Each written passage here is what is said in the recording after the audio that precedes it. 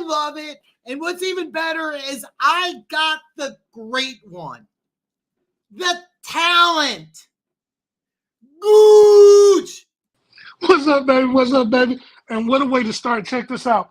A.J. Brown just signed an extension, 3 years, $96 million, 84 guaranteed, day of the draft. Wow. Wow. And Denver Gators in the house. Perry's in the house. Oh, man. What? I can't even – I don't have words to describe how excited I am, how happy I am. More importantly, how important this day is. Let's go back 1 year ago. And last year, I'm going to talk about one draft pick in particular. My number one wide receiver, Quentin Johnson, was on the board. The Chargers took Quentin Johnson, but they passed over Brian Branch. You know what happened to the Chargers, Gooch? Did they win the Super Bowl? Did they go to the playoffs like everybody said they were?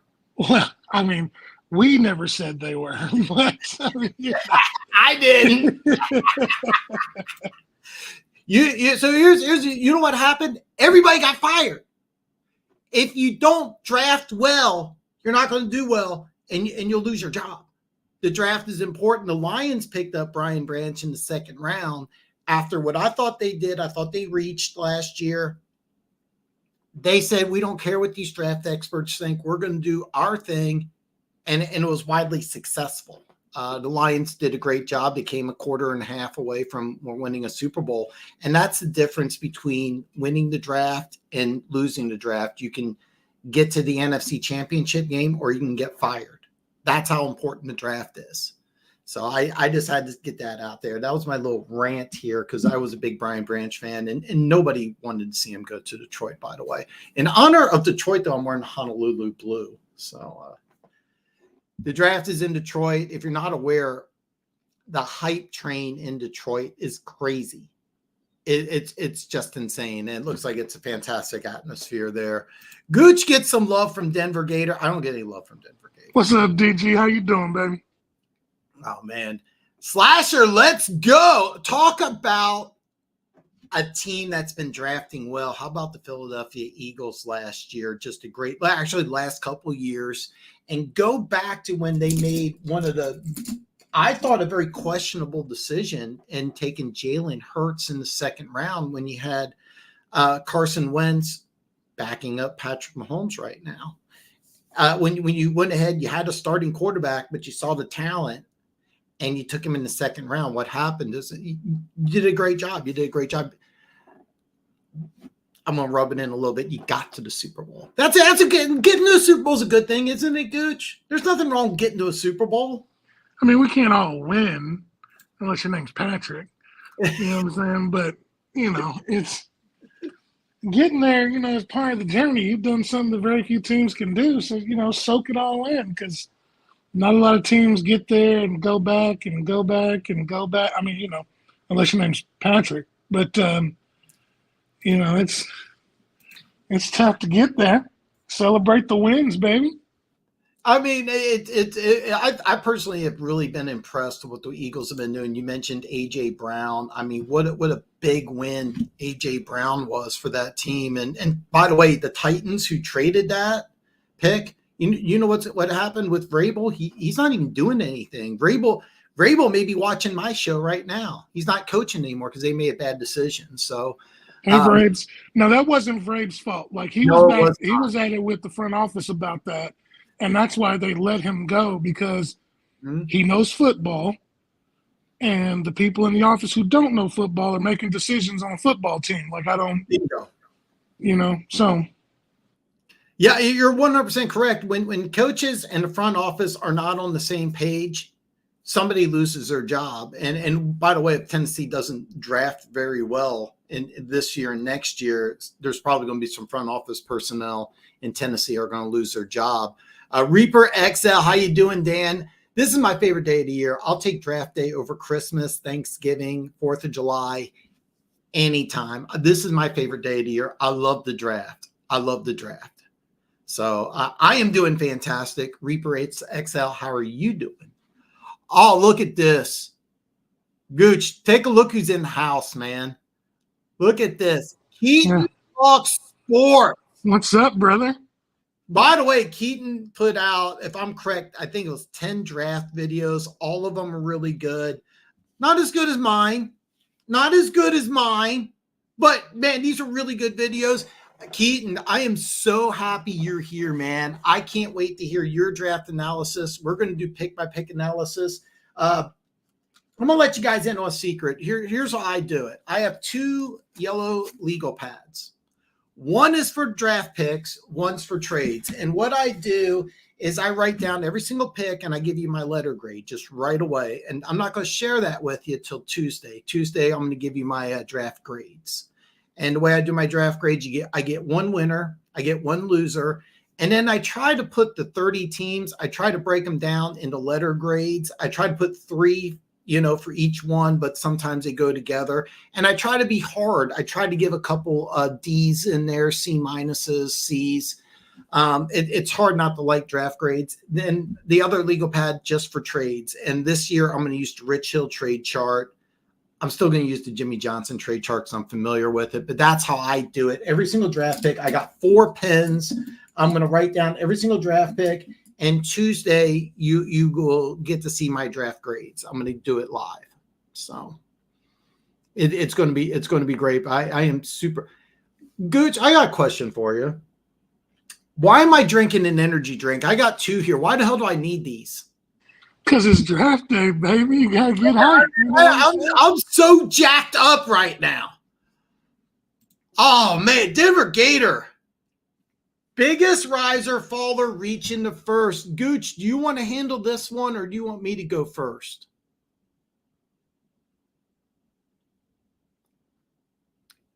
Okay, I will go first. Gooch is MIA for right now. Biggest riser, JJ McCarthy. That's kind of what, the hype train's been going off on him. Except for JJ McCarthy, Tyler Guyton, I think could go as high as 10.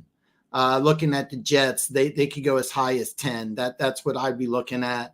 Faller, Amarius Mims, he could go all the way out of round 1. That could be an issue with Amarius Mims. I think that he will be the biggest faller. Reaching the first, Caleb Williams. And then you also have a possibility of J.J. McCarthy. I'm not convinced he's a first-round quarterback, but the hype train's off the board. Hey, good.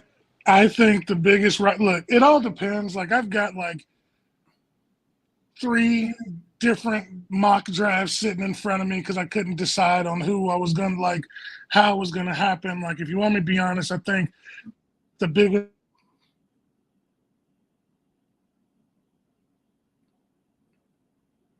All right, Gooch, we lost you here. We'll come whenever you're ready here. You're having some audio issues.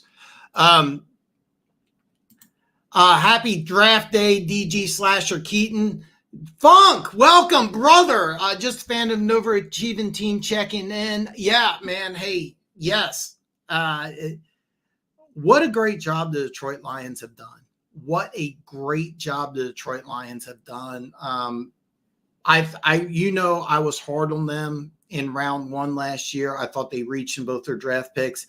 You put a comment in that Brad Holmes doesn't care what draft experts think. He's going to go ahead and take his guy. And that's what they're going to do. So Gooch is having some technical My bad. All if there's a trade, I think Minnesota trades up. And so my biggest riser would be J.J. McCarthy because I think that I don't think they're going to let him slip.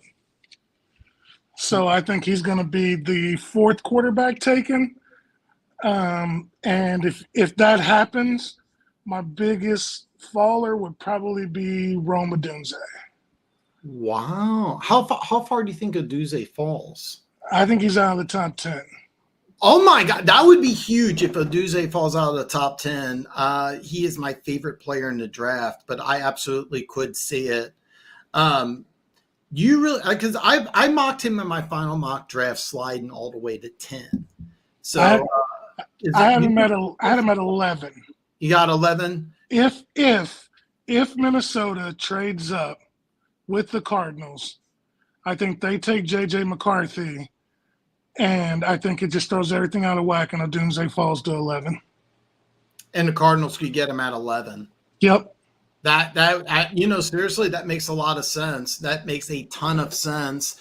And by the way, that would be a great job for Arizona because keep in mind, they have 7 picks in the first 104 selections in the draft. So, that's a big one, man. That's a big one. And I love this funk. And by the way, what a great job the Detroit Lions have done. I'm wearing Honolulu blue.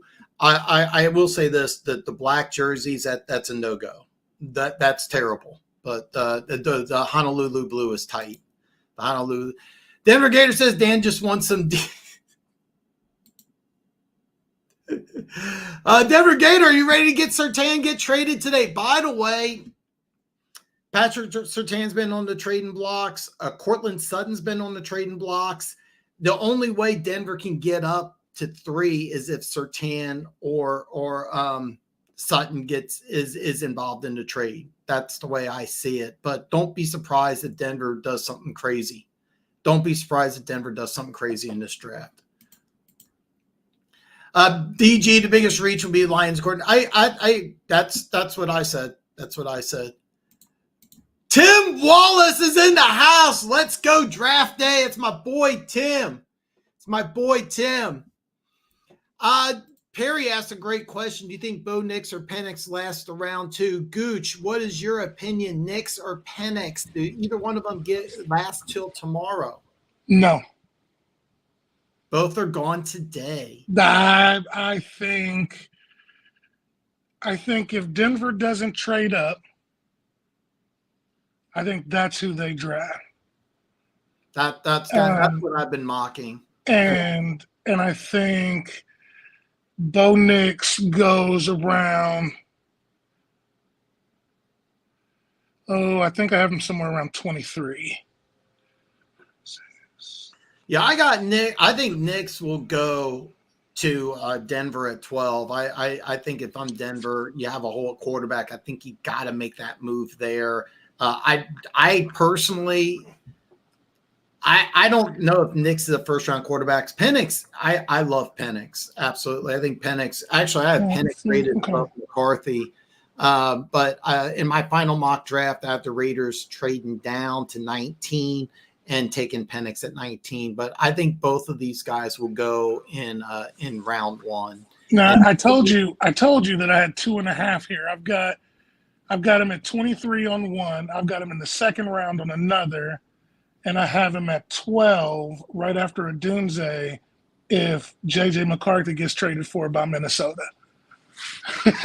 Yeah, this is what I think Minnesota's plan is. I think option number 1 is I think they want to trade the farm to New England at 3 and get Drake May. I'm sorry. I think option number 2 is to go to the Chargers at 5, get J.J. McCarthy. Option number 3 is stay at 11 and take Penix. And I think that's how Minnesota has their draft board. I think they have May, McCarthy, and Penix.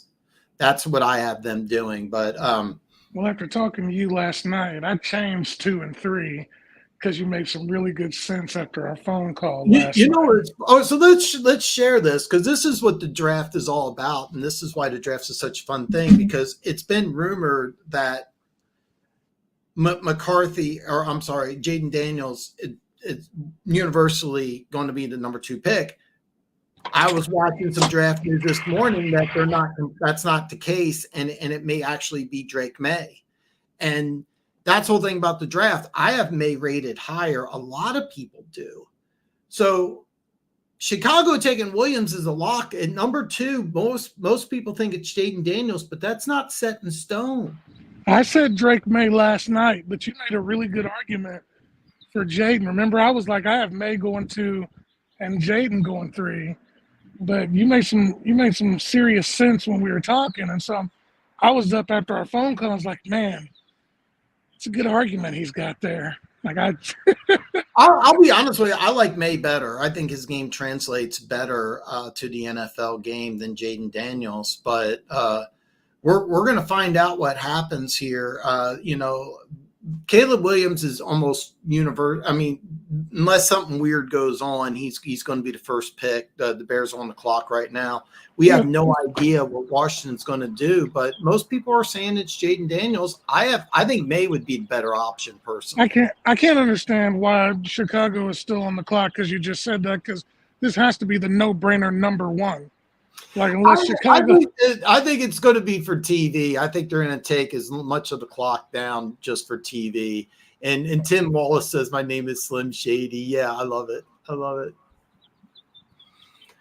This is interesting. Keaton Talk Sports says biggest faller Olu Fasanu, and you're 100% correct, because Fasanu, a lot of people thought would go top 10. I mocked him in my final mock draft. I had him falling all the way to 18, and I had the Washington Commanders trading up to 18 to get him, but there was a lot of talk he would go top 10. Now there's talk they'll go 20. Surtain just got an extension if they trade up. F them. I love it. There's a rumor. Seriously, that makes a lot of sense. If they want him, I would not be surprised if they make a move. They take 6 at receiver, and then they make a move later on and then trade up to get him. But yeah, by the way, Funk, you're 100% correct. There's a rumor Sutton wants to be traded. Surtain could be gone. You could do a variety of different things here. The Denver Broncos are a team that's going to be a very interesting team, because they could make a move. I think the rumor mill is they really want to get the 3. But I think if they get the 3, it's got to be a player. It's got to be a player. They're not going to just give up 3 number ones or 4 number ones or something like that. The Sun God and Soup. By the way, I'm surprised I haven't even talked about this yet, Perry. What a great job by the Detroit Lions. So here's what I predicted, that Amon-Ra St. Brown we get paid, and I thought they would play hardball with Sewell and kind of drag it out. Instead, the Lions did both. By the way, the timing of paying the Sun God is genius, because guess what? You got another team in the NFC North that has to pay their wide receiver more than you pay Amon-Ra St. Brown, and they're trying to figure out, well, hey, look, we got to pay him, but we're giving all of our draft picks away, because they really, really want to trade up to 3, and that's option number 1. Option number 2, of course, is to trade down to 5. But they're still going to have to give up a lot of trade capital. Now they have to deal with the fact that whatever number that they originally were trying to bargain with, and rumor was that he wanted that Justin Jefferson wanted $35 million. That number's still on the board, but now the starting point is more or greater than what Amon-Ra's getting. So what a great job by the Detroit Lions, because you solidify 2. By the way, this is big inside the locker room, because you prove, hey, listen, if I'm a 4th round pick, I'm a player who's picked in the 4th round, and I outperform my contract and I do a good job, the Detroit Lions will pay me. And that's huge. That is huge. And it says a lot for their organization. So I'm really, really, really impressed with what the Detroit Lions did. Really, really impressed with what the Detroit Lions have done. Denver Gator says the Rams trade with the Broncos for Bowers. I could see that. I could see that completely. I got the Rams trading with the Raiders and getting Latu Latu, who's just been getting crazy hype lately. Bowers is going to the Jets. Don't get it twisted. I'm actually in my final mock, I have Bowers going top 10, but I have the Bengals jumping up. The Bengals have extra draft capital, but yeah, Bowers I think goes in the top. I've been mocking him sliding in my draft, but I think he goes top 10. Bowers is an interesting story. Gooch says he has Romo Duze going out of the top 10. Bowers, I think, could go anywhere from top 10 to maybe 21. And I say 21 because I think Miami is going to go ahead and make a trade. Maybe Goff priced himself outside of Detroit. That's going to be a real interesting story, because if Goff has the same type of year he did last year, he's going to want a lot of money, but you just paid the Sun God. You just paid Amon-Ra, or I'm sorry, you just paid Sewell. So it's hard. It's really, really hard. Man, Brown, can you believe that contract they gave St. Brown? oh, that was I was smart. It was smart because you got Justin Jefferson, who's going to want more, and Minnesota's going to have to pay it. Oh, Minnesota. So, Brown has an offer. It doesn't. So I don't know how much more he's going to get. Plus, Saint has the third most reps in 1 year. I get all that, Funk. I get all that. Justin Jefferson's going to get more. I'm telling you this right now. This is a great question here for Gooch here. Who do you hope Kansas City gets at 32? Now, I was talking to Dan last night, and I have two now. I'm giving away my stuff. I hope, my hope is that they trade up, but I don't think they will. So if you want to be completely honest, what I really want is Kool-Aid McKinstry from Alabama, since we lost Snead. By the way, it's funny because there's the talk on social media on Kool-Aid. Some people, I was listening to a draft show, Steve Smith called him the best defensive player in the draft.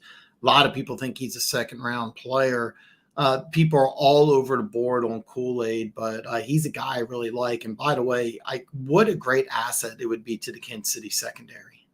See, the thing is Kool-Aid he's not fast, but he's smart for a defensive player. He kind of reminds me of excellent.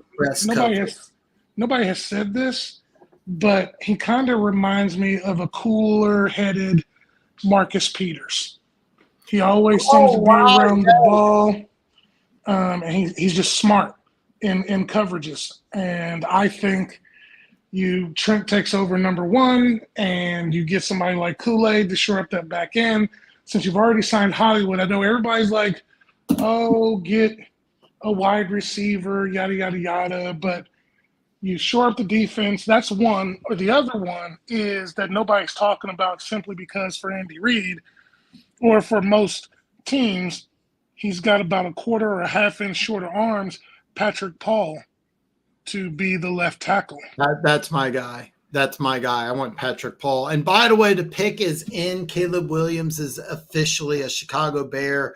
I mean, don't get me wrong. I mean, we've known this is going to happen for quite some time, but it's now official. The card is in there. Caleb Williams is now officially a Chicago Bear. The Washington Commanders are on the clock.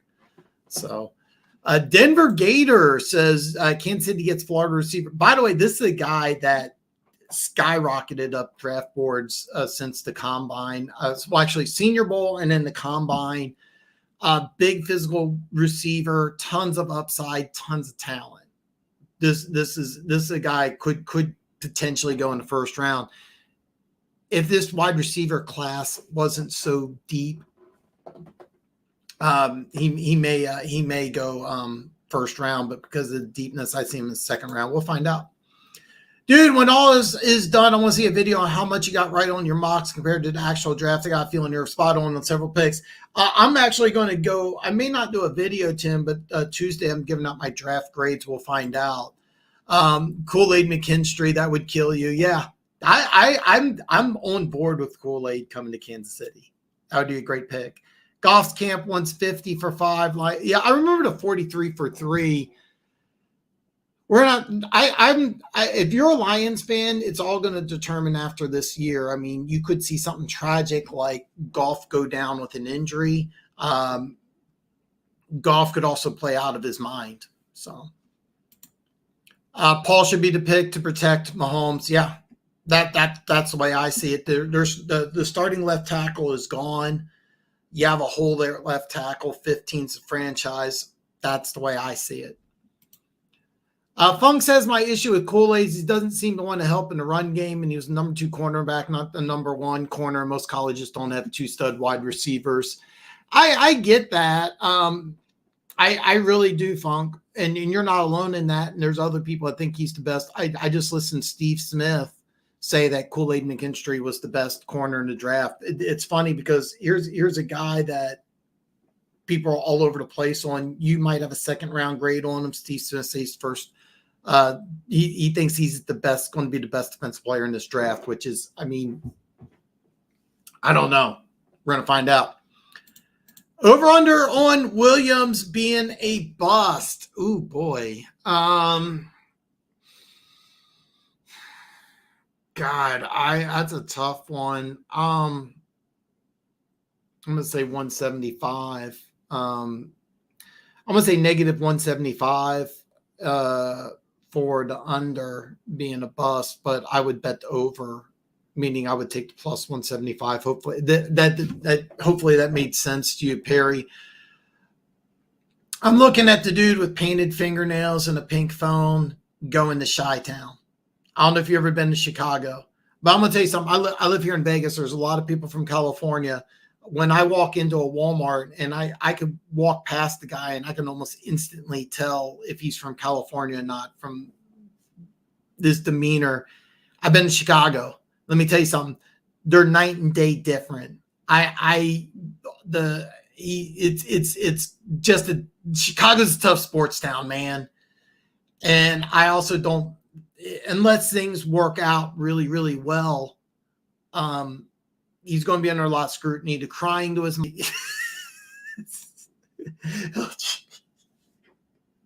oh God, that's gold. You probably just got my channel demonetized, phone, but that's gold.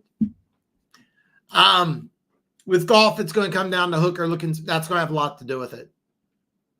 It's going to. And by the way, I expect Hooker to play some this year and sub packages. Maybe the last game of the season, so we're going to find out what's going on. I think Melton is just as good or is better. That is one of my draft crushes. Max Melton, cornerback out of Rutgers, coached by Greg Schiano, longtime defensive coordinator, head coach of Tampa Bay for a very short period of time. Yeah, one of my draft crushes. I love this kid, and I've been mocking him late or early in the second. So it's awesome. And Perry, I think he's better. Yeah. There's a lot of people that feel that way. Max Melton's a guy. I've been having him go 41 to Green Bay, or I think it's 41 or 42 to Green Bay. He's going to be really good. Is this Jaden Daniels or Drake May? We're going to find out. The pick is also to that guy that was like, he wanted to see your grades and how accurate you were. Should have caught me last year. I was really accurate on the first round. This draft is so deep. It could go any way from 2-1 down now because it's all over the place. And the biggest issue is left tackle. After Alt, everybody's got a different number too. And then I kept on seeing people now that have J.C. Latham going to the Chargers at 5. Daniel Jeremiah, his final mock draft, he has J.C. Latham going before Joe Alt. It's funny. Nobody knows the tackle order, who has who rated where. It's literally like throwing darts at a dartboard. I think Tyler Guyton is going to go higher. Just things I'm hearing, but nobody knows. Marius Mims, some people think, is the second best tackle in the draft. I think he's going to slide all the way to round 2. I'm looking specifically at the Patriots at 34, grabbing him. So now, see, on one of mine, I do have J.C. Latham going ahead of Joe Alt, but in my other one, I have him going. What is it? 3, 4, 5, 6, 7, 8, 9, 10. I have him going 11. That's where I have Latham going. I think the Chargers will trade down. And Jaden Daniels is the pick here. So the Washington Commanders go with Jaden Daniels, quarterback out of LSU. The draft starts now. The draft now starts. What is New England going to do? Are they going to pick? Are they going to trade? Who do they like? Now the draft is fun. We're going to find out, because here is where we could see our first trade of the draft. And I call this the Minnesota watch, because now Minnesota is going to try and trade up. Here is where, does New England take their guy or do they trade? Yeah, Perry, I agree with you. I think he's a weak-minded guy. By the way, I want to talk about this a little bit here. You can go back in history, but let's just go recent times. Zach Wilson, talent-wise, is a top 10 quarterback in the NFL. Why isn't he a starter? It's all up here. Are you going to tell me Jameis Winston isn't better than 5 to 10 starters in the league? It's up here. You know the quarterback talk history. You know probably who had the most arm talent in NFL history of any quarterbacks? Probably a guy by the name of Jeff George. Some of you probably never even heard of Jeff George. If Keaton talks sports, you're probably too young to remember Jeff George. Nobody knows. You probably don't even know that there's probably more arm talent than anybody in the world. You know who probably has the strongest arm that ever played quarterback in the NFL? Jamarcus Russell. Up here. Mims, yeah. That's why I don't have him going in round 1. I just got an ad, so you ain't demonic. Thanks, Funk. I appreciate that. Funk showing me some love here, man. Funk, I'm just glad you're here, man. And you should be very excited and very, very hyped up. Keaton Talk Sports. My Pats are up. We're gonna find out.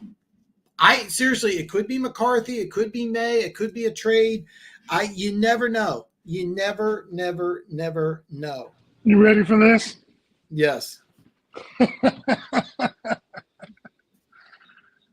If they stay,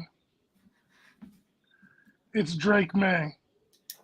I actually have it both ways. Like, I think they like them both, and then now I think it's just a matter of what oh no, Jonathan Kraft is an idiot. So it's probably JJ McCarthy. You know, there's a lot of people that think that McCarthy's better. I watched Michigan play. I don't see it.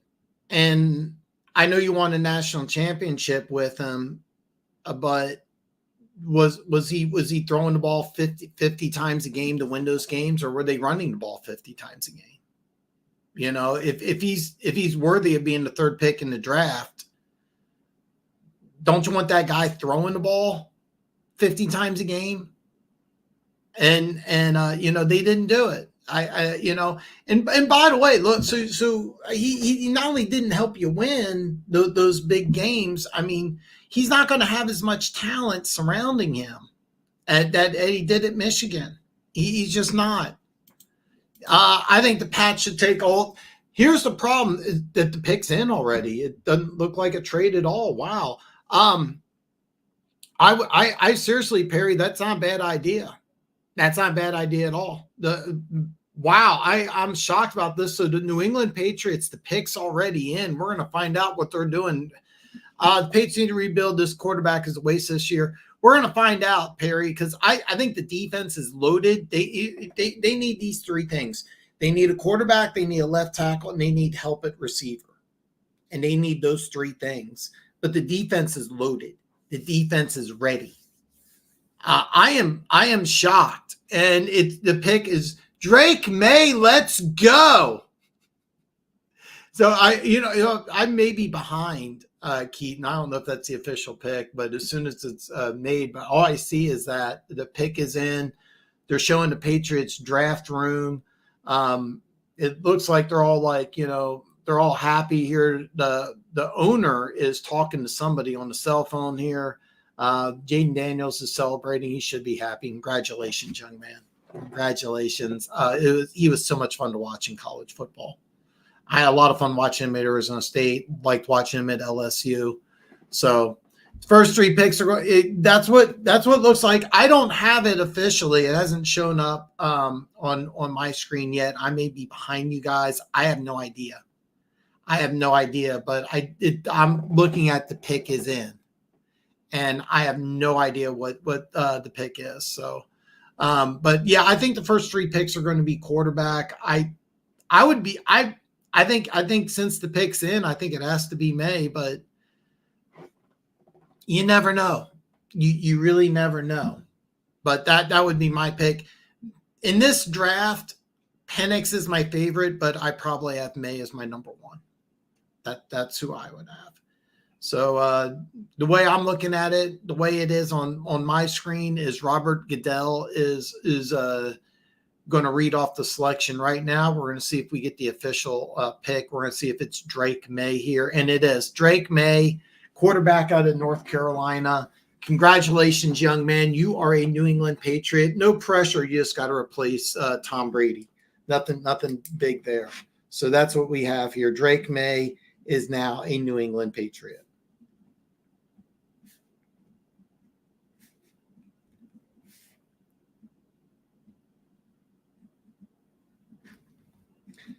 The Arizona Cardinals are on the clock, and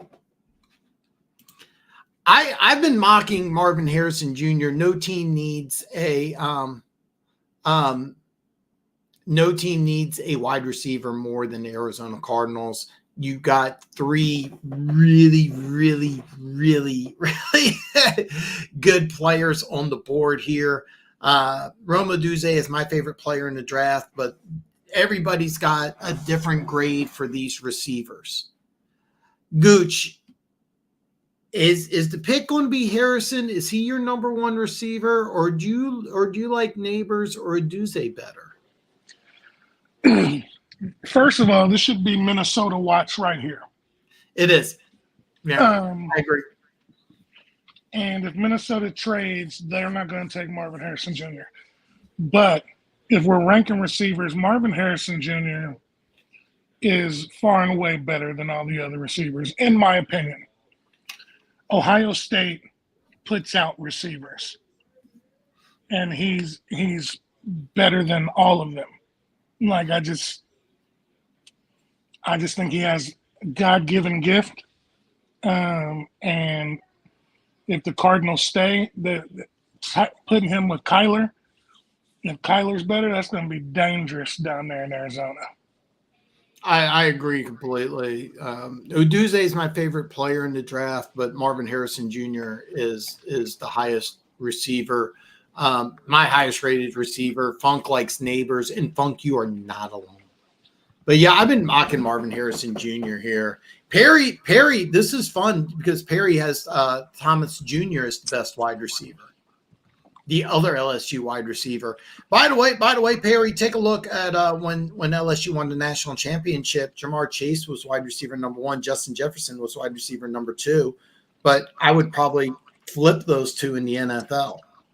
So, and that's the fun thing about the draft is because nobody has any idea of what these NFL teams have. It's kind of like what's the best flavor. Everybody's going to say something different, and everybody's got a different answer. So you got Thomas Jr. Funk has Neighbors. I love Roma Duze. Gooch says it's not even a question. Marvin Harrison Jr.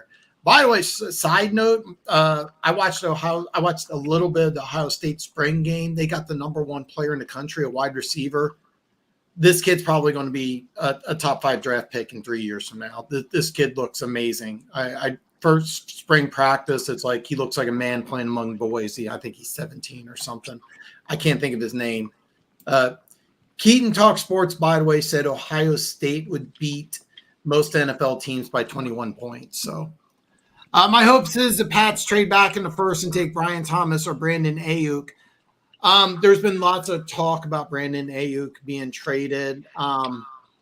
We'll find out. Brian Thomas could go anywhere in this draft. Anywhere. Harrison Jr. is real nice, but I think some people are letting his fathers in. Yeah, you're 100% correct, Funk. It's hard to look at Harrison and not think of his dad. It's very difficult to do that. So yeah. And it looks like the pick is in already. Gooch, is this Harrison time? Yeah, he's gone. Gooch says, let's not even think about it. And by the way, since Arizona has the pick in, and we're not saying that's a trade, I guarantee you the Minnesota Vikings are talking with the LA Chargers right now. I guarantee you. And by the way, Keaton, I can easily see the Patriots getting back into round 1. You got your quarterback. Do you get a wide receiver number 1 first, or do you go with a left tackle? You need both of these things, and I think you got to get both of them in the draft. It really just depends. It depends on who you got rated higher, which position you have the highest grade on. We're gonna find out. We're going to find out, but I definitely think that there is a definite possibility. New England's a team I could see jumping back in round 1. I could see the Giants jumping back in round 1. Carolina picks at 33 and 39. They can jump back into round 1. So all these things are definitely possible. Aok, yes, Aok wants a bag. Yeah, he's wanting a lot of money, and I really don't see it. I don't see how the San Francisco 49ers can do it, but we're going to find out what the pick is here. Roger Goodell is announcing it right now. The Arizona Cardinals at pick number 4. We'll see if Gooch is right. Gooch said bet your life savings on it. And he is correct. Marvin Harrison Jr. is an Arizona Cardinal. Gooch said bet your life savings on it. If you took his advice, you were correct. Gooch, can you do me a favor? Can you gloat a little bit? I don't need to gloat, baby. You know what I used to gloat? I used the Pacheco pick to gloat because I said last year that Pacheco was going to be a starter by week 8. The quarterbacks, I had Jaden and Drake May kind of flip-flop the whole time, but you knew Marvin Harrison was going eventually. And if Arizona didn't trade out, which Minnesota, I don't know what they're thinking, they were going to get Marvin Harrison Jr. because they want somebody to pair with Kyler. They're going to give I can't think of the coach's name now. I'm having a damn brain fart. Yeah, which one? The Arizona's coach. I know Keys calls him Pew Pew. The former Eagles defensive coordinator, and I'm drawing a blank. Steichen. Is it Steichen? No, it's Gannon. Jonathan Gannon. Yeah. We both had brain freezes there, but Arizona, by the way, Arizona has 7 picks in the first 104 selections. They have 3 third-round picks, and they also pick at 35. Don't be surprised if Arizona jumps back into round 1. And I also wouldn't be surprised if Arizona takes another wide receiver in this draft, maybe 3rd or 4th round. This is a deep wide receiver crew. But, yeah, a lot of people think that this is a slam dunk. Gooch said it was a slam dunk. So now the draft gets interesting because I guarantee you the Vikings are talking to the Chargers right now, trying to get a trade. They're trying to get a trade. We're going to see what the Chargers are doing. Hopefully picking Harrison will motivate Murray. Dude, you got your receiver. And by the way, I fully expect Arizona to draft another receiver. It may not be in the 3rd round, but it could be in the 4th or 5th round. By the way, who was the best receiver in last year's rookie class? It was a 5th round draft pick. So there's talent in later rounds, and this is a deep wide receiver crew. But Marvin Harrison Jr., he's the number 1 guy and I think he's the number 1 wide receiver in Arizona right now. He hasn't even put on a uniform yet. But that's just the way I feel. That receiving crew is just terrible. So I'd love to get what Corey, a.k.a. the Red Sea. I forgot to DM him, but I hope he's excited. I hope he's excited. The draft is about to get crazy here. We're gonna see it, man. Because okay, Gooch, let me ask you here. I think that we're gonna see the Vikings make this pick here.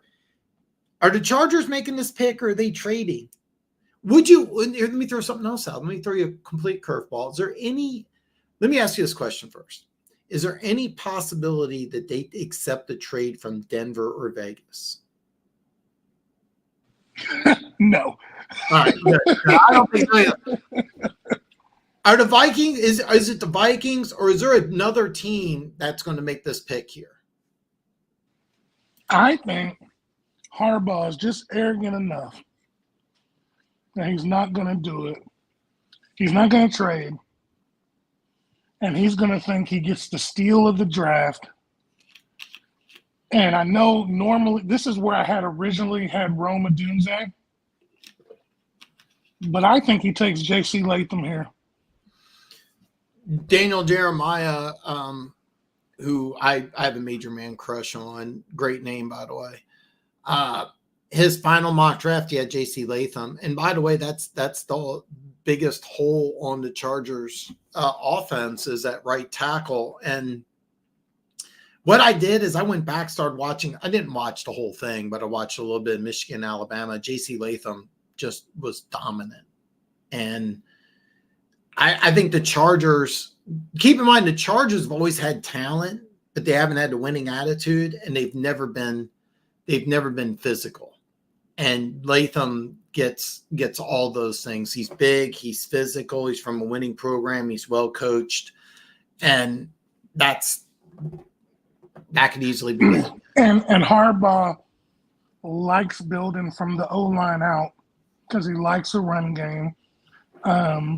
And he wants to be physical and bully you, and he fits all the Joe Alt. Even his dad was a chief, and all of a sudden, Joe Alt would be perfect for Patrick Mahomes. He's a finesse guy, really. Like, he can protect the blind side, but J.C. Latham is dirty. By the way, Alabama ran the ball on Michigan. That was the number one thing I looked at. Watch that game, and you'll notice that Alabama was able to run against Michigan's defense, one of the best defenses in the country, and they ran behind the right side. They ran right behind J.C. Latham, and that's kind of what led me to think that, hey, look, here's a guy that dominated my defense. That's the guy I want, and plug and play at right tackle. I mean, it makes sense, but this is where the draft gets really interesting. I think Minnesota's offering 11 and 23. The Chargers may be trying to get a number 1 next year. They may be trying to get a number 3 next year. I have no idea. I've seen several mock drafts where the Chargers make a trade with Denver, and I said, "You really think Harbaugh's going to trade in the AFC West for his quarterback, the guy that won him a national championship? You really think he's going to send him to a division rival?" I don't see it. I really don't see it. Perry, yeah, LA must be in the talks of I firmly believe. By the way, if you're not familiar with it, my clock says 1:37 and counting down. If the clock hits 0, the Giants can then pick at 5. The Giants can go ahead and make that. I've only seen this happen one time since I've been watching the draft, but if the clock hits 0, the Giants can jump ahead and make a selection. Here's what's even crazier. Oh, okay, it looks like the pick is in. So the Chargers, it doesn't look like there is a trade. The Chargers make a selection at 5. Gooch, the pick is Latham? Is that what you're saying? I'm pretty sure. You have to think about he's got the quarterback. Herbert's is a stud. Yeah. You have to think about the division he's playing in, and he's going to have to come in and try to win with Patrick Mahomes in that division. What's the best way to do that? Ground game, keeping Patrick on the sideline. That guy's he's a mauler. Get you a running back, run the ball, wear the clock down. Harbaugh's going to try and prove that he can win already in this division and not have the year or 2 rebuild that it normally takes. Look at the division you're in. I mean, you got Chris Jones, who just signed for, I think, a Brinks truck full of money. You got Max Crosby. I know Denver's trading away players left and right, but they got some good edge rushers. So, I mean, you got to protect that guy. So it makes sense. Keaton Talk Sports likes Joe Alt. I have no problem with Alt. And by the way, here's the deal with Alt is you also protect yourself because Rashawn Slater, I'm sorry, I got the name wrong. He was an All-Pro as a rookie. He was injured year 2, came back last year. He's on year 3, and he's not that. He hasn't been the same guy. You can play hardball with Slater. That's what I like with Alt. New York Giants are on the clock. All I know is that here's Perry. You may be ahead of me. I apologize if you are. This is my first time being live, trying to watch things on TV. I'm looking at the Chargers, and the pick is in, and it's not a trade. So normally it'll say trade. I was expecting a trade. In my final mock, I predicted a trade. But, yeah, Bowers with Herbert would be crazy. Oh God, that you know what? That it would be nuts. I would be shocked if they did it. But the 5th pick is in. We're going to hear what the selection is. I'm going to read it off to you as soon as I hear it here. So it looks like the Los Angeles Chargers. By the way, Whoa. Joe Alt, tackle out of Notre Dame. Keaton Talk Sports called it. So we're going to go Joe Alt. Gooch, you liked Latham better. I liked Latham better for the Chargers as well. But give me your thoughts on Joe Alt, the former. By the way, his dad played for a long time in Kansas City. So give me your thoughts on this. Harbaugh's flipping the script. I mean, this pick tells me that he still wants to run the ball, but he's going to rely on Herbert's talent a little bit more than the previous regimes have been, because that's what you make this pick for.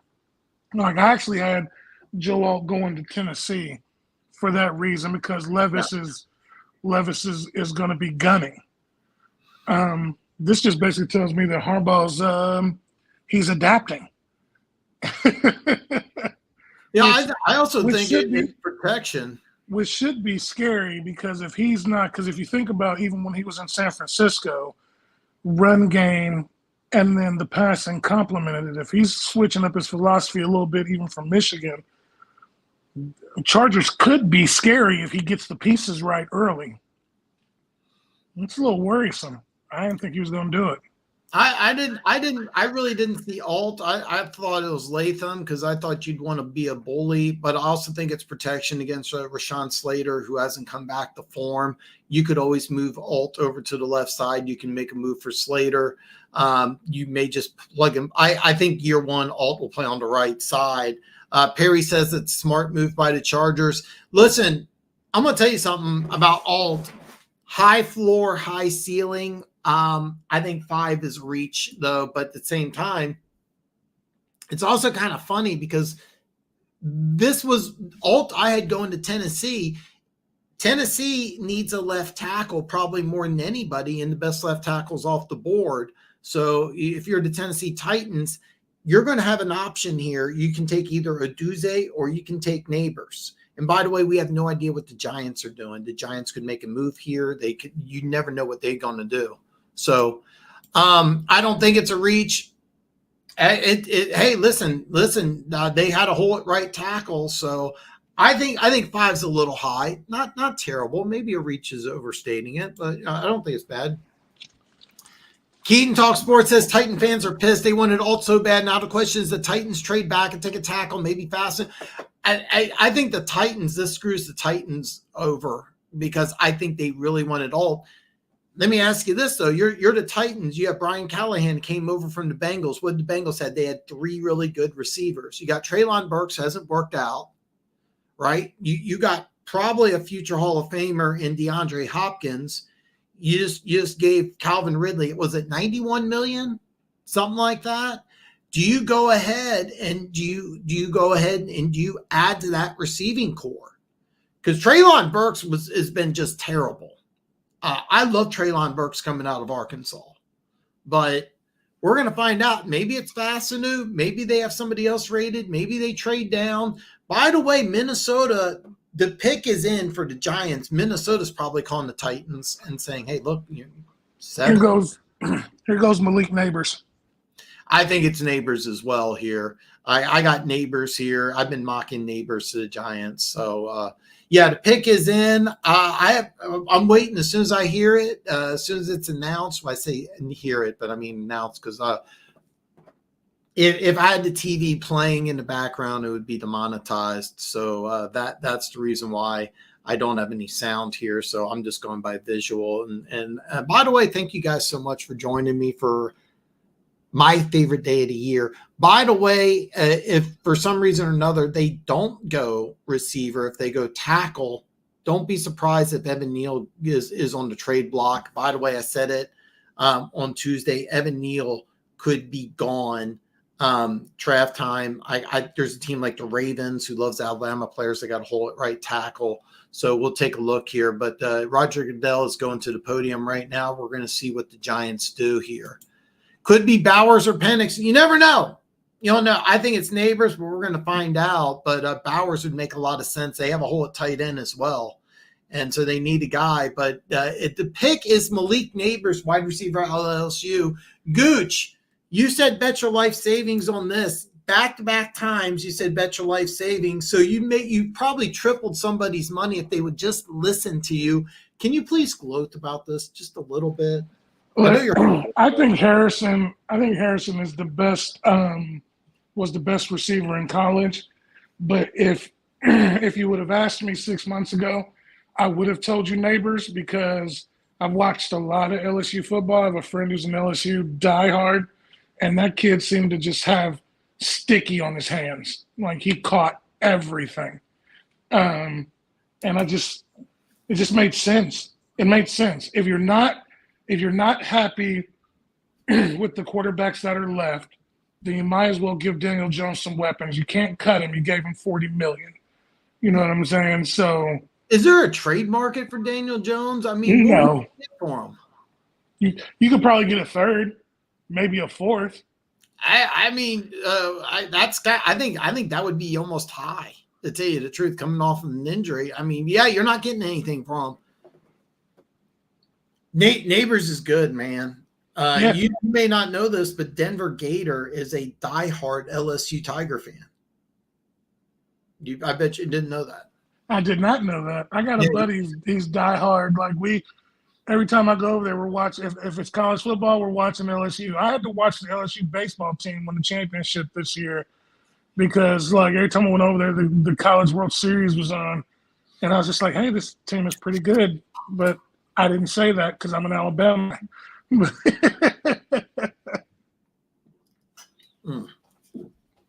Oh man, Joe Alt being taken throws my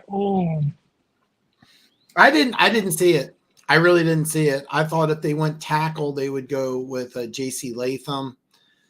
I was expecting a trade. I'll be honest with you. If I'm the Minnesota Vikings,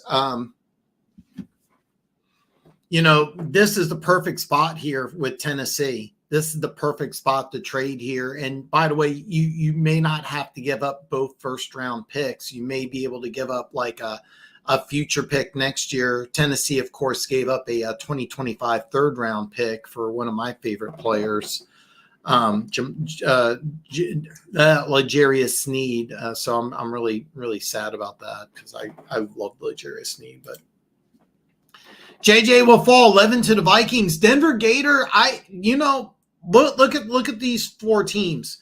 Tennessee's not taking a quarterback. Atlanta's not taking a quarterback. Chicago's not taking a quarterback. The Jets probably are not taking a quarterback. Probably, but who knows what the Jets are going to do. By the way, if this works out, great job for the Vikings, because I easily could have seen them try to trade to 3, 5, 7, maybe even 10. So, wow. Perry asked, do you think the Titans will go Bowers or Thomas Jr.? I'm going to be honest with you, Perry. I have no idea what Tennessee's going to do right here. I'll throw out something crazy. All right. They have one of my favorite players, Harold Landry, on one side. Why not get a stud on the other side and then say, look, I'm an offensive minded coach. I'm going to make it work. Maybe they did try. I think the Vikings did and just failed. That's what I think. Keaton Talk Sports says Titans will take Roma Duze, give Will Levis a weapon. I have no idea what Tennessee's going to do. I'll be honest. I don't think they're going to go edge rusher, but they could. I would love it. All right, Keaton. I'm with you. I was getting ready to say either a Dunze here, or I'm going to throw something real scary out at you. What about Byron Murphy? Oh, God, that would be a lot of fun. That would be a lot of fun. Last time they drafted the quarterback behind Roger. It's not unheard of. It's not unheard of at all. So It looks like the pick is in, so Tennessee's not going to trade. By the way, Denver Gator, this could happen, and I would have said no way, but now, why not? Last time they drafted quarterback behind Rodgers, yeah, I have no idea. I have no idea. The Falcons are now on the clock. I'll be honest with you, I'm dying to see what this happens because I predicted 6 trades in the first round. We haven't had a trade yet.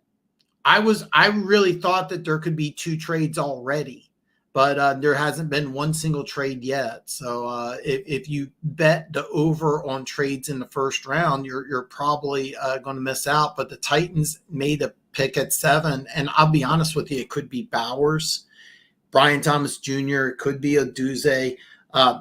What kind of a grade do they have at tackle? Who do they got at number 1? Is it Fassanu? I have no idea. Dallas Turner, I don't hate that at all because you had Harold Landry, you got Jeffrey Simmons. Why not get who I think is the best defensive player in the draft in Dallas Turner? Why not put him there? You got a stud in free agency. You traded for L'Jarius Sneed. Why not take the best defensive player? Look, you're an offensive-minded coach. Why not just say, hey, you know what? We drafted Skarnansky 11th last year. We put him at guard. I actually thought he would play tackle, not guard. Maybe move him to left tackle and say, you know what? We'll get a guard. They've been drafting players over the last couple of years. It just none of them panned out at the offensive line. So maybe you just say, hey, look, we're just going to go through the waiver wire. Let's just take the best defensive player on the board. You could go wide receiver here and just say, hey, Levis, guess what? By the way, drawing a complete blank on names here. Kenny Pickett. 2 years, not even 2 years in Pittsburgh, and he's gone. Maybe you draft a wide receiver here. If Levis doesn't get it done, just say, "Hey, look, you're gone. We're gonna get somebody else." It could happen. Kenny Pickett's with another team, so you never know. Is this a doomsday? It could be a doomsday. I'll be honest with you. I have no idea. You can go tackle. You could go receiver. Dallas Turner I would not hate Dallas Turner either. I would not hate Dallas Turner. I think you can do a couple different things. I'll be honest with you. If I'm Tennessee, I probably would have tried to trade down. Gooch, did you mock any trades? Because I had 6 total trades. I was expecting at least 1 here. Are you surprised that we haven't seen a trade yet? I actually really only thought that Minnesota would trade up. I just pretty much assumed. Well, I would have thought that a couple would have traded back. I really thought Minnesota would trade up so Arizona could trade back. I got a couple of trade backs later in this round, but it's actually kind of surprising so far. Yeah, I agree. Remember they traded a 2025 third-round pick for L'Jarius Sneed, so I would be shocked if they win another corner. By the way, I wouldn't hate this here because Arnold started his career at safety. He was the number 1 safety prospect, and then they went ahead and just moved him to corner. So he's just learning the position. But you got a guy that's raw learning with a guy like Sneed. So why not? We're gonna find out. Tennessee, Roger Goodell's at the podium. We're gonna find out what the pick is here. With the number 7 pick in the draft, the Tennessee Titans. Oh my God, J.C. Latham, tackle out of Alabama. Gucci's a Bama guy. You gotta like it, right? I mean, I would love it if King Henry was still there. I would be absolutely ecstatic. I would too. I mean, yeah. I have to admit, I'm thrown for a little bit of a curveball here. I'll be honest with you. Still a great pick. He's a mauler. That's what Tennessee normally is. I really thought he would go to the Chargers and Joe Alt would go here, but both of them are solid players. I guess you can't really go wrong with either one of them based on your philosophy. Well, let me ask you this here. played right tackle for 3 years at Alabama. You have a hole at left tackle. Do you move him over to the left side? Do you take a guy who played right tackle in college? Is he going to start at left tackle now? Or the problem with that is, and it's, I've heard even Mitch Schwartz say it. If you're a right tackle your whole career, to move over to left is so much harder to do the switch because everything's different. The footwork is different, all of that. And unless you plan on sitting this beast for half a year or more so you can get the nuances down and playing left, I think you either draft someone you have high to play left and then let him learn, kind of like we were trying to do with Wanye. Is it Wanye Morris? Yeah. And kind of give him spots here and there, or you're still going to go out in free agency and maybe try to sign Donovan Smith to play left tackle as a stopgap until you can draft somebody else. I mean, he's a good talent. You can't go wrong with it. I loved him at Alabama, big guy. You know what I'm saying? But it's kind of interesting, in my opinion. Also, over-under on Roger Goodell and painkillers, because he had back surgery not too long ago. And you could tell by the way he's walking. And then JC just came out and bear hugged him and picked him up. Yeah, I forgot about the back surgery, but yeah, you probably gonna need a few painkillers there because JC Latham is a big dude. He is a big dude. Well, Falcons pick is in. Is it already? Jeez. All right. Think about switching right tackle to left tackle this way. Next time, take a shit, wipe with the other hand. See how natural. Yeah, Funk. A lot of people, I hate when people do this. People will play Madden and go, oh, I just switched them from right tackle to left tackle. No, it's not the same thing. I think you got to play him at right tackle. Now, last year they drafted my number one offensive lineman, Peter Skornansky. They drafted him at 11. They played him at guard. I thought he'd be better suited to play left tackle. I have no idea what Tennessee's going to do, but it looks like they're going to keep him at guard. But now you get right tackle. Now you got Dylan Raduz. He was a second-round pick out of North Dakota State. He was the starting right tackle. They may move him inside. Is the plan to move him over to the left side? JC Latham, I think, is going to start at right tackle. I don't think they're going to move him over. But what are you doing on the left side? I love JC Latham. But if I'm the Tennessee Titans, I really think that these two picks should have been flipped, Chargers and Titans. And also I would have liked it a lot better if you had Derrick Henry there. So this will be Byron Murphy. Yeah, and that's the same thing that Mr. Schwartz was saying. It was just like, when you're used to hearing cadence and everything from one side, you're playing that side your whole career. Now you're trying everything you've done. Like, who was that? The Funk that said that? Everything you do, you got to switch. Like, you're not just going to be able to just flip over and do it. No, it's a very difficult process. It's not, it only sounds easy. You can do it in Madden.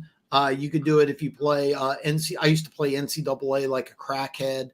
The Falcons pick is in, and Keaton Talk Sports said Schefter said the Falcons are strongly considering quarterback. I would not blame Atlanta if they picked a quarterback in this draft. I would be floored if they picked at 8 because their number one pass rusher last year had 6.5 sacks, and he was 75 years old, and that was Calais Campbell. This is why I think that Byron Murphy makes the most sense.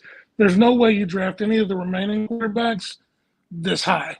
Like, you can't be in love with one of the rest of the guys that much that you're willing to pick right here. Like, I just don't see it. I don't. You never know. Roma Duze is available. That would be fun. Roma Duze would be fun here. I've been mocking Dallas Turner ever since Cousins came on board, but I have no idea what Atlanta's going to do. I'm going to tell you something. The draft tracker is slow. Yeah, I'm on the NFL Network, so I'm not sure how it is, but Sweet mother of God.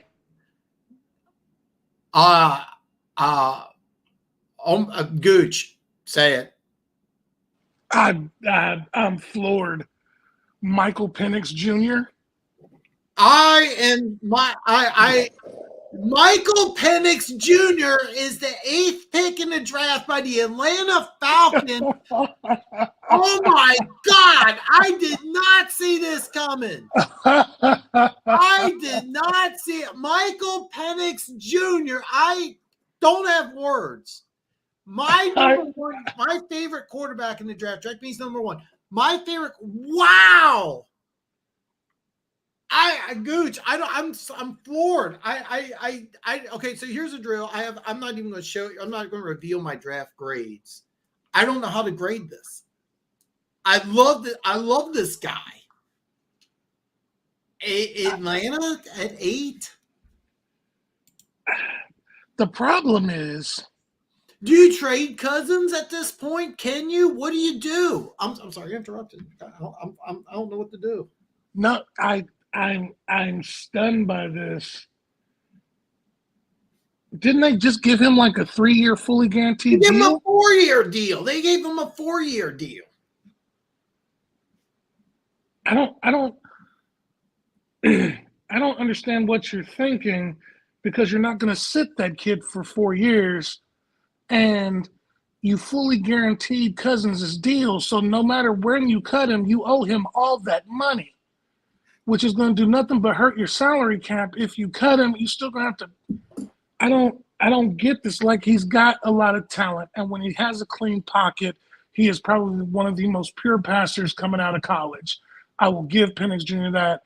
If he can learn how to stay controlled and focused when things are crashing around him, he could be a steal.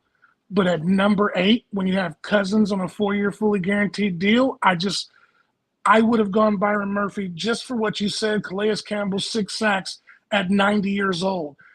You're going to need the defense. Cousins is going to make you respectable already by hitting those weapons you've got. You just basically, I don't know what you did. I don't know who thought this was a great pick. I mean, it's still a great pick. I like Penix Jr. I don't like him at 8. I agree. I'm going to throw this out there. The last quarterback that threw for over 4,500 yards in back-to-back seasons in college football played in this run and shoot offense, and I didn't like him that much coming out. His name's Patrick Mahomes, and he wasn't that bad. And the Chiefs had Alex Smith. So is the plan to sit him for a year, let him learn under Cousins, and then take over? But what do you do with all that money? I don't have words for this. It's a very risky pick, and if it works, kudos to Atlanta. But when you sign a guy like Cousins, aren't you trying to win now? That's the whole point. That's the whole point. If I'm correct, they had 30 sacks last year. Calais Campbell, at 94 years old, led the team with 6.5. You have nobody who can get after the quarterback. And by the way, I understand Tampa Bay re-signed everybody. That team's not the dominant team in the South. I know. Well, they've won what? Denver Gator. How many years has it been that they've won the NFC South? 3 straight years. Are they the dominant team in the NFC South? I don't think so. I don't have words for it. I am floored by this. The Vikings must be getting nervous. You know what? To tell you the truth, Perry, if I'm the Vikings, I'm snickering because McCarthy was probably the number 2 guy. Bears picked is in. Take him at 11, and you don't have to, and you still got pick number 23. The Vikings may luck out big time. And by the way, the Bears at 9, I was shocked that they're going to make this pick. But who's pick going to be real fast, Gooch, for the Chicago Bears at 9? I was expecting it. This is Roma Dunze. This is where they give Caleb even more weapons. Oh, God, how much fun would that be? The Bears at 9. Let's see. Roger Goodell's on the podium here. The Bears at 9 are going to select Roma Dunze, wide receiver out of Washington, my favorite player in the draft, back-to-back Washington Huskies. I was expecting a trade. Gooch, how much do you like this? Caleb Williams gets another stud receiver. I think if Caleb gets mentally strong, Chicago is going to be super scary. I mean, Adunze, then Keenan Allen, the 1,000-yard machine. Oh wow. So Keaton Wow. Talk Sports says maybe they don't trust Cousins to stay healthy. If you have a health question, why are you taking a guy who's missed 4 seasons in college due to injuries? And why are you paying Cousins all that guaranteed money? I don't have it. As much as I love Michael Penix, I don't have words to describe taking him at 8. Yeah, they probably should. I don't know if you're talking about the Bears or Atlanta, but I've been mocking the Bears trading down because they need help in that interior, and they don't pick again till the 3rd round. And the Bears are stacked playoff team next year. Keaton, I don't know. Here's the deal: they're stacked, but the interior offensive line's not good. They don't have anybody opposite Sweat. Eddie Jackson's gone. You have some holes. And there's a trade. We have a trade. The Minnesota Vikings are on the board or on the clock here. Gooch, can you go 4 for 4 here? Who are the Minnesota Vikings going to select here at 10? Honestly, I think this is JJ McCarthy. I think that they did this stupid trade because honestly, the Jets would have selected Brock Bowers. I firmly believe they want the tight end to go with more weapons for Aaron Rodgers, and they had a feeling that the Jets would try to get JJ McCarthy to back up Aaron Rodgers, who maybe has 1 or 2 years left, and then they have a quarterback of the future to learn from Aaron Rodgers. So they did this trade to get freaking JJ McCarthy just for the Jets to turn around at 11 and pick Brock Bowers. I need to know what they got. I don't know what they have yet. I'm gonna see what it is. It's probably, I'm thinking to myself, it's got to be. If you go by I got the draft chart pulled up here. The pick value with the Rich Hill chart, which I'm just figuring out, is 18 points. That's a 4th round pick. Minnesota holds pick number 129, which is exactly 18 points. So I'm thinking it's going to be a 4th round pick. It's not much. Okay, here it is. It's a 10th round pick and a 6th round pick. The Jets get a 4th and a 5th. Nice haul by the Jets. They're going to get a 4th and a 5th, and the Vikings are going to get a 6th. Great job by the Jets. By the way, this is awesome. My buddy Tim talking a little trash on the Bears. So, and by the way, Perry says Bo Nix. I love it. I would stop watching the draft if this pick is Bo Nix. Oh, please, I mean, not really, but I'm just saying. Please let it be Bo Nix. Slasher, I don't have words. I have no words to what the Falcons are doing, because why would you give Cousins all that money if you're going to draft Penix at 8? I have no words. I have no words. By the way, what a great trade for the Jets, picking up an additional 4th and a 5th. This is such a great trade for the Jets. The Jets do not have a 2nd round pick. Now they get an additional 4th and a 5th. Great job by the Jets. I hate to give credit, but who they got in that draft from? Bill Belichick? Because that's a Bill Belichick move right there, to go back 1 pick in game 2. Who's running that front office all of a sudden? Well, last year, the Bears only got a 4th round pick to go from 9 to 10, and the Jets are going to get a 4th and a 5th, and then give up a 6th. That's a steal. What a great job. Watch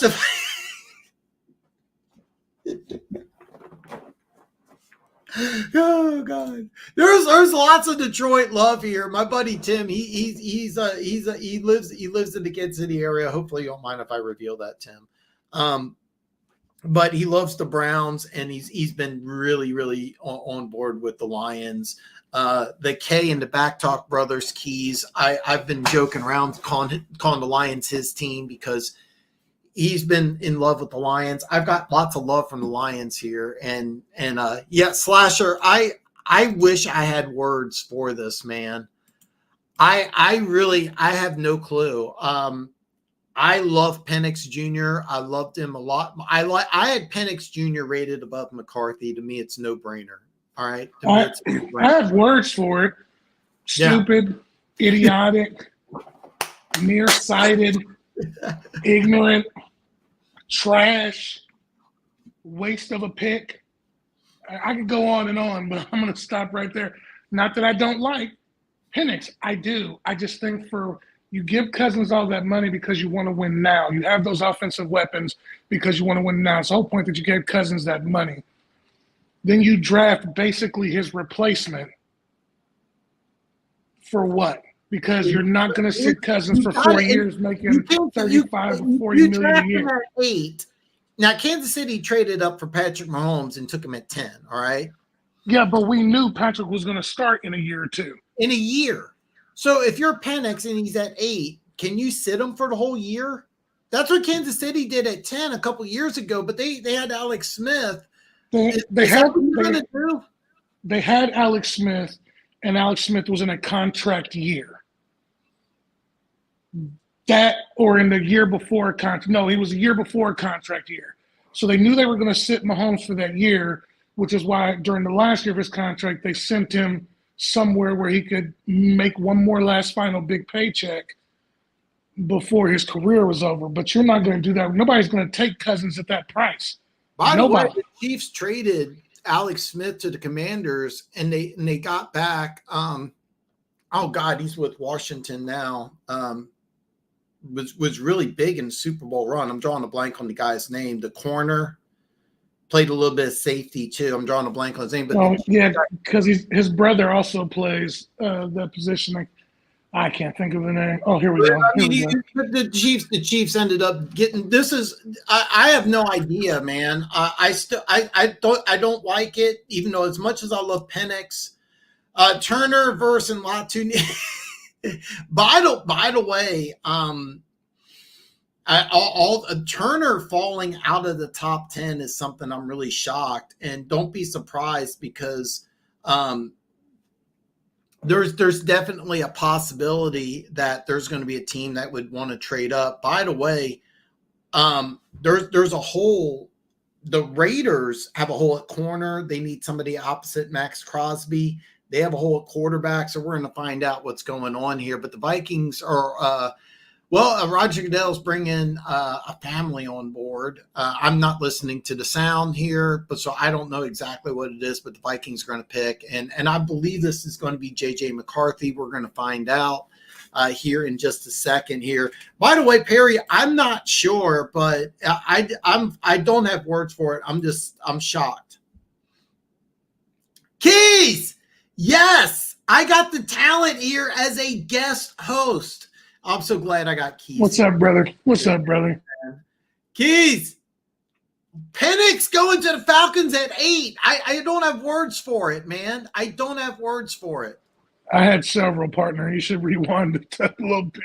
I don't have words for it. That's why Gooch is here, because he's speaking for me, because I don't get it. I really don't get it. I'm shocked by the whole thing.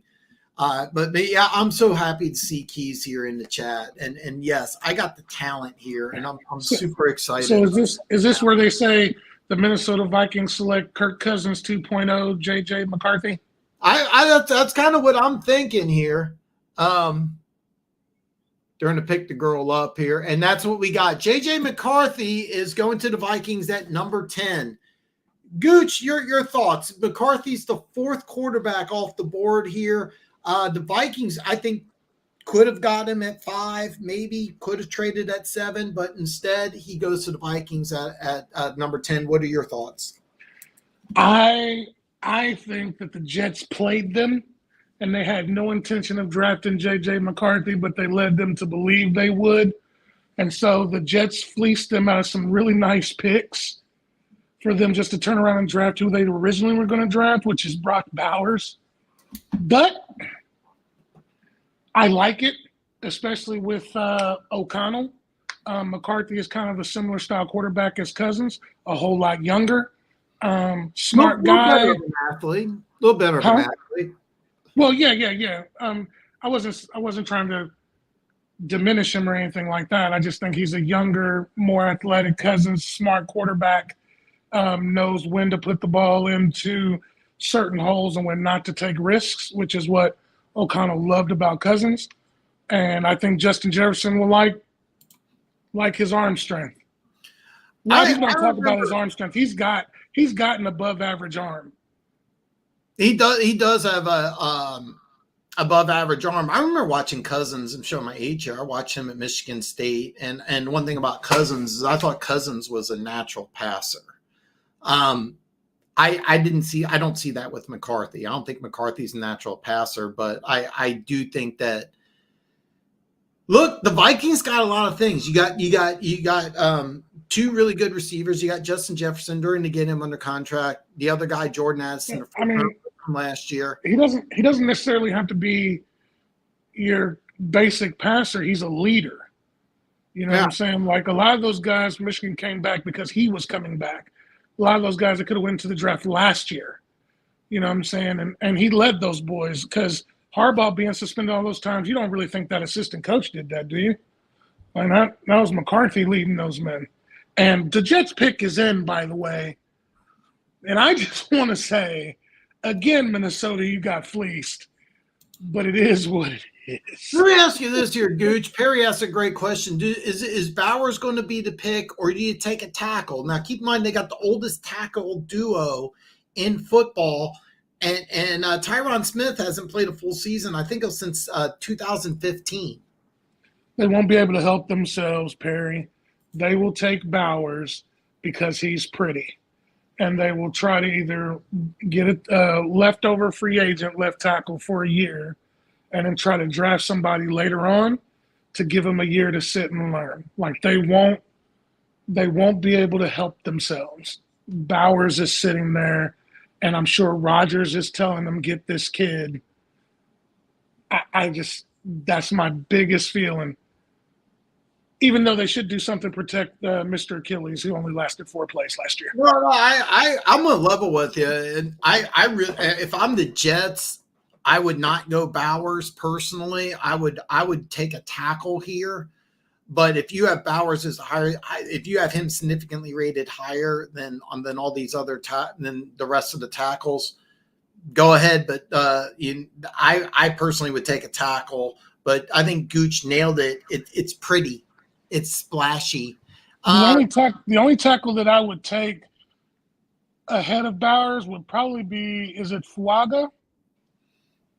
Out of the Oregon State kid. Yep. Denver Gator asked a great question here. Broncos likely trade back or take Turner. Here, let me throw something else out there. We're pick 11 in the books here, and I'd almost bet anything the Jets aren't taking a defensive player. There's not one single defensive player that's been drafted yet. If you're the Broncos, Dallas Turner makes sense. Dallas Turner does make sense if you're the Denver Broncos. So I'm not hating that if you're the Broncos. The Broncos will likely trade back. So next, pick 11 is Olu Fasanu out of Penn State. I'm going to butcher the first name. So they go with the tackle here. They go with what I think. They don't go with the pretty pick. Gooch, what are your thoughts, man? I love this pick. That is the smartest thing the Jets have done in 5 years. And I think it is absolutely amazing. I don't have Fashanu as highly rated to me as Fuaga, but I mean, I love it. I think it's smart. That's an eye on the future. You must think Aaron's going to play longer than 1 year. And sneakily, if I'm being just a homer for a minute, and I know Keys hates this because I'm not really one of those, this is where the Chiefs trade the farm for Brock Bowers, Travis Kelce replacement. Oh God, I'm not, seriously, I really don't hate that because I think Bowers in Kansas City would do a world of good, and I also think that Bowers being able to learn under who I think is the greatest tight end of all time would make a lot of sense. So after 2 years, they can cover 32.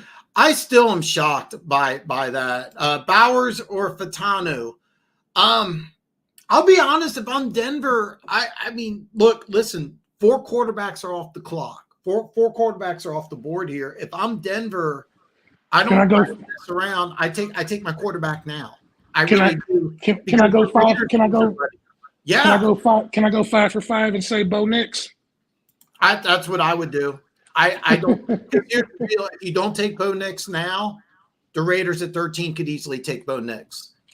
Yeah, so, if you don't take Bo Nix now, the Raiders are going to get him because I thought the Raiders would get Penix Jr. Nobody on this planet can say I saw Penix Jr. going to the Falcons. There is nobody that could say that. Yeah, and by the way, Funk, you're right. Chicago's got weapons, but they're going to be able to stop Reader and McNeil. No, Chicago, I think, should have traded down and got some interior help because they only have 2 picks left. They have 1 third round and 1 fourth round. That's it. And they need an interior guy. They also need a safety, and they also need somebody on the edge. They need some interior help. So, I mean, you have to do it because I'm going to tell you something. If you're Caleb Williams and you see pressure up the middle, what'd you do at USC? You ran around because you're the best athlete on the board. Good luck running around in the NFC North where there's a lot of good inside linebackers and look at somebody like Jack Campbell, for example. So there you go. Gator, please trade up with us so we can get Terrion Arnold or Quinion Mitchell. By the way, it would not surprise me if Denver trades down here. Philly is an excellent candidate here. By the way, yeah, Keaton, I think this was probably my favorite pick in the draft. The Jets, they got a guy who I think can play right tackle immediately, and he'll be the starting left tackle probably in 2025. And Tyron Smith, by the way, played right tackle when he came back from injury because the kid Dallas drafted out of Tulsa, I'm drawing a blank on his name, he was doing such a good job at left tackle. Tyron Smith was able to play right tackle. So I think that so far the Jets have won the draft as far as I'm concerned right now. I'll tell you what, if Denver picks Bo Nix, the Raiders are going to take the first defensive player, and it will be Byron Murphy because of Herbert and Mahomes, and they're going to put somebody with Max Crosby. It would make a lot of sense. If Bo Nix is gone, look for Antonio Pierce to go defense, and Byron Murphy is the top-rated defensive player, in my opinion. They can go tackle, they can go edge rusher, they can go corner, they can do a lot of different things. The Bears the Bears defense, ever since they picked up Montez Sweat, their defense went to a new level, but they did lose their starting safety, and they do need another edge rusher. So has a guy who has said when 2 of these 3 are gone, the Lions will move up the Turner, Latu, or Verse, those drafted. Seriously, Latu's a guy a lot of people thought could go top 10. If I'm the Lions, they could look at all those guys. But Dallas Turner being available at 12 is really, really surprising to me. I think when I look at the Lions, I think they need somebody opposite Aiden Hutchinson. And that's what I would do. I would start making some phone calls right now. Las Vegas is on. Wow. Okay. Hey, Perry, I don't have that. I'm not even seeing the pick in for Denver. So, wow. Bet the Broncos take Bowers. That would be interesting. They have Noah Fant. That's right. No. Never mind. He's in. Fant's in Seattle. He's in Seattle. Yeah. So I'm drawing a blank. They have a tight end. I'm just drawing a blank on who it is. I think it's Adam Troutman, who Sean Payton took from the Saints. He was a 4th round pick. Guy I really liked, by the way. But yeah, I think it's got to be Knicks, man. I really do. Keys, after trading it, yeah, that defense really, really, really got better. Justin Simmons is out there, and that was one of my favorite things that Denver did, getting rid of Justin Simmons. What a great move for the Chiefs. Quiet applause. Would the Saints be interested in Brock? No. They got Taysom Hill. Actually, it's one position they're actually pretty good at. It's tight end. They let go of Michael Thomas. There's a massive hole at guard, right tackle, and if they don't like the 16th overall pick from 2 years, Trevor Penning, if they don't like Trevor Penning, because they benched him last year, there could be a hole at left tackle. So I would be floored the way this draft is going if the Saints didn't go offensive line, and they could go Fatanu and put him at guard, but the Saints would not. If anything, the Saints would want to trade and let somebody else take Bowers. Las Vegas can get risk. Yeah, I know you're talking about the defensive tackle out of Florida State. He may not last till I think it's 42, 43, 44. 44. He may not last to 44. Yeah, Saints definitely need a tackle. Do the sea chicken go? So probably Fuega. That would be enough. I seriously, I have no idea. But the Broncos are going to take Bo Nix, quarterback out of Oregon. Gooch, your thoughts on Bo Nix being a Bronco?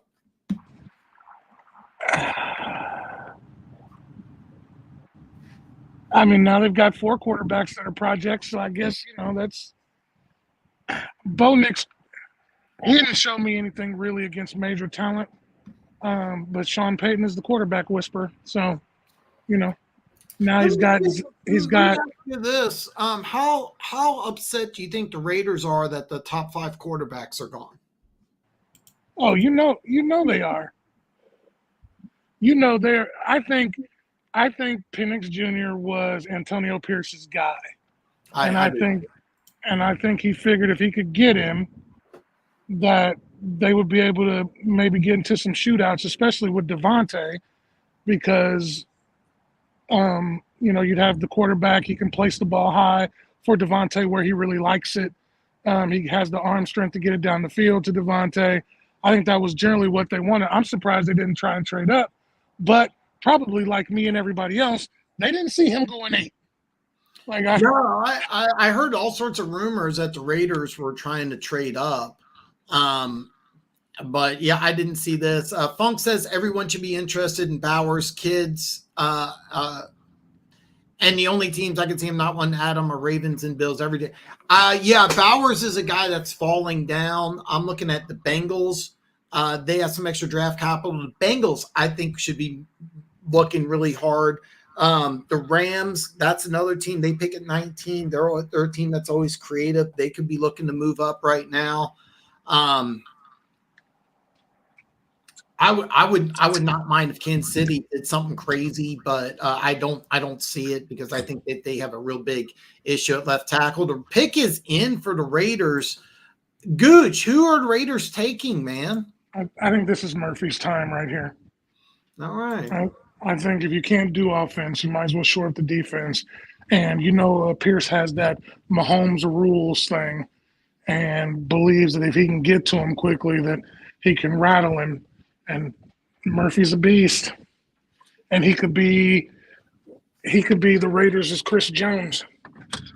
You know what I'm saying? There's a lot of people that think that that's the best defensive player in the draft. I've heard Quinion Mitchell, Dallas Turner, Terrion Arnold, Byron Murphy, Leatu Latu. I've heard all these guys.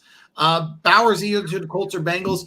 I think the Bengals have extra draft capital. If I'm the Bengals, you can move up, and especially right now, the Bengals pick at 18. You could easily move up a little bit and go ahead and take Bowers. Picks in, and by the way, the Saints don't have a pick in rounds 3 or 4, but they have 4 fifth-round picks. So that's what I can see. Slasher, I am a genius. Turner could help Las Vegas and Max Crosby. I have no idea what the Raiders are going to do here. To be honest with you, I have no clue because you have a whole right tackle. You could use another edge rusher. I'm not sold on linebackers. You need a corner. You need a quarterback. This draft is ridiculous. Raiders pick as well. I have no idea who the Raiders pick is. We're going to find out right now. Roger Goodell. I'm a little behind you guys. The Raiders at 13 are taking Brock Bauer. Gooch, I didn't see it, man. Please elaborate.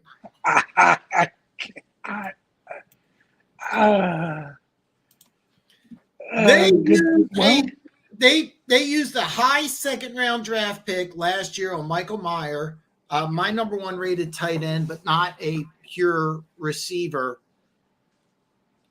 And they go ahead and draft another tight end. Now, so we're going to see a lot of 11 personnel. But I like Bowers. I think picking him at 13 is great.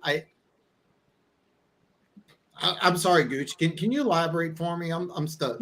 This has to be your Renfro replacement. You know, this has to be what that is. Unless they're trying to get their own Travis Kelce, I look. Good pick. I like Bowers.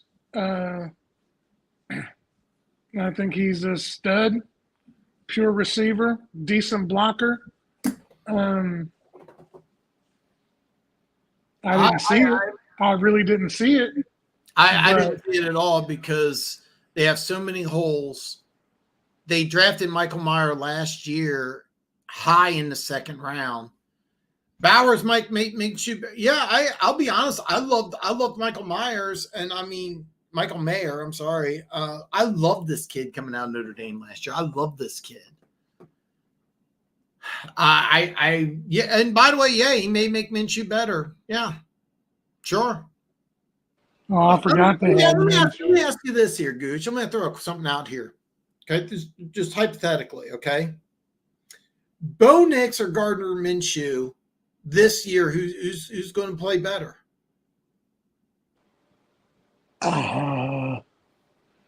Well, honestly, I'd put my money on Bo Nix. Here's another thing. I'm looking at pick number 14. Not one single defensive player is off the board.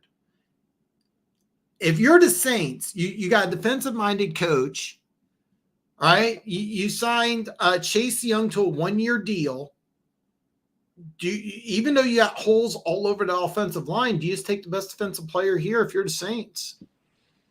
Defensive coach, you would think so, but you paid Derek all that money. I think you got to try and find a way to protect him.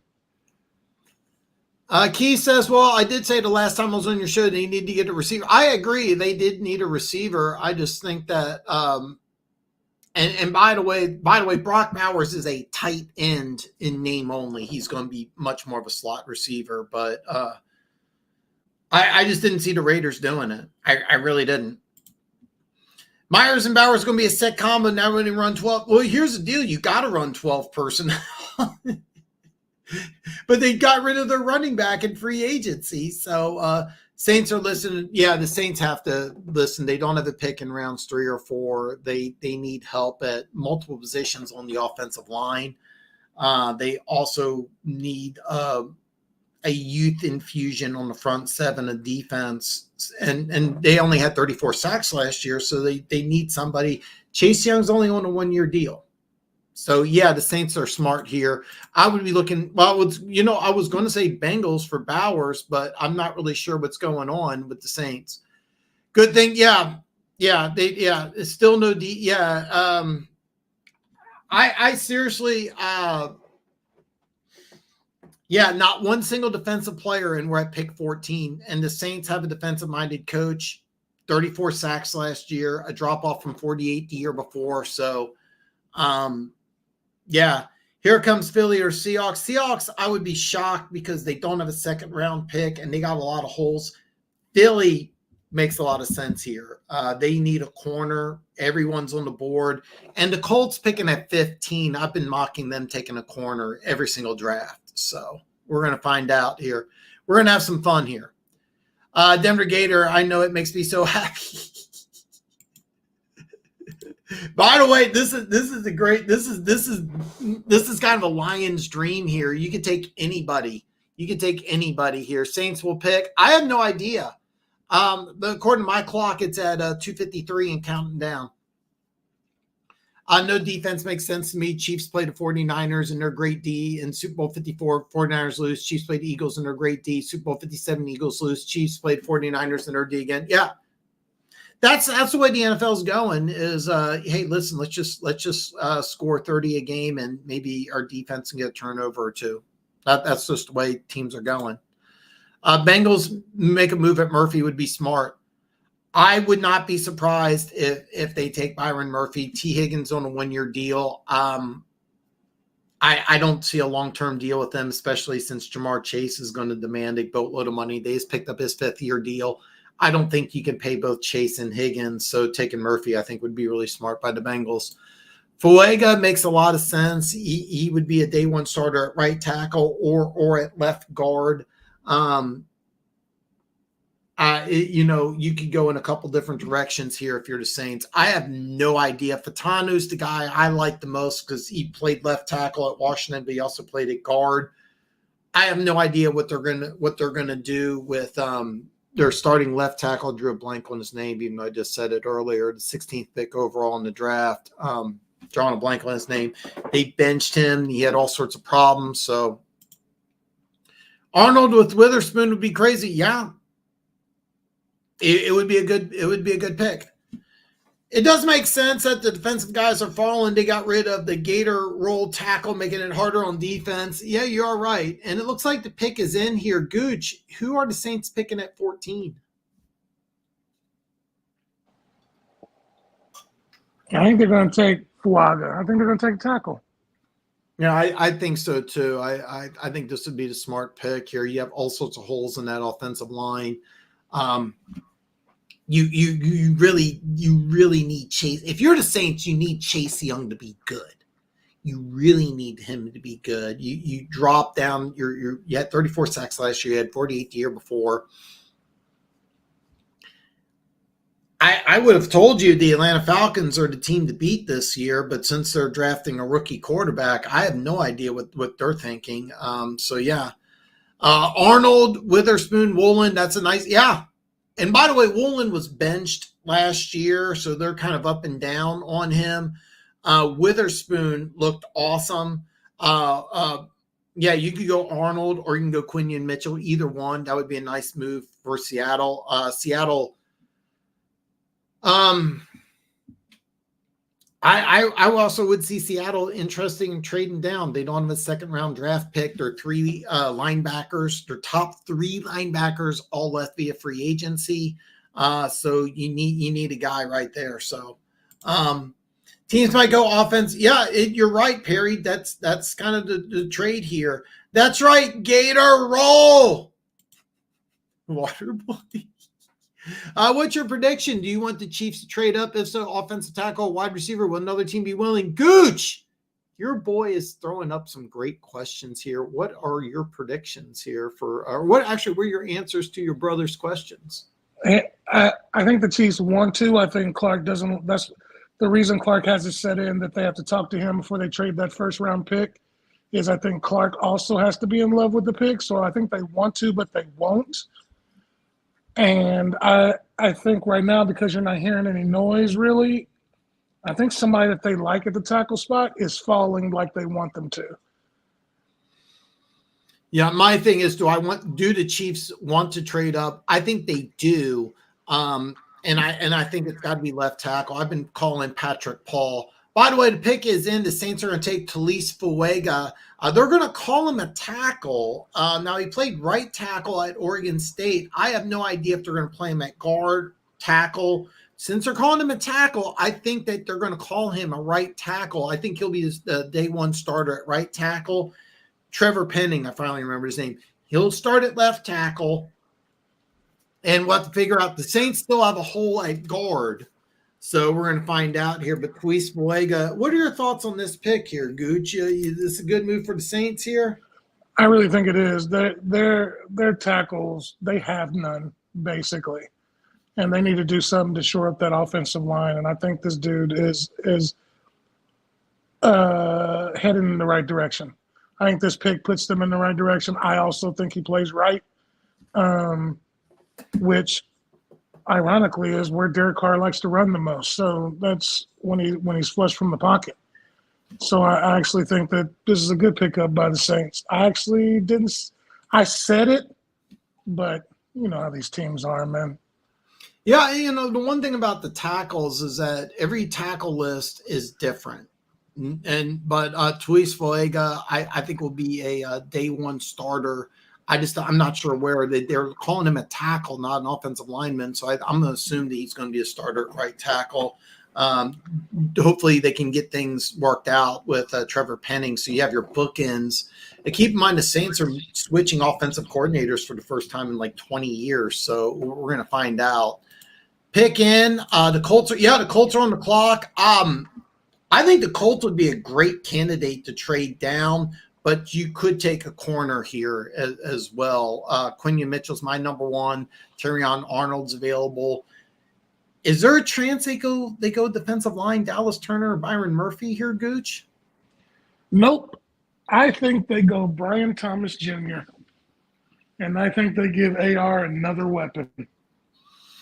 Well, you know, that would be a lot of fun. They drafted Josh Downs last year, Alex Pierce the year before. They got some athletic former basketball players at tight end.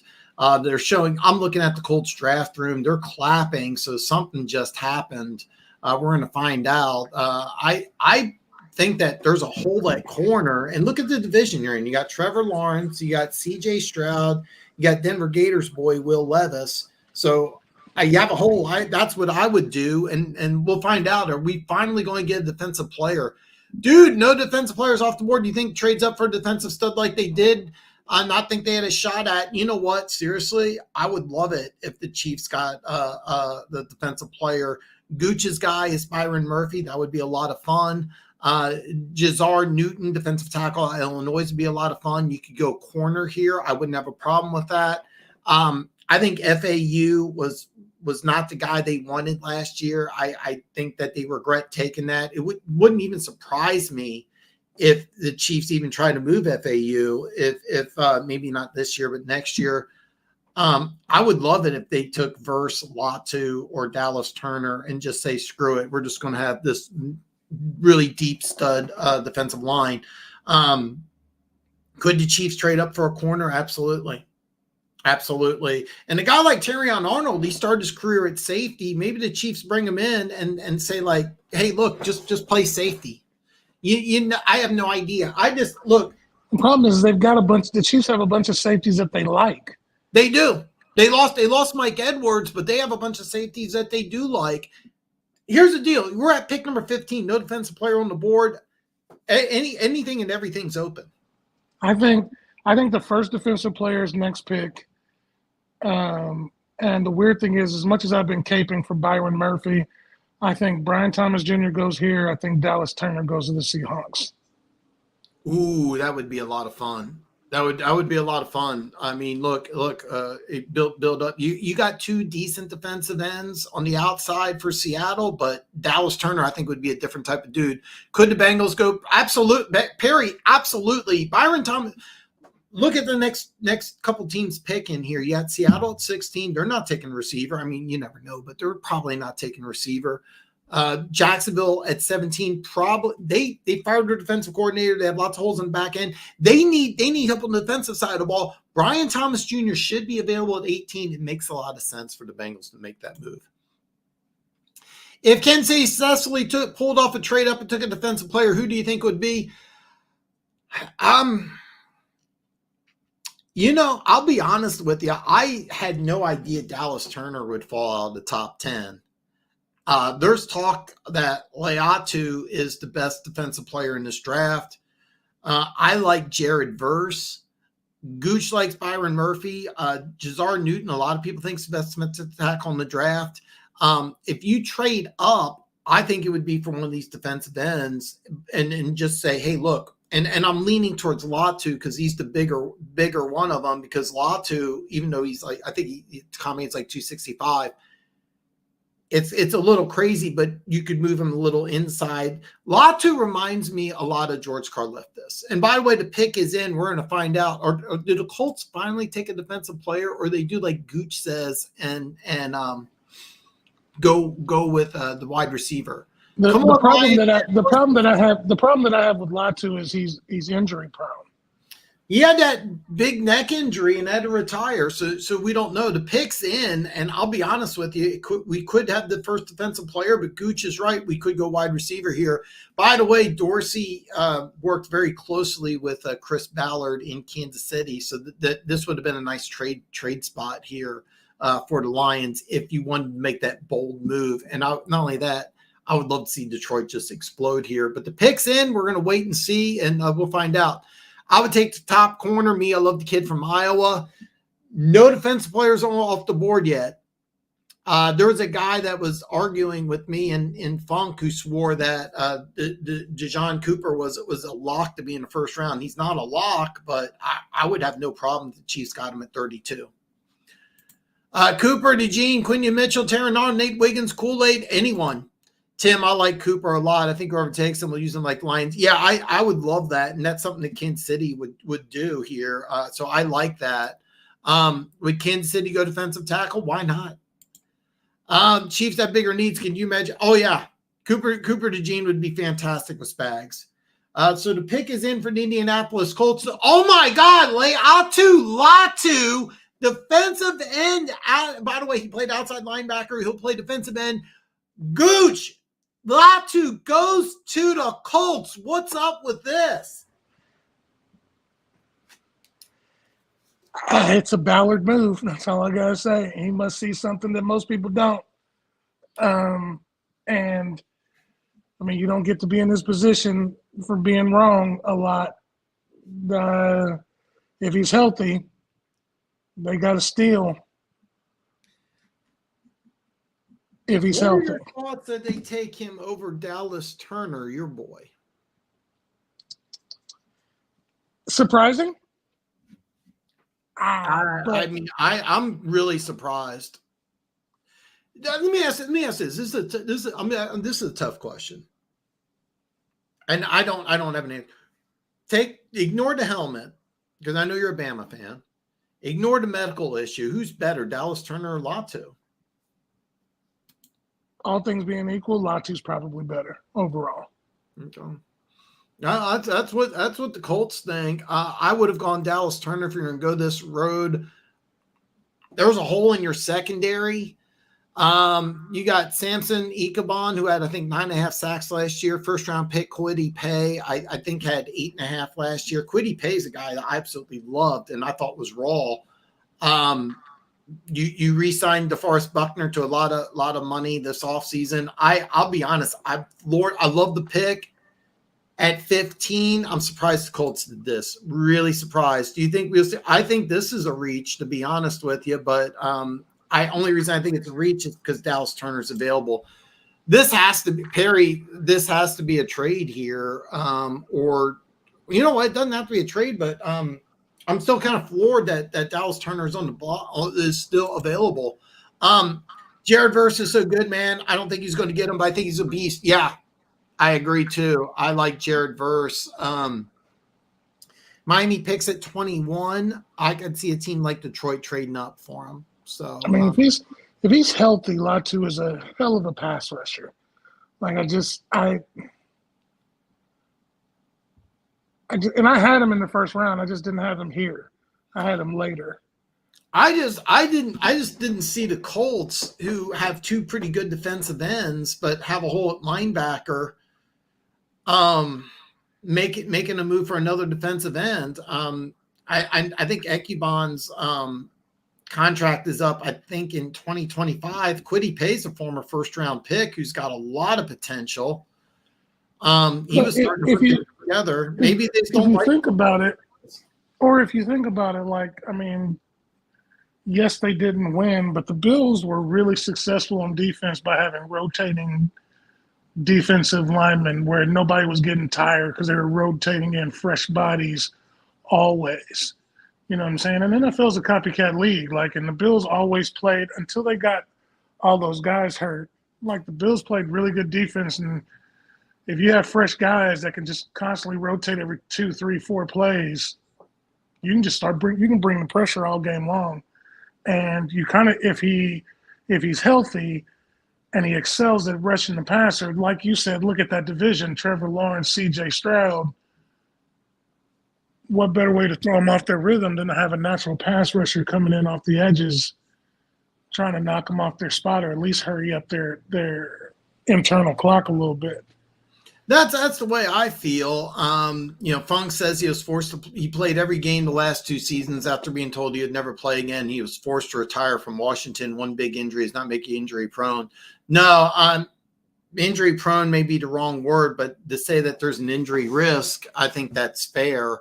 Dallas Turner didn't have any medical issues at all. And I'll be honest, out of the two, I may have had Turner. I had Turner rated a little higher, but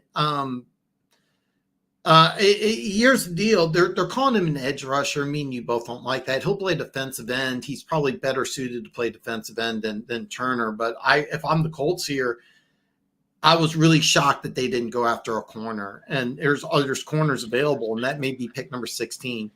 DT along with cornerback would be a surprise pick, I'd say, but they brought back Dan who can pass rush inside. They have Manu coming back from injury. They just resigned Pinnell, Nade, Wharton, all defensive tackles. They did. You never know what Kansas City's going to do, but Dallas Turner available at 16 is something I did not expect at all. I like Turner better, and Turner's a safer pick. I don't agree. I don't disagree with this, Perry.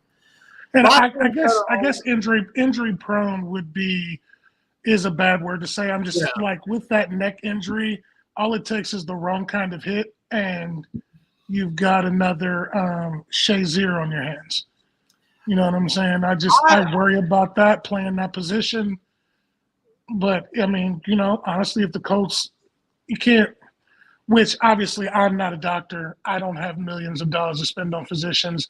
They said that Trey Smith probably would never play football again, and he's one of the better guards in the league. So I think I'm more so when I look at that and I think about that injury – and the fact that all it takes is the wrong kind of innocuous hit that could end his career. I don't know. Here's another issue that you have to look at. Different medical staffs are going to tell you different things. And this is a player, I'm going to go back old school. There's a player who played a long time in the league. He's no longer playing. His name's Santana Moss, played receiver. Drafted by the Jets, played a little bit with Washington. But when he was at the Jets, he had an injury. The Jets team doctors recommended I forget what it was, but he would be gone for 2 to 3 weeks, and he didn't like it. So he went back down, played at University of Miami, flew down to Miami, talked to team doctors there. They recommended something different that would take 11 to 12 weeks, cause some problems. Part of the reason maybe he was traded. But point is, one doctor staff said 3 weeks, another doctor staff said 12. Now he trusted University of Miami, his college doctors, more than he trusted the Jets.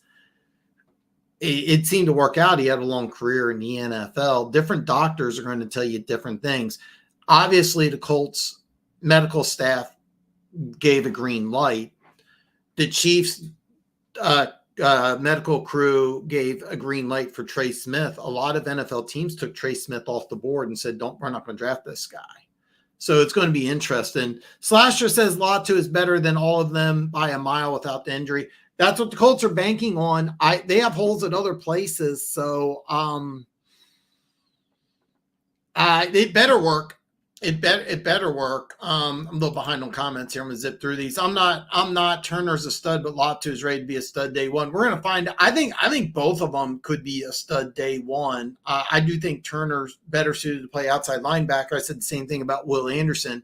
Will Anderson played really well as a rookie, so we'll find out. Turner would be a fit here. Same thing with the Colts. They got two pretty good outside. Well, Mike McDonald's going to do like a hybrid type of defense, but last year they had was it something Mafe? I forget his name. I loved him coming out of University of Minnesota. They have some edge rushers already, but Dallas Turner I think would really fit in there. I can see McDonald, a versatile, intelligent defensive tackle. Yeah, I can see that. Also, I can see linebacker. They need help on the defensive line as well. Latu's handwork reminds me of the Kaido Master. Yeah, he does have some really good handwork. How are we feeling about Chris Ballard now? He used to be the one who got away for Chiefs fans. So, Gooch, do you have any thoughts on this? How we feel about Chris Ballard? He would have taken over if he was still available to the Chiefs organization instead of Veach. Do you have any thoughts on this? Nope. I'll be honest. I think Irsay forced the Anthony Richardson pick, and which I could see that because when he first got there, he had some solid drafts when he first got there, and for him, the last couple have seemed kind of weird. Mm-hmm. And so I just thought maybe he had gotten lucky. I didn't think about Irsay. Irsay's always in the middle of all that stuff. I think Irsay forced the Richardson pick.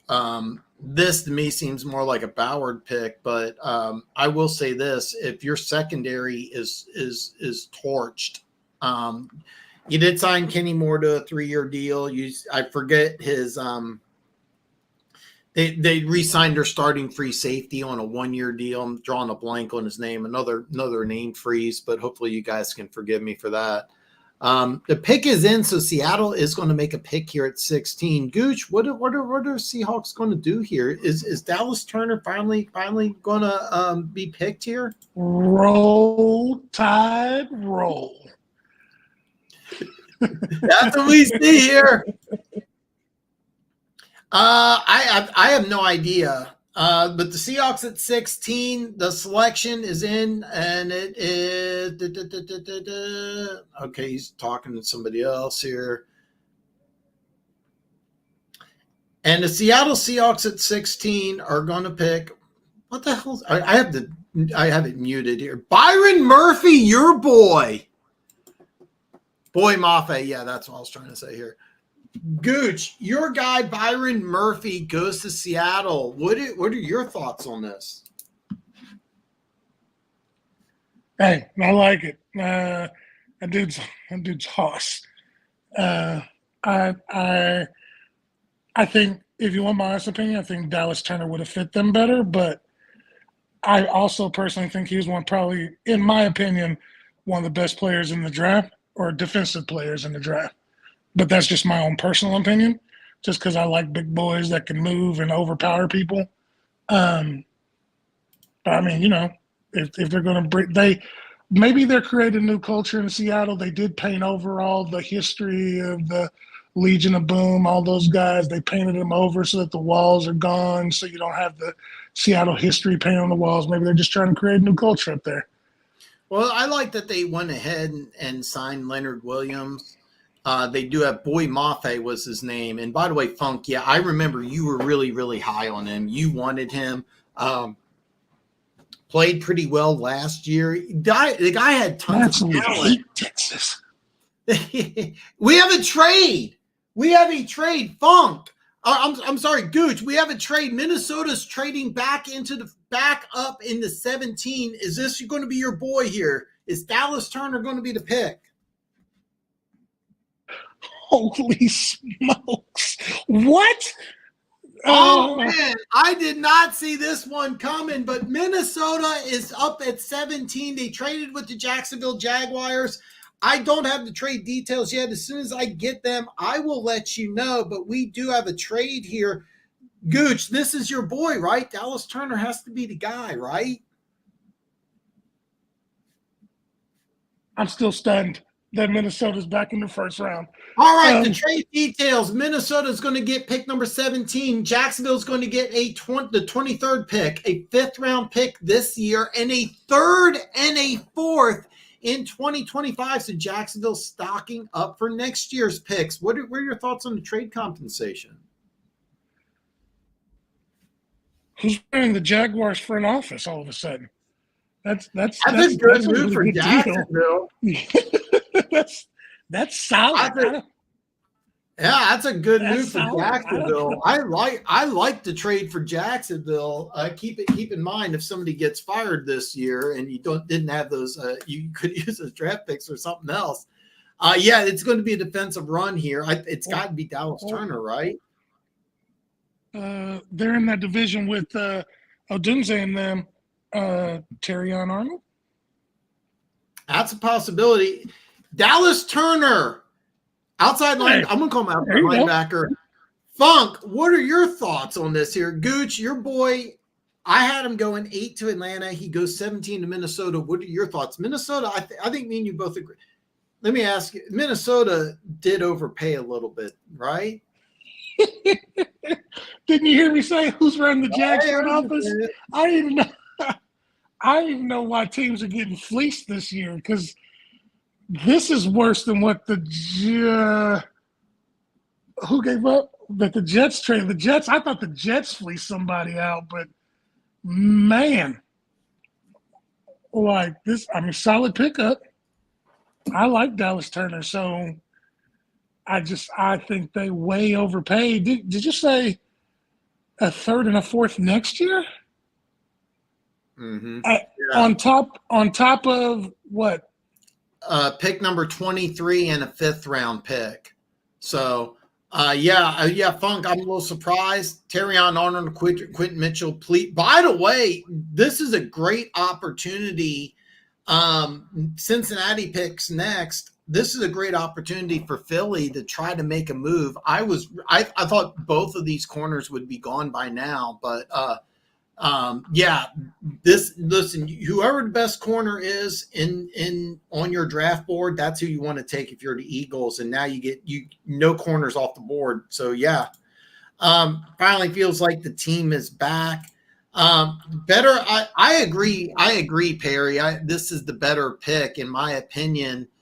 But man, they gave up a lot. I mean, you don't have a pick in rounds 3 and. Is it 2 and 4 this year or 2? Oh, it's 2 and 3 this year. Now you're not going to have a pick in 3 and 4 next year. You got a young quarterback. You got other holes on this team. And by the way, look at the division you're in. All right. You got one team in Green Bay that won a playoff game and another team in Detroit that went to the NFC Championship game. So you got to win, and you got to win now. But God, that's a lot. Daniel Hunter, he's now with the Houston Texans, and that's going to be tough. I mean, he's not going to be the same caliber player, but he's really good, really, really good. Wow. They don't have a second either. Wow. Yeah. Minnesota. By the way, this is kind of similar to what the Rams did. The Rams just gave up picks left and right to get there. But man, I mean, I will say this though about Minnesota. Kudos to them for being bold. But look at the division that you're in. 2 teams that won playoff games last year. The Bears added Caleb Williams and Rome Odunze. God, oh boy, God, the NFC North is going to be fun. Linebackers available, yeah. If you need an off-ball linebacker, there's going to be some good ones. I'm higher on some of these off-ball linebackers than other people. I love Peyton Turner. He's got some injury issues. Adrian Cooper's a guy that I think could be really, really good. I expect the Chargers in the second round to take. I'm drawing a blank on his name. Take the linebacker out of Michigan, Junior Colson. Matter of fact, that's who the Chargers will probably take when they pick at I think it's 37, if I'm correct here. 37. So they'll probably take 37. Wow. Go ahead and get them. Bengals, LSU. Yeah, that would make a lot of sense. Minnesota, they are, and they should be. You have to give Justin Jefferson a lot of money. Detroit's what Detroit's doing scary, what Green Bay's doing scary. So yeah, don't forget about Trotter Jr. He's a guy who could go in the third round. I would love for him to go to Kansas City late in the second. Wow. I'm still stunned by the draft compensation. It's a lot. And the Bengals pick is in. Gooch, I think you're a perfect 5 for 5 so far. There's no way you could do 6. There's no way you can get 6 right here. Gooch, do it. Try it. I don't think it can be done. There's no way you can go 6 for 6 perfect here. The Bengals should take an offensive tackle. They should. The play is offensive tackle because they have Orlando Brown Jr., but that's not what I'm talking about. Trent Brown, their right tackle, hasn't played a full season in God knows how long. So they need somebody to be able to step up into that tackle position because they've signed Orlando for a few more years. But with T. Higgins wanting that trade, Trey Hendrickson wanting that trade, and they've already said flat out they're not trading Trey. This is Brian Thomas Jr., and then they're going to see what they can get for Higgins. All right, so folks, if you've been following Gooch's advice and bet your life savings on this pick, you are financially set. You just quintupled your money. Is that the right word? If five I think it is. Is that right? You just quintupled your money. You went ahead. You're financially set. But he says, do it again. Gooch is going 6 for 6. Brian Thomas Jr. makes a lot of sense. Slash, I would not hate it, but I'd rather have Max Melton.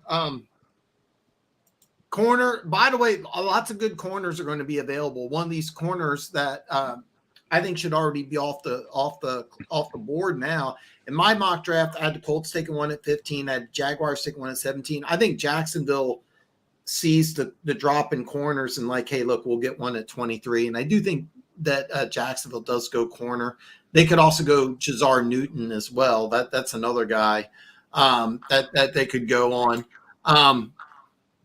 Scam Rams are on the clock. I'm dying to see what this is. Peyton Wilson's a guy I'm very high on, and he's a guy that may slide into round 3, and there may be a team that says, hey, listen, we'll take Peyton Wilson, and if he stays healthy as a rookie, he could be a Pro Bowler as a rookie. I love Peyton Wilson's game. I mean, his last year at NC State, it was like 130 tackles, 6 sacks, 4 interceptions. 2 of them were pick sixes.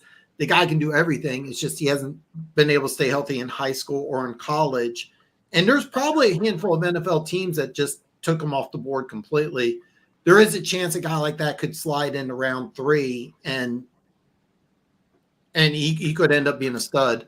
Yeah, I would go tackle, Keys. I really would. If I'm the Bengals, I would go tackle. But Gooch just said, bet your life savings on Brian Thomas Jr. I actually said they should. I said they should take tackle, but they won't. By the way, Bowers is gone. Bowers went to the Raiders, which nobody saw come. I'm going to tell you something. I've literally gone through thousands of mock drafts. I did not see one that had Bowers going to the Raiders. Not even one. Or Penix Jr. going to the Falcons. I didn't see that at all. I still don't have words. Okay, on my draft grade, I put a grade, I put a slash, and I put a question mark by Penix. So you didn't mean to say Bowers. Okay, which name did you mean? Did you mean Byron Murphy? Honestly, seriously, I think the Bengals needed defense. They got Hill with experience. They got Geno Stone, but they lost Reader, and we see that loose side of the ball has to be good. Jazar Newton, defensive tackle out of Illinois, is a guy that would be awesome in this defense. I think he would just be phenomenal. Their corners I like, but they're okay. Who are the top two wide receivers left? Byron Thomas Jr. and then everybody's board's got somebody different. I like a Dundee Mitchell out of Texas, but you could go with 10 different names here. Newton or wide receiver. That's kind of what I see. Sorry to say, I didn't mean to say Bowers. Amarius Mims, tackle out of Georgia. Wow. Wow. I'll be honest. I'm kind of floored about this. Gooch was having some technical difficulties, but he will be back on shortly here. Amarius Mims, I have to be honest with you. Well, there is a type that the Bengals like. I'll be honest with you. I would have gone in a different direction myself, just because he's inexperienced. He has some injury issues, but talent wise, he could be the best tackle in the draft. You could start him at right tackle day one, but more than likely, I don't know what you do with them because your tackles are set. Do you move them inside? I'm not really sure. Mims seems like a Bengals pick. It does. But here's the thing. Do you play him day one at guard? Do you have him compete with Trent Brown? Do you try to move Trent Brown? I'm not really sure. I'll be honest with you. Is this the move? Do you move Concrete Charlie? I don't know. Bengals can win with an improved defense. I can get adding weapons for a system quarterback, but he's not winning them games. The defense is under Lou. I'll be honest. Mims, I like Mims. Don't get me wrong, but does he start day one? What do you do? So I'm a little confused about that. I would like Fatanu better because you're starting three interior. You have some problems with. It is a risky pick. Got to protect the dude's knee, I guess. Burrow, yeah, I don't know. I don't know. Gooch, Mims going to the Bengals at 18. I don't know how anyone has him rated as high. I had him going about 25. He wasn't like I had him going around two. Why not Tyler Guyton instead? Right. I was hearing that Guyton might go top 10. Man, look who's in the chat. Gooch, look who's in the chat. Our boy Chief Sean. God, Minnesota making a lot of big moves. What do you think? So I'm gonna steal the comment somebody put in. I think it was Funk, and Minnesota's got to be in panic mode. Detroit made some really great moves. Are you saying this is the? Are you saying that this is the show Justin we're committed to winning, and maybe he'll take a little bit of a discount move, panic move? I don't think Minnesota's having a smart draft. I don't either, Funk. I'll be honest. I like the. I like the move for the Jets, and I like the move for the Jaguars. So when I do the draft grades, I'm going to factor into the count that I think they made two bad trades. I'm not high on McCarthy. I love the value of Dallas Turner, but you gave up an arm and a leg, and you have holes at other places. So, yeah. Big Chief Sean, what's up, bro?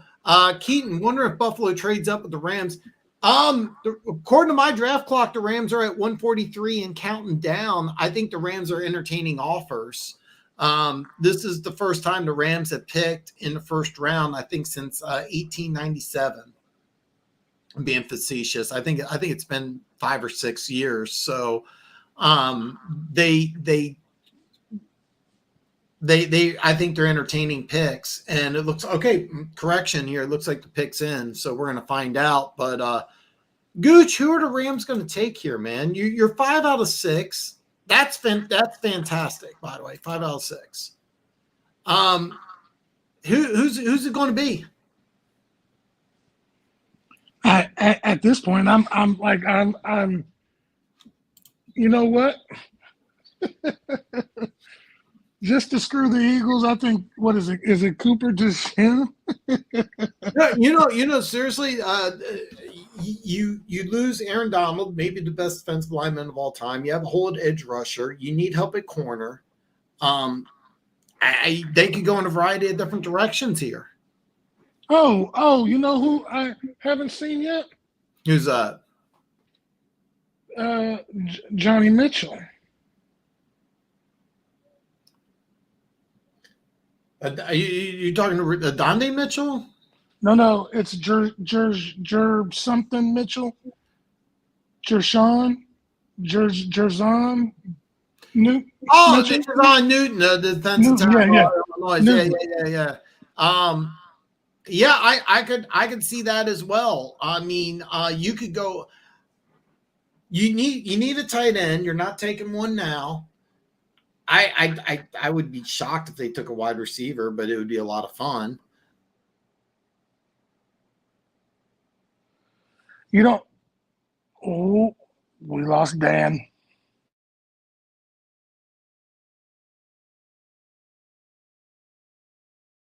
You guys can hear me.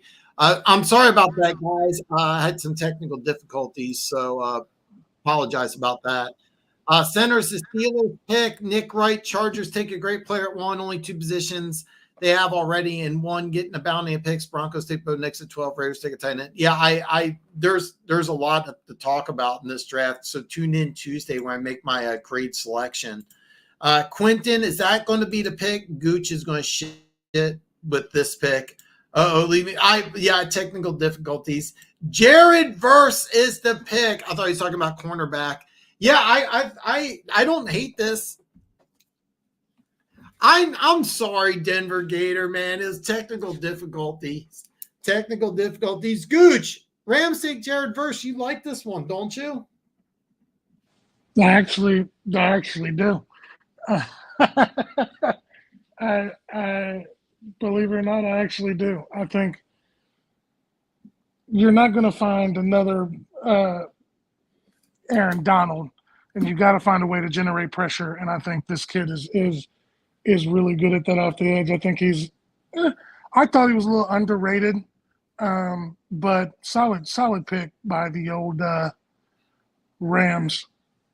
I agree completely. I think great job by the Rams here. I also think it's smart that they don't take a defensive tackle and put that type of pressure on a kid to be Aaron Donald's replacement. Get a guy who can come in, be a pass rusher. I think it's a great move by the Rams. Nick's assessment, it's a great day to be a Chiefs fan, and he's talking about this. Chargers take a great player at 1 of only 2 positions they already have. Instead of getting a bounty of picks, you're right. I would have traded down personally. Broncos take Bo Nix at 12. I think you had to do it. I really do, but I think 12 is a reach. Raiders, I'm except for the Falcons taking Penix, that was my surprise pick.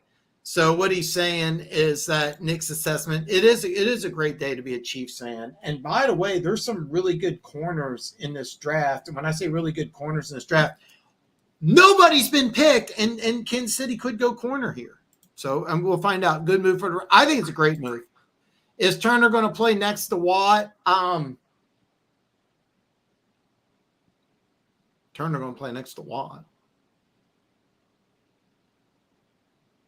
No, he's going to play opposite of Greenyard. He's going to play outside linebacker. So you have 2 good pass rushers, but there's some issues.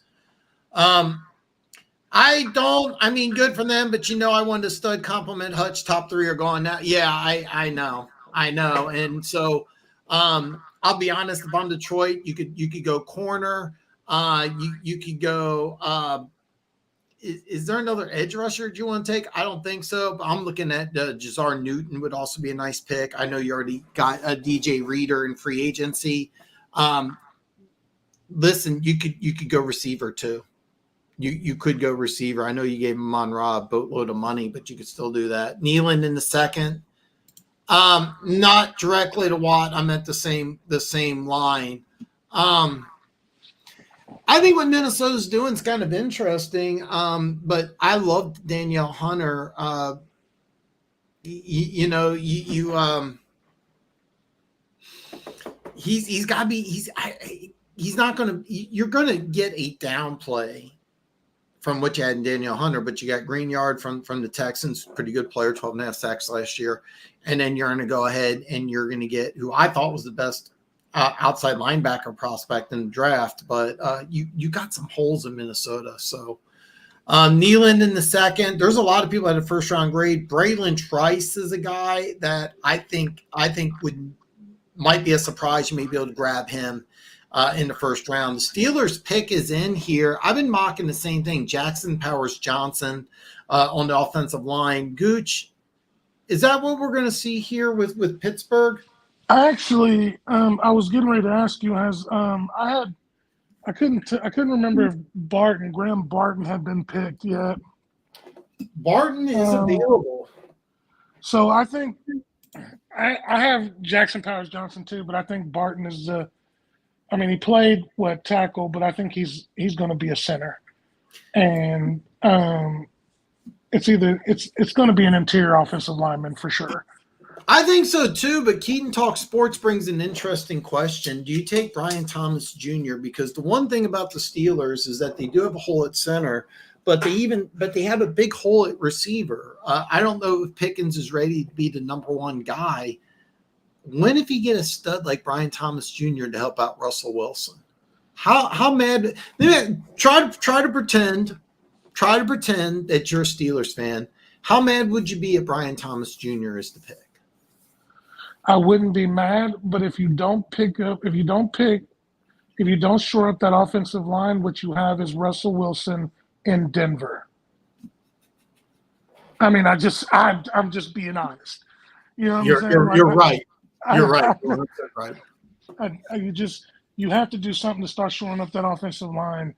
Otherwise, you're just going to look like the Broncos of last year, and you're going to be at.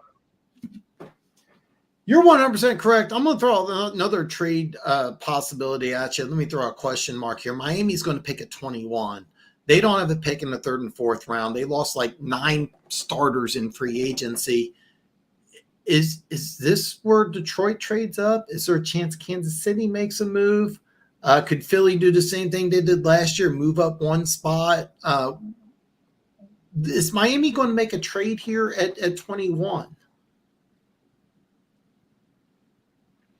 For the Steelers pick? No. The Steelers, the pick's in for the Dolphins. For the Dolphins pick?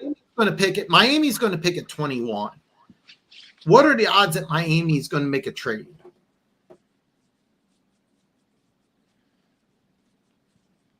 Miami needs offensive line help, but they also need picks. I would probably want a tough one at you. I'm sorry. I would. Man, that is. I would personally think it would be a 75% chance that they trade. That's kind of what I'm thinking too here. I think that they're going to trade. They have so many holes that they got to fill. But you could go corner, you can go offensive line. You could do a lot of different things. Miami's one of those teams I'm not really sure. Pittsburgh's pick is in. We're just waiting to find out who it is. So Key says, I really hope Veach can trade up ahead of the Bills again. By the way, it seriously, the Bills are a team. I have no idea what they're going to do in the draft because they don't have a third round pick. They got some free agents, but they lost a lot as well. I have no idea what Buffalo's going to do. Buffalo could be a team that trades up. I could see them trading down. I wouldn't have a problem if Kansas City traded up, but Gooch's guy was Tyler Guyton. And last night I talked to Gooch. I'm like, Tyler Guyton's going to be gone.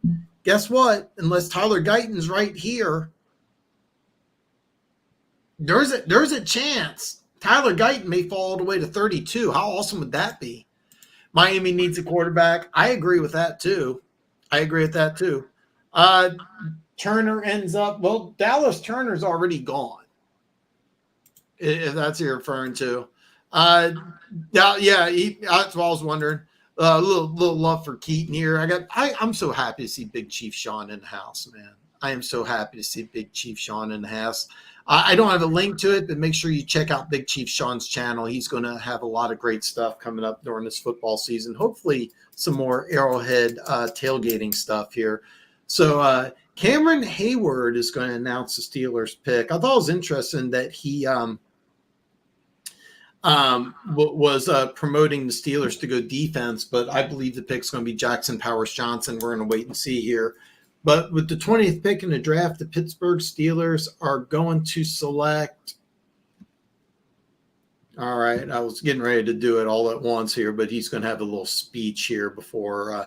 I'm not listening with the sound, but he had a little speech. So I messed up here on my delivery. So I apologize for that, everybody. But anyway, Cameron Hayward's going to babble for a little bit. And before we pick in the Wow. draft, Pittsburgh's going to select Troy Fatanu. They're going to call him a tackle, but I think it's an offensive line. So, Gooch, you said, wow, what are your thoughts on this? I like it, but what are your thoughts? Tackle? No. No, I don't think he's going to play. They're listing him as a tackle, but I think he's going to play guard. Yeah, he's interior. Big boy's interior. But I'm kind of surprised. I guess I just assumed center because they had just let one go, and you want to make sure that you get somebody in there to get those transitions from snap to, from center to quarterback down, and get somebody young, especially if you expect Russell or Justin Fields to be there a while. A leader of that offensive line. I just figured that's where you start. But who am I to question Mike Tomlin? The one thing they do well is offensive line and defense. So, I mean, if Tomlin likes it, I love it. I know last year they traded down a couple spots and they picked up Broderick Jones, and I thought that was a great move. And they didn't start him right away, but when he played at right tackle, he was good. When he played at left tackle, he looked like he was really good. They like Dan Moore, who I think so.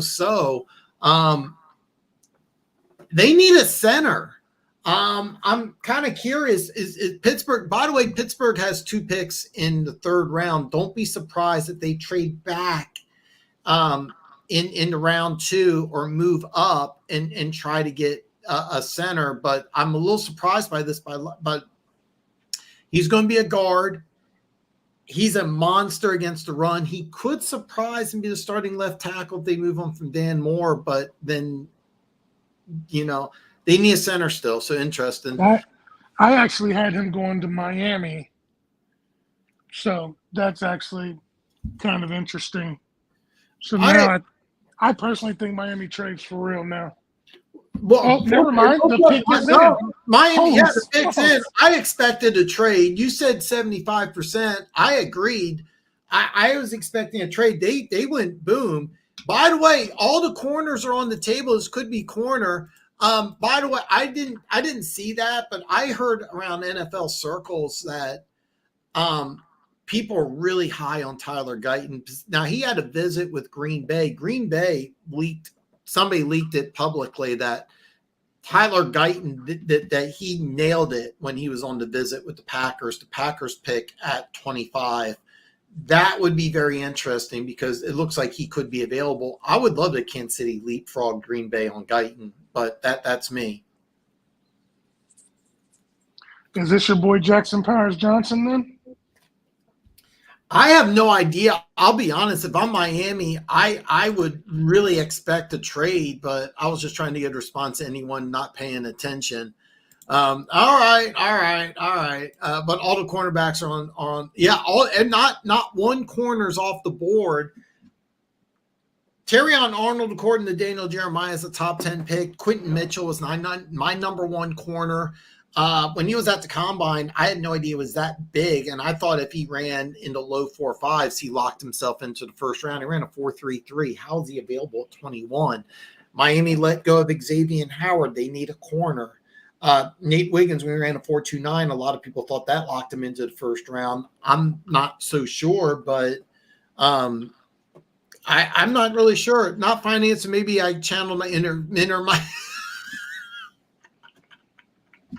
That's awesome. That is awesome. I know that was awesome. That was awesome. Yeah, Miami's the pick is in. We're going to find out. They could go corner. They could go defensive tackle. I don't think that they could go linebacker. They could go tackle. Am I missing something here? They're probably not going quarterback. 5 are gone, but I think Miami may pick a quarterback later. They're working on a thing with Tua. Gooch, Miami's picking at 21. Who's going to be the pick? I think it's in. I think it's line. I think it's offensive line. Wow. I mean, you can go offensive line. Mitchell and Arnold. I've been mocking Mitchell and Arnold going 15 and 17. The Colts, I really thought had a hole at corner. Jacksonville, I think, has a hole at corner. Jacksonville is Jacksonville's going to pick at 23, so Jacksonville gets the pick corner. Philly, I think.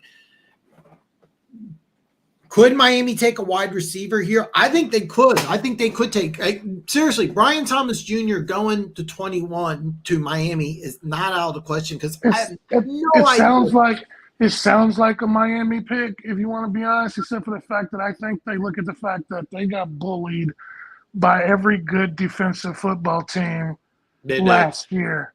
And really I think that they believe they have, with Waddle and Reek and those running backs, I think they have the offense, and they're going to try and get that line so they don't get punked like they did. Like they were 0-6, 0-7 against teams with winning records that were going into the playoffs, and those guys just bullied them on the line.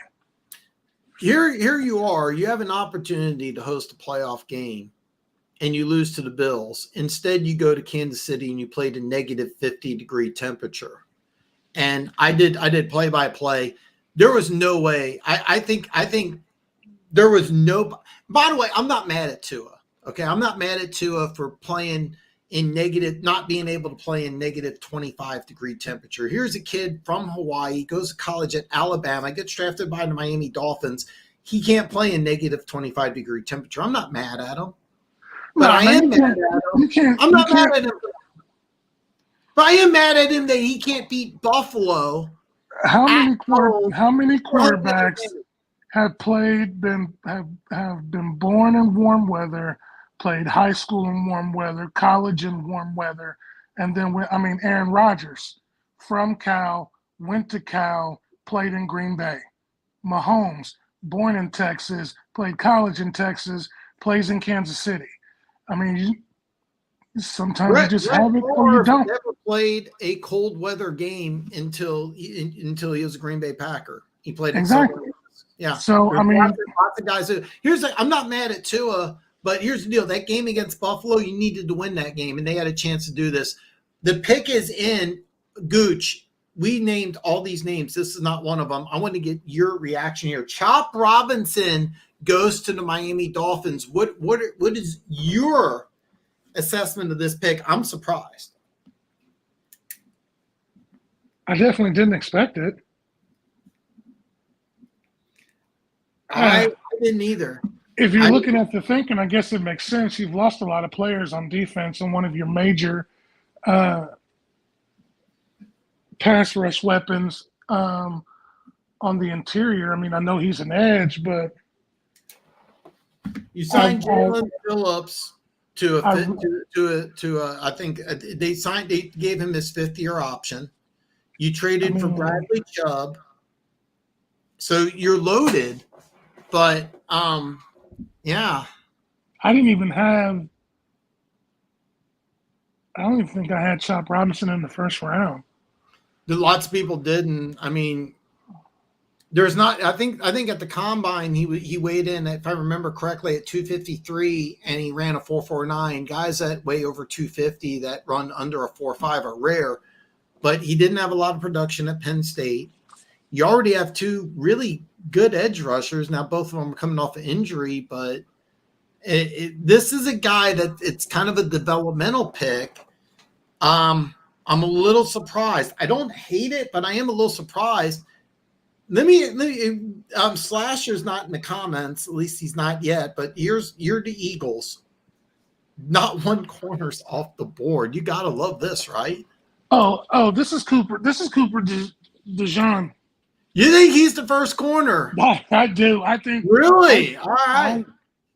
I think he challenges Bradbury for CB2, and he's explosive. He's athletic. I think he fits what the Eagles want to do. I think he's their guy. Funk says, imagine inside linebacker. By the way, I know they signed Devin White, but he's only on a 1-year deal. Maybe they love one of these linebackers. Junior Colson's a guy I think that could surprise and go in the first round. Adrian Cooper is a guy I love. I have a second round grade on him. Peyton Wilson, without any medicals, should be in the top 20, but I had 2 corners gone off of it. Big Chief Sean says, yeah, Gooch adds something. Gooch is doing great. You guys are killing it. Watch you guys. Yeah, I love it. And I love Gooch being here. It's fantastic. If playing in cold weather was a superpower challenge. Hey, look, I'm gonna say I don't blame Tua for not being able to play that game against Kansas City, but go back that game against Buffalo. I think the score was 19-14. I forget what it was. Buffalo had a special teams touchdown, which switched it. But you're at home. You got a chance to be the 2 seed against Buffalo, and you're at home. You got to win that game. I just want to say. I just want to say Keys has been burnt out because he has been working so much and got so much stuff going on, coaching, stuff like that. It is nice to have you back, even for the first round, brother. I'm so happy to see Keys. Big Chief on reach. Someone call it. I think it's not. Here's the thing, Funk. It's not so much as a reach. I don't like the fit. I think you had other holes, but yeah, you can go out a reach. Well, you know what they did is that they got rid of their defensive tackles, and they're just. I think you have to see. I mean, you have 2 edge rushers already. I guess you're just putting a premier instead of getting 4 solid starters on that defensive line. You're just getting a rotation of outside linebackers. The problem I have with Chop Robinson is that I think he's more of a developmental guy. And you have 2 outside linebackers, so you're going to develop him great. But look at Miami. Okay, you went to the playoffs last year. Buffalo's kind of going through a rebuild thing. You really want a guy that you want to develop in round 1 if you're the Dolphins when you don't have a pick in rounds 3 or 4. So it's weird. Yeah, Chop Robinson could have very easily been a Detroit Lions. I get where you're going from. Your guy, I think it was your guy, or no, it was One Pride's Jazar Newton.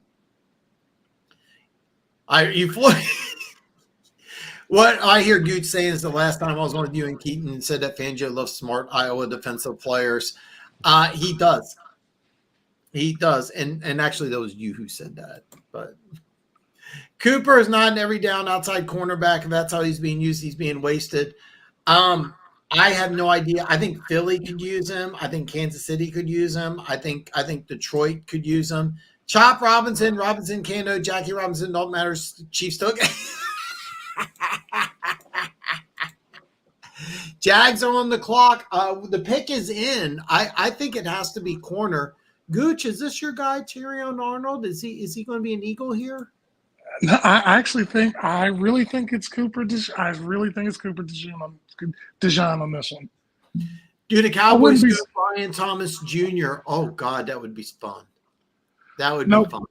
Cowboys are going to go Adrian Cooper. We're going to find out here. I mean, there's a linebacker. There's a hole. It says the Jacksonville Jaguars. Yeah, the Jags are on the clock, so we're going to figure it out here. Gooch says it's Dijon. My number 1 corner is Quinion Mitchell. Terrion Arnold could be a guy. Cowboys do need a quarterback, but 5 are gone already. By the way, we did a mock draft, and everybody hated it, but Big Chief Sean's come up with things before that sounded crazy, and it worked, but he picked Spencer Rattler, and I think it would be shocked. Philly should take JB. Philly could go offensive line too. Nate Wiggins. I mocked Wiggins going to Philly for a long time, but I thought Terrion Arnold and Quinion Mitchell were off the board here. So a lot of opportunities for the Eagles here. So the Eagles at pick number 22, we're going to find out what they do. No, I don't either. But Big Chief Sean said some things before. It sounded crazy. It worked. So specifically OBJ going to the Rams. So Cowboys could trade for cut. That's not as, you know what? That maybe next year you don't sign Dak and you make a trade here. So, but yeah, I see Rattler in round 2. we'll find out tomorrow. Unfortunately, I won't be live tomorrow, but what I do is I put a grade selection by every single pick in the first 3 rounds. Then I go back, look at the later rounds. Then I go back and do the trades. Tuesday, I'm going to come out with all my grades. So Tuesday, I'm going to give you my grade show live. So you're going to see what I got with the grades, but it's a lot of processing over the last couple of over the next couple days. But man, what a great draft so far! What a great draft so far. Philadelphia Eagles at pick number 22 are going to take. Okay, so okay, so I thought I had it timed. I have not done this right. I'm going to stop doing that because I keep thinking I'm going to get it down perfect, and I'm not. So Jordan Matea is live from Australia. He's going to read the pick here. And so the Philadelphia Eagles with the 22nd pick are going to take Quinion Mitchell, cornerback out of Toledo.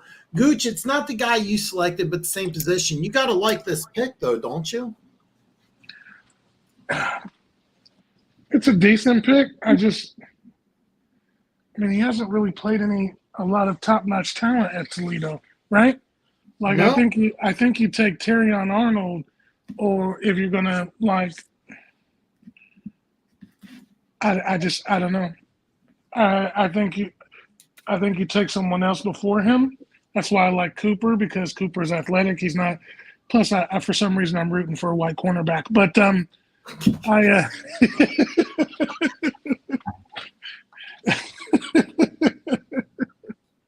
There's not too many of them. I mean, let's be real. There's not too many of them. It was funny. I was watching a video where some guy we talked about Jason Sehorn, and some of you may not remember Sehorn. Super athletic white cornerback. He married a famous actress, which is not super famous, but good looking girl. She divorced him after he retired. So. But Quinion Mitchell is going to be the pick here. So 23 is going to be the Jacksonville Jaguars. The Jacksonville Jaguars did have 17th pick. By the way, Jacksonville at 17, I had them taking Terrion Arnold. Is that going to be the pick for Jacksonville? They need help in the secondary. Terrion Arnold was my pick at 17. Can you imagine trading down, getting a bunch of extra draft picks, and still getting Terrion Arnold at 23? I think it's a solid choice. It would be. A high ceiling, low floor type. Yeah, I agree. Quinion Mitchell was my number 1 pick in the draft, but I'm not high on him going to Philly, and I'll tell you why. Because Vic Fangio is going to ask him to play press man immediately, and he's going to have to go up against somebody like CeeDee Lamb, Malik Neighbors. That's going to be tough. A lot of people thought he had number 1 grade.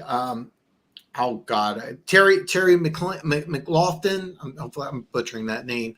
Out of Washington, playing a Vic Fangio defense is tough. It's really tough because you're going to ask to be played a lot of press man, which they really just don't do in college football very much, let alone Toledo. So it's going to be a trial by fire. Now, keep in mind, Sauce Gardner. Played at Cincinnati, a non-Power 5 school. He came in day 1 and was dominant. And I think Quinion Mitchell's going to have to play that type of level in order for the Eagles to be successful. Caitlin Karp and Cooper DeJean White, Iowa kids in professional sports ushering in hell, freeze it. I actually watched Caitlin Karp. I had no. I watched her play. I didn't realize how tall she was, how big. I feel bad saying how big she was, but she did a cameo on Saturday Night Live, and I had no idea how big she was. She was pretty funny too. And don't get me wrong, I won't watch the WNBA, but it's kind of cool what she's able.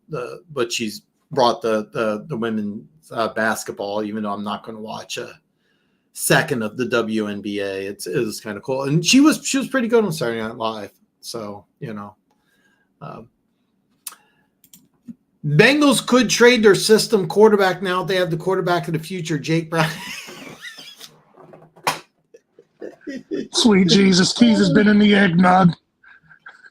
So the picks in, I think it's got to be Terrion Arnold here, and I had Jacksonville taking Terrion Arnold at 17. I think in every single mock draft, this might be my favorite pick in a draft if you draft Terrion Arnold, because you go from 17 to 23, you get a extra 5th round pick this year, a 3rd and a 4th next year, and you still get the same guy that you would have got at 17. This could be an absolute steal for the Jaguars. Jags need like 13 more wide receivers. No, they got Gabriel Davis from the Bills, so they're set in stone now. People freaking out that Caitlin only got 7. Yeah, but she got like 28 million from Nike. I kudos for her, but I mean, it's still not enough to make me watch the WNBA. Are we gonna say roll Tide roll again? I think we're going to, man. I think it's got to be Terrion Arnold. They're showing a lot of Saban on the TV. I got the NFL Network on, and right now I'm looking at Khan and some guy in a neck brace. It looks like Khan's kid. So, and then Doug Peterson's got like one chair over. That's what I think it's got to be. And by the way, kudos to the Jacksonville Jaguars, I think, which made a great move going down from 17 to 23, getting an extra draft pick this year, a 3rd and a 4th next year. By the way, they could absolutely get another pick in this year's draft. They don't have to use that 3rd and 4th pick next year. They can use it now. Slasher, what's your opinion? They got my number 1 corner in the draft. I'd love to know what you think. Oh, my God. Gooch, we were both wrong. Brian Thomas Jr. out of LSU is the pick here. Gooch, your thoughts? How many more weapons does Trevor need to be successful? And it doesn't matter if you can put up points if your defense can't stop anybody. I'm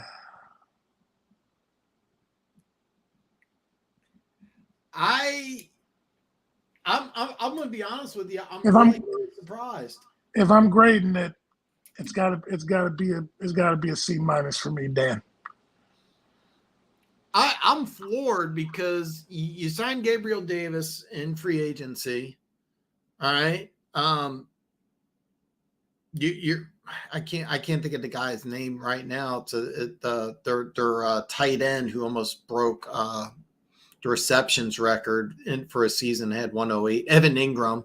You finally unlocked the key to Evan Ingram.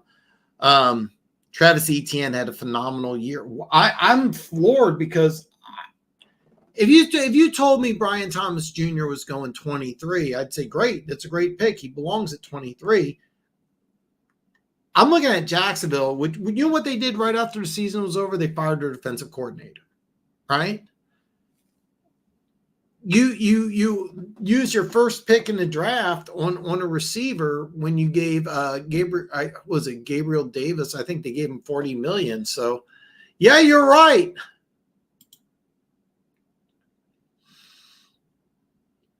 Funks, just when people realize WNBA exists. Yeah, Angel Reese, I'm not a fan of. I'm going to go there. I'm not. We'll move on. Bradbury Webb at Jobs. Yeah, by the way, that's my number 1 corner. The only issue is that Fangio challenges his corner, so Fangio has got his hands full. But here's let's look at the glass as half full. Sauce Gardner came in as the 3rd pick, was like the best corner in football right away. That's your ceiling. The floor is really, really low because the competition is so high, and the NFC East has a lot of talented receivers. So, this is you know what? If Michael Penix didn't go 8th overall, if Bowers wasn't a Raider, this would be kind of my surprise pick. Keys, I bet none of them go to a single game or own a jersey either. Jan Santoni's playing for an injured story in a wrestler. Okay.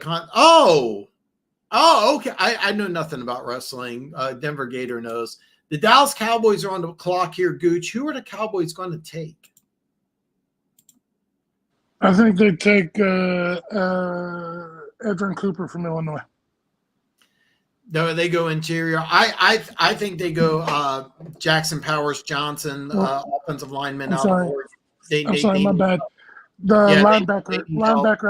linebacker out of Texas A&M. Adrian Cooper, that's not a bad pick. That's not a bad pick at all. I think they go offensive line. They got a hole at center, but Domus Jr. be a star. You have Christian Kirk, Evan Ingram. You signed Gabriel Davis. You got Travis Etienne. You fired your defensive coordinator. He's got to be a star. I think he's got to be a star. Has to be a star. Daniel Jeremiah has Tyrion Cooper as his 9th overall player, and he's still on the board. By the way, I would not be mad if Kansas City made a move up and got Tyrion Cooper. Teron Cooper would not be mad at all. What really scares me is there's a lot of good defensive players still in this draft, and Kansas City's pick is coming ever so close. It's coming up here, and Tyrion Cooper is a guy. I've been calling him Tyrion Cooper. Tyrion Arnold would not. I would not mind that at all. Even though I've been mocking Patrick Paul, tackle out of Houston. By the way, there's some good tackles still available. I think Green Bay is going to take one, but I've been wrong about lots of things in this draft so far. So we'll find out. But don't be surprised. Yeah, I'm pretty satisfied. Denver Gator. I wanted him or Tyrion Arnold. Mitchell was my number one corner, but with the defense that Fangio wants to play, I think Arnold might have been better suited. Your ceiling is Pro Bowl corner right away because that's what Sauce Gardner was. Your floor is somebody who's just not prepared. It's high risk, high reward, in my opinion. And that is why I thought Cooper DeJean would be better. Yeah. Because of the press man and the fact that he's athletic enough. He's not smooth, but he's athletic and he's explosive and he can do that press man. And that's why I thought he was, it screamed Eagle to me. You know what I'm saying? So, but, maybe Fangio liked something that he saw in the kid. Jerry loves LSU players. He loves Arkansas players. I'll be honest. I have no idea what Jerry Jones is going to do here, but I'm leaning towards offensive line. But the pick, we're down to like 25 seconds, so we'll find out here. Thomas Jr. is an up.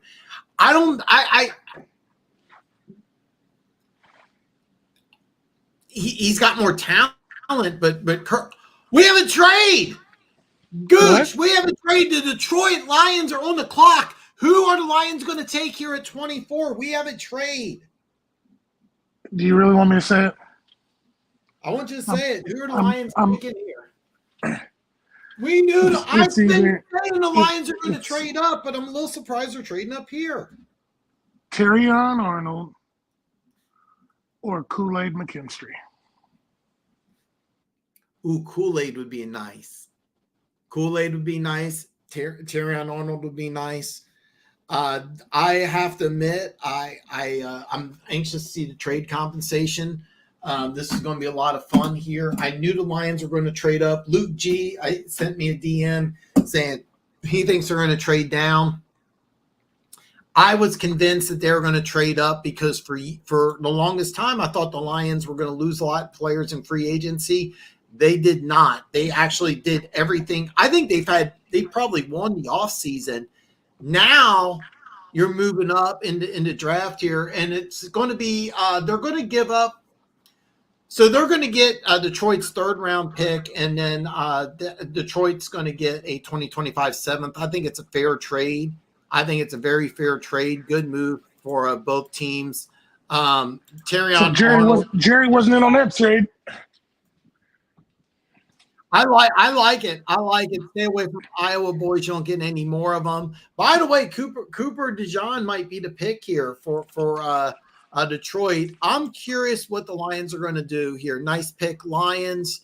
We're going to find out. I don't know what it is, but I did think the Lions are going to trade up. I think this is also a great move for Dallas because if you want to go interior offensive lineman, They're all available, unless you think Troy Fatanu out of Washington is going to play guard, which I think he could and will probably start off at guard for Pittsburgh. But you have the guy out of Duke. I just drew a complete blank on his name. You had Jackson Powers Johnson. You also have, I think it's what was it, Zach Schneider out of West Virginia. I'm drawing a complete blank. I just went ahead and drew a complete blank on the interior offensive lineman. So I'm telling you, Jerry traded to the LS boy. That's a possibility. But I think that right now with the interior offensive lineman, if that's the way Dallas goes, getting a third-round pick, because Dallas does not have a pick in rounds 3 or 4, is a smart move for Dallas. If they go interior offensive line, I think that would be a good move.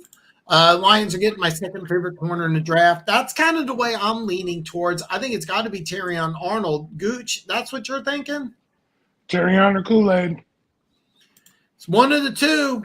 Got to be a Bama guy. I said for a long time, like you have been saying that, Funk. So here's the deal, Funk. You started saying it, and I'm like, no, this is different because they're going to lose some guys in free agency. Then they didn't, so I got on board with the Lions trading up. But you were right. You were right all along.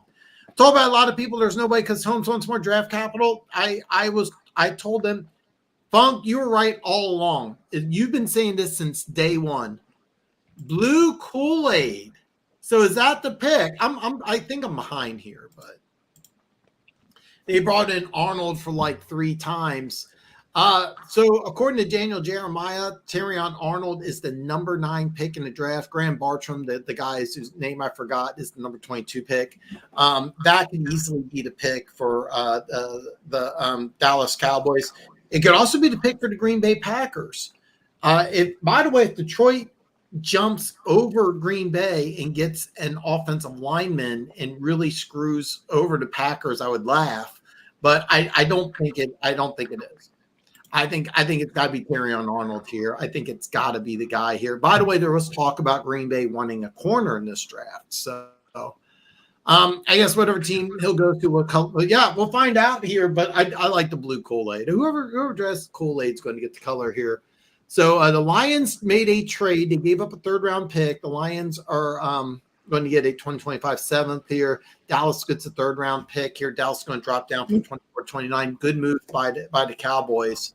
It has to be one of the corners because they was neck and neck with San Francisco, and I think it's got to be. And Green Bay was talked about what has been rumored to take a corner in round 1. I've been mocking them taking Max Melton in round 2, but Green Bay definitely could have taken a corner here. So I really, really like this move by the Detroit Lions. I think it's a smart move. They're giving up a 3rd-round pick, so they are giving up quite a bit. But I think it's a bold move because if you're Detroit Lions, you got to be thinking to yourself, hey, we're ready to win a Super Bowl. And the pick is Terrion Arnold, corner out of Alabama here. Gooch, your thoughts? He's a Dan Campbell guy. I dig it. A defense they had to feel that they were 1 or 2 stops away from getting to the Super Bowl. And at the end of it, Ayuk and Debo just kind of ran free and helped them move the ball down. It's not really just the 4th downs that he missed or tried to call. Like, they really couldn't stop him in the end, even though they had a big lead. So I think this is a good call. Okay, you had him as a 2nd-ranked corner on yours. I thought he was the best corner. I had him, Dijon, and then the other kid, but it's all right. Like it's a good pick. I like it. Yeah, I had him as my number 2 corner. I thought he'd go to Jacksonville at 17. I want to give credit to the Dallas Cowboys. Getting a 3rd-round pick for dropping down 5 spots is a great move for Dallas. Now, Dallas was not going to take a corner. I also want to point out that Funk had been saying that they haven't had, like they didn't have enough, they were going to trade up since like the season ended. He did, back in February. Day 1, Funk was like, look, we're going to trade up. And I kept on arguing with him. And he was right. And by the way, Arnold's another guy that played safety. He started his career as he was the number one safety coming out of high school. And Nick Saban, in his infinite wisdom, moved him to corner. By the way, you know who they drafted in the second round last year, Gooch? No, I can't remember. Alabama. So you're getting Bama players in that secondary. I think it's a genius move. Is that when Branch went? I thought he was a first rounder. Wow. Second rounder. He should have been a first rounder. The Chargers didn't want to draft him. That's why everybody got fired. And I thought that was like a genius move by the Lions, taking Brian Branch, who played safety and nickel corner. Terrion Arnold comes in, and being that Arnold and Branch played together and know each other, I think that's really going to help. This is a really good move by the Lions. The Lions gave up a lot of trade capital. So I'm going to use the Rich Hill chart. I can go both trade charts here, but the Rich Hill trade chart, 24 was 237. Detroit's 202, so it's 35. All right, 35 points. Detroit gave up 65. All right, pick number 30 is a high fourth-round draft pick. So you gave up a lot. I wouldn't care, because if I'm the Detroit Lions, I got to be thinking to myself, hey, I went to the NFC Championship game last year, and for 2.5 quarters, we dominated San Francisco. So they're thinking, hey, I don't care. We'll overpay. And they did overpay. But they get a guy that's going to help right away. And the sky's the limit with how good this could be. And pairing him with another Bama defensive back is just absolutely genius. So great move for the Detroit Lions, and a great move for the Dallas Cowboys. Arnold, yeah, I agree completely. 5 guys is dangerous. Oh, God. Could the Cowboys? I think the Cowboys absolutely are going offensive line. Graham Bartram is available. Jackson Power Johnson's still available. I'm drawing a blank on the West Virginia kid's name. He's going to be available. I think you're going to get one of those guys. So I think Jerry Jones actually did a fantastic job in moving down 5 spots, getting a 3rd-round pick, excellent value. Keep in mind, Detroit, they make this move because they feel like they're ready, and Terrion Arnold will help them immediately. So think everyone can agree to do every season Cowboys Chargers super. I don't know. Can you say that about the Chargers now? Can you say that about the Chargers?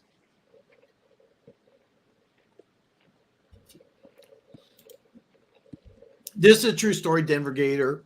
I called Gooch last night and I said, who do you want at 32? And he goes, Tyler Guyton.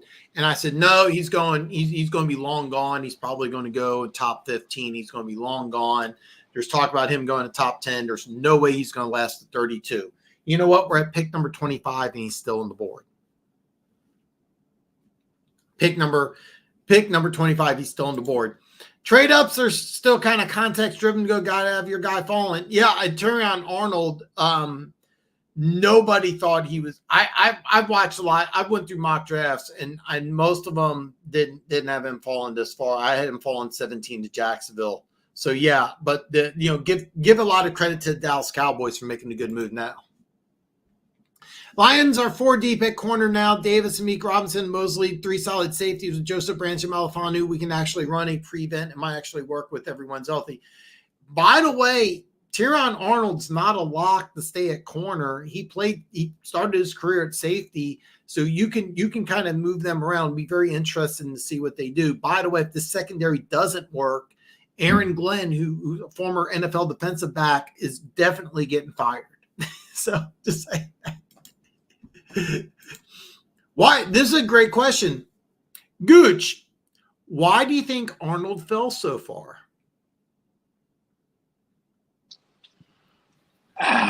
Well, with the NFL, people are investing more in offense than they are in defense. And I think the problem is, and here's the thing, offense was, and a lot of people don't see it, and I do. Offense was all the rave 5 years ago when Mahomes started, right? Everybody wanted to catch up to Mahomes and them. Everybody wanted to be the Chiefs. And if you watch, as everybody else is slowly picking up their offense.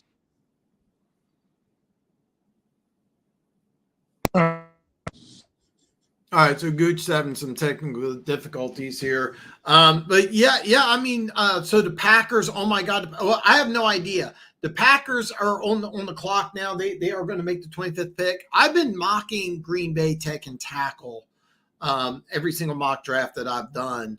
So that's the thing I think is going to happen. I think you're going to see offensive tackle here by the Green Bay Packers. Jordan Moore, wow, I did not see this. Jordan Morgan, tackle out of Arizona. This is a guy that had some injury issues. There's a lot of other tackles I have rated higher than Jordan Morgan. I don't really hate this pick, but I had a lot of other guys rated higher. He played really, really, really good for Arizona last year, but there are some injury concerns. I had some others rated higher, but I really don't hate this selection here for the Green Bay Packers. Gooch, Jordan Morgan, offensive tackle. You I don't want to put words in your mouth, but you had some other guys rated higher, didn't you? Way higher. I don't have Jordan Morgan at all till late in the second.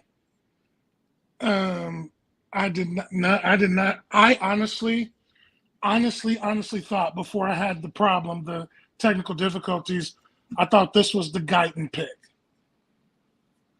I really thought the Packers were going to take him. And so this actually kind of shocks me. I don't know what this kid has that they don't see in Guyton, but this was actually kind of shocking to me.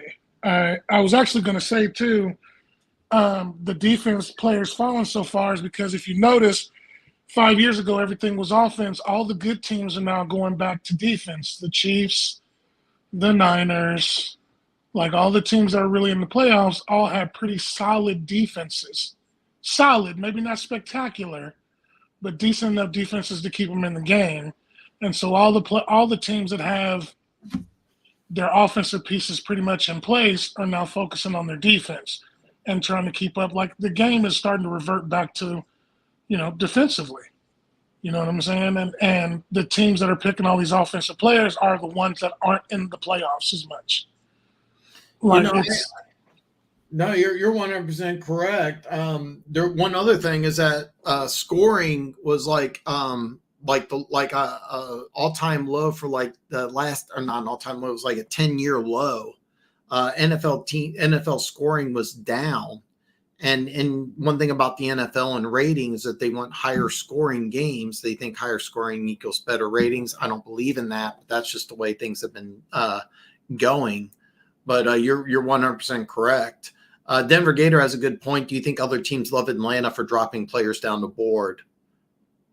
Gooch, what are your thoughts about this one? Oh, I think 28 teams are sending Atlanta gift baskets. Like I'd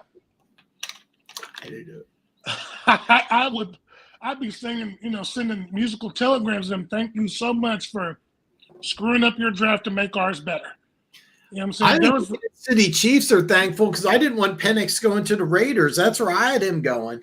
There's also keep him in the NFC. That's great. There's also a report out that says that Atlanta reached out to Cousins and told him there was a possibility they might draft a quarterback at some point, but even he was stunned that they picked one at 8.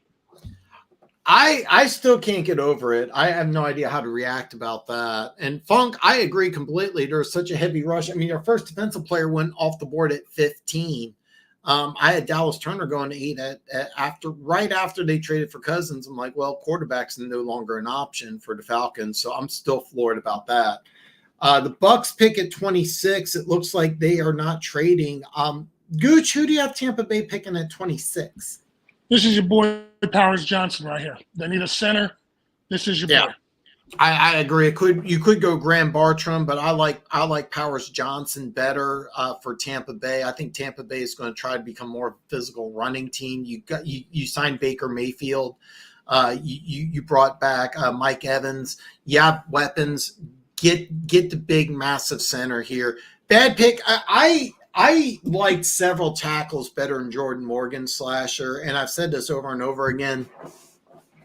If you go down, you Google top 10 offensive tackles in the draft, you're going to get 10 completely separate and different lists.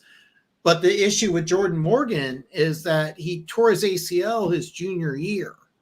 I think it was his junior year, and he also played in the Pac-12, not a division known for its elite pass rushers. Now he played well, but I had him going in the second round myself. Gooch had him going late in the second round. I would have taken Guyton. I would have taken Kingsley Sayamatea out of BYU. That's another guy who could go to Kansas City. Patrick Paul's been my pick. I would have gone in a lot of different directions. But the one thing I will say is that he played left tackle at a pretty high level. He'll probably be a day one starter at left tackle. If he's not, it's a terrible pick. Yeah, I think there's better out there. Not a bad pick. Graham Bartram would have been nice for him. Graham Bartram can play inside, outside. I think Bartram's career is going to be in the interior. I could see that being the pick here for the Bucks. I think Jackson Powers Johnson is going to be the pick here. Nick Saban on Quinyon Mitchell. He was our number one guy in the portal last year. Tried to get him to come out of the portal, and he would never get in the portal. I didn't know that.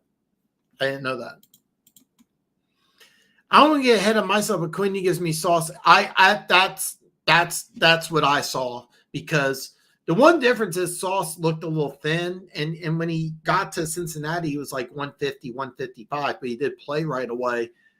This dude was jacked. Like, I thought if he ran like a 4.51, 4.52 at the combine, he still would have gone in round one. He ran a 4.33. I was like, holy shit, he may go top 10.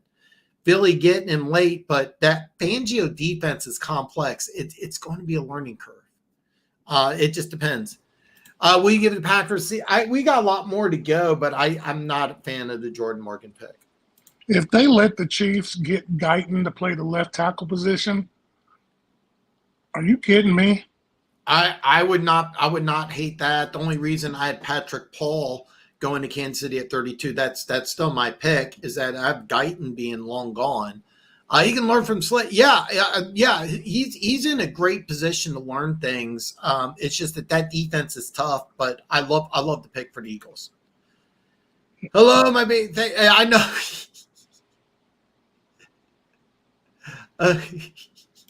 No, hey. All right. Am I the only one who sees political? Graham Bartram, center out of Duke. He will play center for the Bucks here. Gooch, your thoughts here? I said that about Pittsburgh. That's who I thought Pittsburgh would pick, and then JPJ to Tampa Bay. So I like the pick personally. I like it a lot myself. You went ahead and you re-signed Baker Mayfield. You got Mike Evans back. You've had a hole. You drafted Cody Mock, a guy I thought was going in the first round in last year's draft. You got him in the second round. You put him at guard, but his future may be at right tackle. So you grab Bartram. He can play center or guard. I think he'll be a center for the Bucks, day one starter. I think it's a great move for Tampa Bay. I originally had Atlanta winning that division, but now that they're going quarterback, Tampa Bay's got a day one starter who's instantly going to make that team better. So I really like this move. I'm going to put him down as an offensive lineman, but I really like this move. This is a really good move. I think he's a center going into training camp. I think he is too. They won starter at center, but he could play guard. I definitely don't see him as tackle. I'm kind of curious if they're going to move Cody Mock to right tackles. They do have a pick here. Arizona, the pick's already in for Arizona. I know Denver Gators on fire here. So you two don't think Xavier is going to get picked? I do not in round one. Gooch, what are your thoughts? Xavier Worthy? Yeah. I think that's the Bills' pick. Could be. I like Adonde Mitchell better, to be honest with you, Big Chief Sean. But I don't think. Oh, I did not have him going there. Let's see here. Arizona at 27. Darius Robinson. A little bit of a curveball here. A draft crush of mine, but I like it. Gooch, your thoughts? Darius Robinson. I didn't see it either. What are your thoughts? I love the pick. I think the reason why I didn't see Kansas City picking another Midwest guy like that from Missouri or whatever. And this is going to sound like, as a Chiefs fan, you're going to be like, Brian, you're crazy. But I saw him as a 49er. It made sense. I would 100% see him as a Niner. I thought he could go to Kansas City. I thought he could go to I thought in second round, Giants could use him. He's a stereotypical 5 technique. Take a look at how big this dude is. If you've never seen him play, just look at his size. Now they're calling him an edge because he played defensive end, but he also played defensive tackle. This is a guy that you can use up and down the defensive line. He's not a guy that you have to pigeonhole into one spot. And Arizona, I think, had 32 sacks last year. Maybe it was 30. They had nobody who can get after the quarterback, so they get someone immediately. I really like this pick. I was a little surprised though. I love the pick. And as a side, high motor guy gets after the quarterback. I think it's a good pick for Arizona. And on a side note, I don't think I've ever realized that Goodell is like 6'3". Yeah, Goodell's a big dude. Because Darius is 6'5", and he is not dwarfing Goodell. And I'm like, no. Whoa. No, Goodell's a big dude. That's why, you brought something about I forgot about the back. Actually, I completely forgot about the back surgery. But yeah, Darius Robinson is a big dude. Goodell's kind of a big guy. I really like this pick, but I really didn't see it. I really didn't see it coming. I really like this pick for the Cardinals. Pennick's name reminds me of Ace Ventura's penis.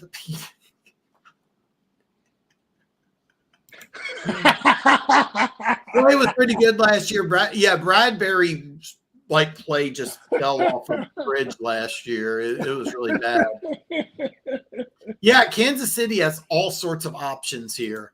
I think it's a good pick by the Bucs too. By the way, Graham Bartram, great pick by the Bills. The Bills are on the clock. I have no idea what the Bills are going to do. Slasher, when Slay was here, he'd get beat on routes a lot. Then he looked like he was the first guy to congratulate the dude, picked up the first down. Kansas City is going to take a leg at it was actually funny. I saw I think it was Peter Schrager. I don't think they are. The NFL Network had the Patriots trading the 32 and taking Xavier Legette. We'll find out. Bills do need some defensive backs. Bills could take Cooper. Remember who their coach is, Keys. They're going to end up getting Xavier Worthy for no reason. Oh, actually, they're going to think that he's going to be the Diggs replacement or the Gabe Davis replacement or whatever, and that's going to help them. Now, remember, the Bills are always AFC champions at the beginning of the year because this is the year that they beat Mahomes. I like the Donnie Mitchell better, to be honest with you. So Xavier Worthy is going to be the guy that puts them over the hump amidst all those cuts. Great pick. They need to help rush it. Yeah. I love this pick. Whoa! The Chiefs traded? I have no idea. Nobody said that, but they did love their last Iowa. Yeah, he's an old school 5 guy. It'll be fun to see what they do with him at Arizona. Okay, I know you're might be a little bit behind, but I'm got my the TV Chiefs on. Did make a trade. The Chiefs are picking at 28. Gooch, what are the Chiefs doing? This is Guyton. Oh my God! And why would the Bills trade with Kansas City? Gooch, do you remember the last time the Bills traded with Kansas City? I do. It was about 6 years ago. They let us pick this guy. The Bills won that trade, right? The Bills won that trade. Yeah, because they had enough vacations in Cancun here lately. So I would say they won because they haven't had to play in cold weather. They've been able to relax on the beach. For those of you who do not know what I'm talking about, the last time the Bills and the Chiefs made a trade in the first round, the Chiefs traded from 27 to 10. They gave up a first and a third in the next year's draft, but they ended up getting a guy by the name of Patrick Mahomes out of Texas Tech, a pick I didn't like at the time. I'm okay with it now. And I got over it. And the Bills got to go to beaches with umbrella drinks and butt naked freaks. You know what I'm saying? I can't wait to see the trade compensation. I don't hate this for Buffalo, and the reason why I don't hate this for Buffalo is because you didn't have a pick in the third round. You got a lot of holes, so you have a lot of picks in rounds 4, 5, and 6, but you didn't have a third round pick. And I'm saying third round pick because I'm a little confused what they're going to do. I'm going to zip through some of these comments because I did not see this coming here. The Chiefs picking. Here's the thing. I thought the Chiefs might trade up. I'm surprised they traded up with Buffalo. I wanted to get through some of these comments, and I got to get Gooch's reaction immediately right after they make this pick. Will Dallas trade back again? They could. They had Micah Hyde. They re-signed Espienza. They still got holes at receiver, offensive line, possibly linebacker. They're not going to take the linebacker in the first round. Defensive back. So there's holes there.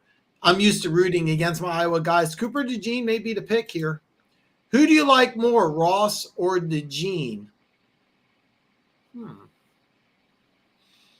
Can I put out there that Michael Parsons is a little upset that the Eagles drafted Terrion Arnold? He's a little miffed. Michael Parsons seems to be mad at everybody lately. So Eagles got to get Adrian Cooper. Junior Colson would also be a nice guy. Are you not sold on Devin White? I think that was an interesting move. Slasher, I have Adrian going to Dallas. I like both these guys. And by the way, Dallas trading down. Maybe they want to get Adrian Cooper. Junior Colson's a guy I thought might surprise some people and go in the first round too. 7 years ago, not 6. I think this is left tackle so they can get the 5th-year option just in case they like the guy. That's what I think this is. I think it's your guy. I said, so here's the deal. I called Gooch last night, and he's like, I think it's going to be Tyler Guyton. No, he's going to be long gone. And by the way, yeah, they got Tre'Davious White, who's in L.A. right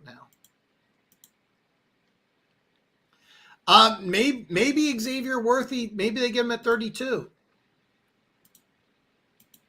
Yeah, the Bills do need picks. I'm floored by this.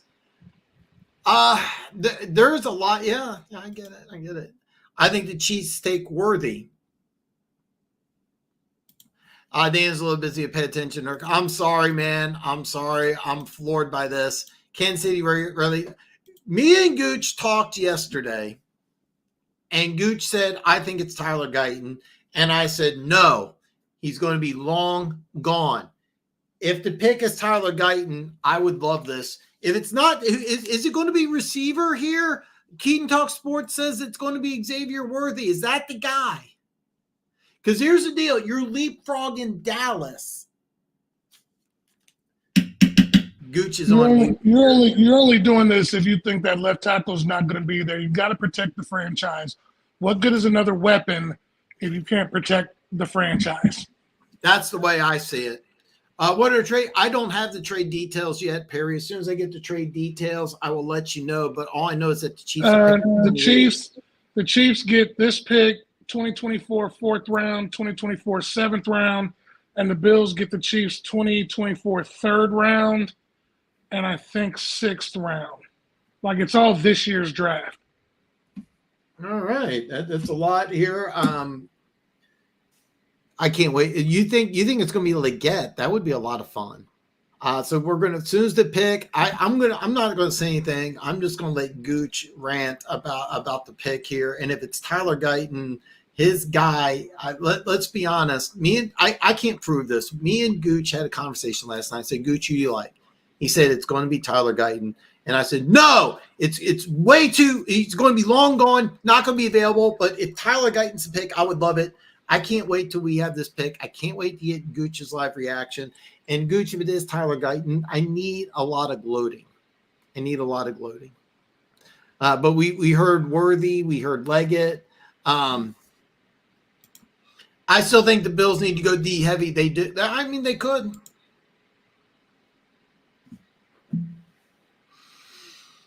Trying to keep quiet for this. I can't. I'm so excited. Chiefs traded off. Oh, God.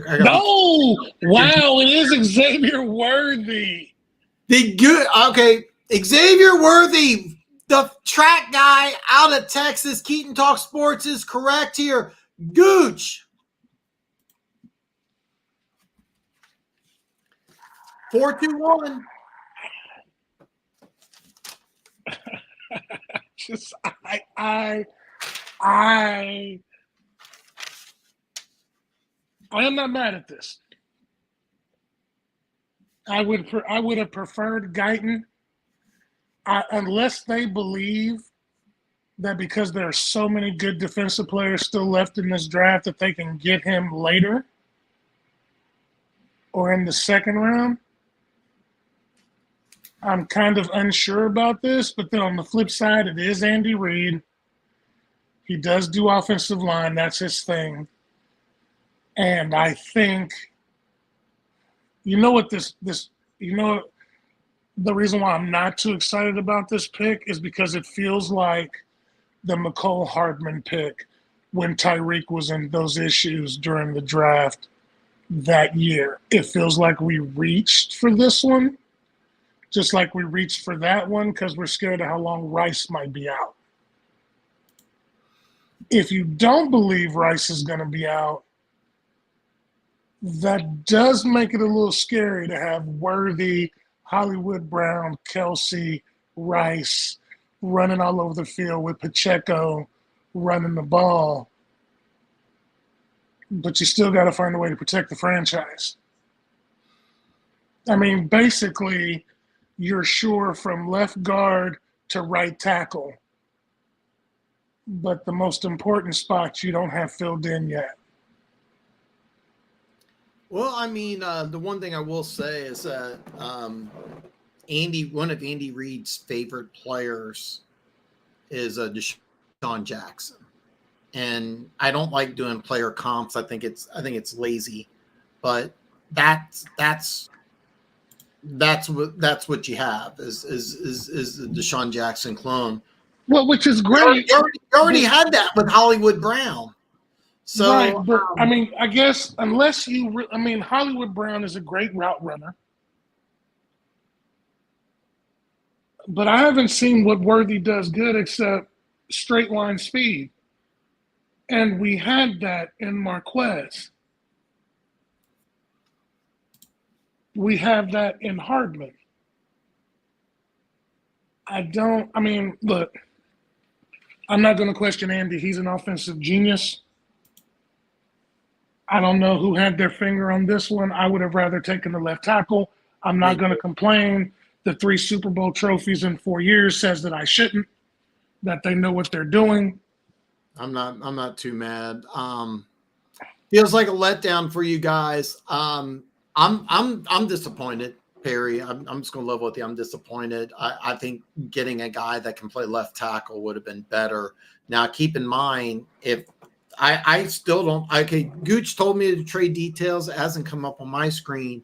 I'll go over to trade later on. But it what was it? A third and a fourth swap, something like that. Yeah. Give me a second. I will tell you what it is. By the way, Gooch, pick number 29's in, and it's your guy. Tyler Guyton goes to Dallas at 29. Whoa. I want to get your thoughts here. They've already got a Hall of Fame left. They've got a Hall of Fame left tackle already. They got their left tackle, but they don't have a right tackle, so he's going to play at right tackle. I forget the guy that they had starting. They could put him inside. I really like this pick here, but I want to hear what I think it's a good pick. It's a solid pick. It's smart. I thought they'd go defense, but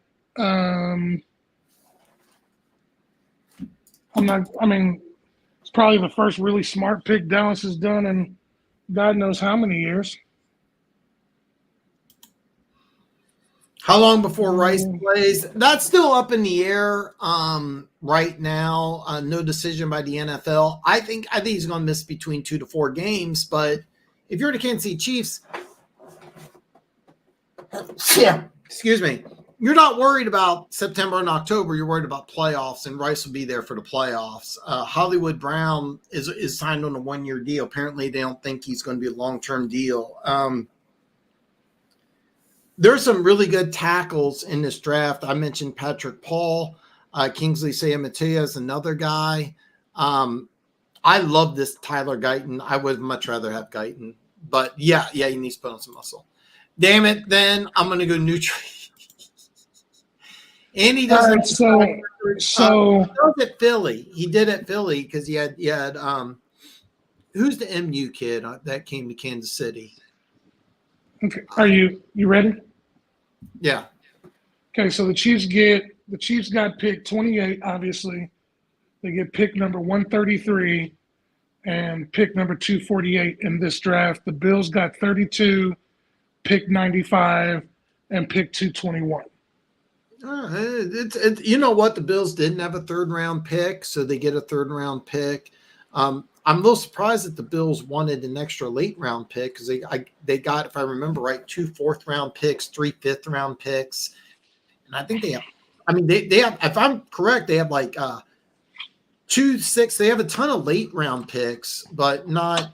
They didn't have a third one. Kansas City gets an additional 4th round pick. Is that correct? Yeah, it's 4th round pick. I don't hate that. Kansas City's had some success. Trade compensation sounds pretty fair in my opinion. I'm not comfortable with the pick though. I'm drawing a blank on the MU receiver, but he did draft Deshaun Jackson, who had arguably he had a Hall of Fame start to his career, some really big plays. So Deshaun Jackson, I can't remember the guy's name out of MU. He came to Kansas City. Dorsey fired him via voicemail, and then he went to Baltimore. And I'm drawing a complete blank on his name. By the way, Tyreek Hill was a Kansas City draft pick. So I know who you're talking about. I can't even think of his name. Yeah, I'm drawing a complete blank. I'm not. If the kid gets to learn a little bit, yeah. Hopefully, Hollywood understands that he's on a 1-year deal, and works his way. By the way, when if they re-sign Hollywood, they keep Rice, they keep. I mean, Xavier Worthy could be here potentially 5 years, but I mean, I think if you're Jeremy Maclin, yes, finally, thanks. I love Dallas. Really did a great job trading down, getting some good compensation, then getting the guy who's going to be a day one starter and a really good player. Ravens pick is in. Yeah, I'm seeing it. I have no idea. Gooch, who are the Ravens taking? Honestly, at this point, I don't know. I this is where I had Chop Robinson. I think. I actually I could see tackle here, and you could choose your guy here. If you're actually on my original mock draft, I had Brian Thomas Jr. free falling, which isn't going to happen, but yeah, I mean, with the way Heck didn't want him, I'm comfortable with that too. With the way this is going, this is probably Patrick Paul. This is Nate Wiggins. Wow. 2nd round. Nate Wiggins. That's a reach for me. This is a reach for me. Okay. I had him going to Philly, but keep in mind, I thought that Mitchell and Terrion Arnold would be long gone. I like this pick, but the thing is with Baltimore, they've always had more physical guys that can stop the run, not guys that this is a dude who's got world-class speed, literally, but weighed 173. He's not a Raven. I don't see it either. It's kind of I like the value at 30, but it's I'm a little surprised, to be honest with you. But I mean, excellent value. If by the way he puts on some weight and he's more physical against the run, this could be a great pick for the Ravens. This could be a great pick for the Ravens. San Francisco is on the clock. San Francisco. Does Kansas City trade up for Paul in round 2? I really hope so. I would not be surprised if Kansas City makes a move in the 2nd round for a tackle. What they've done is originally they signed Orlando Brown in free agency. They signed Donovan Smith in free agency. So you could do a couple different things here if you're Kansas City. But do the Chiefs trade up for a Patrick Paul in round 2? I would love it. I would love it. Kingsley Sam-Mattea is another guy that I had ranked higher than Jordan Morgan. He's another guy. You can do a couple different things if you're Kansas City. Mack was a bust. He was in Baltimore, not in Kansas City. Has Mitchell been picked yet? I don't think I've seen him. Does that scream Shanahan to you with Ayuk on a new deal that they're not going to pay? I would. I originally thought that you could go Graham Barton here if you're San Francisco. Cooper DeJean could be the pick. I really think that you can go Jackson Powers Johnson right here. Add some size to that offensive line, some physicality.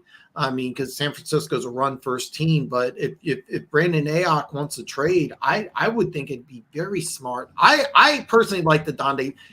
I would have been happier with the Donde Mitchell than I would have been Xavier Worthy.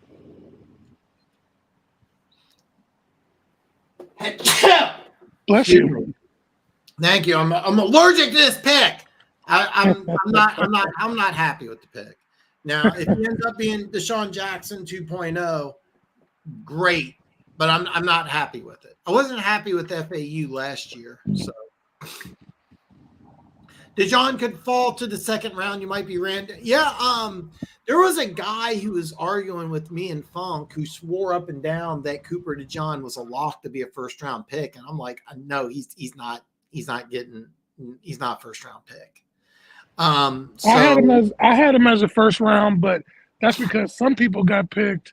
Like I had him going right here. I had Cooper DeJohn going right here. I had Byron Murphy going 8, and that would have been the first defensive player taken. And I had DeJohn going to the Eagles because Terrion Arnold was already gone. I actually had Mitchell going to the Lions. And then him like down at the Eagles. But yeah, Cooper DeJean though could be the pick right here. Biggest surprise, Penix. Yeah, Penix is easily the biggest surprise. I'm a little surprised about Penix. Mims going to Cincinnati. Arnold falling all the way to 24. Great move by Detroit. Great move by Dallas, too, because Dallas could easily take in Guyton at 24. I got that. Yeah, that guy, by the way, Cooper DeJean could easily go 31 and 32, but me and you were right that this is definitely not a lock. I never believed that at all. The 49ers pick is in. Gooch, who's it going to be? And watch it be Mitchell. It could be Mitchell. It absolutely could. Bears get a Duze. We get Terrion. I love the Terrion trade up. You by the way, One Pride, welcome, brother. You know what I didn't think about? What's that? Jackson Powers Johnson to the Bills because they let go of Mitch Morse. Yeah. That would make sense to me too. I mean, Kansas City's obviously not taking a center, so. And I mean, well, I say obviously, but I would be shocked if they did. Not knock on wood. We get some contracts in here for the interior offensive lineman and Nick Bolton. But the pick is in. San Francisco didn't trade down. Yeah, I really like the Terrion Arnold move. You overpaid. I say overpaid, but it makes sense. It's a win-win for both teams. I think Dallas made out a little better, but what do you need in Detroit? You really don't need much. Funk loves to pick. What do you think of an Arnold pick? It was a great pick. All right, I'm out now, about an hour late, getting to bed. Hey, Keys, thank you so much for joining us here, man. It was really great seeing you in the chat, and I hope that during the off season and for the start of the 2024 season, you can come on and join some more here. I can't wait to see you. Again, thanks for joining us. Be safe, brother. Right down in the second. We'll find out, man. We'll find out. Quickly, Dan, are you doing this tomorrow for second round? I am not going to be live for the second round, unfortunately. What I unfortunately will have to work, and then I'm going to watch this on DVR. And with my legal notepad, I'm going to give grades for every single pick in rounds 2 and 3. But Tuesday, I'll be back, and I'm going to do my draft grade selection show. And I'm going to give grades for all 32 teams. I'm going to give letter grades for the 32 teams. But I'll be doing a lot of research here. Oh my God. Gooch, Ricky Purcell, wide receiver out of Florida. What are your thoughts here? I'm curious as to what Shanahan saw. Well, I mean, honestly, he runs over the middle well. He's fearless. It's still a good cover for Ayuk if they do decide to deal Ayuk or let him walk for nothing after this year. Got somebody that can learn behind him. Strangely, I think it's decent. I agree. One kind of positive over him versus Donnie Mitchell's route running. Ayuk's a much better athlete. I think this is a good move, but if you draft him to have him replace Brandon Ayuk, I'd be a little disappointed. I had the Donnie Mitchell rated higher, but I think everybody did. Yeah, I Donnie Mitchell, I thought was like the fifth best receiver. I would have taken him.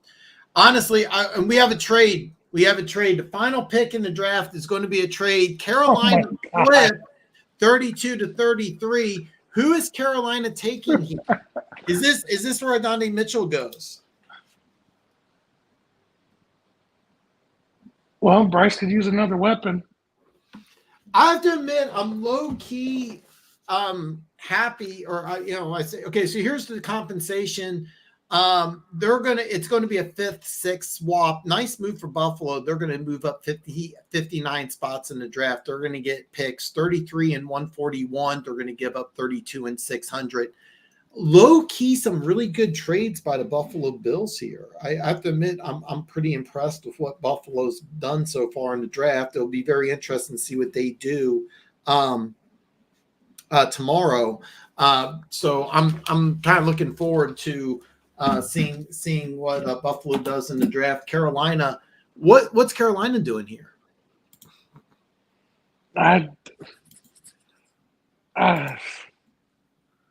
Who knows?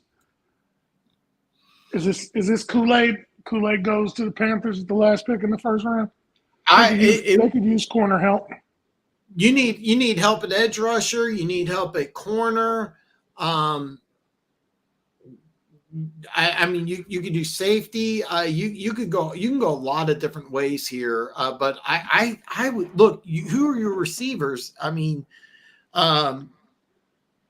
you got the guy from Minnesota. I can't believe I'm drawing a blank on his name. Adam Thielen.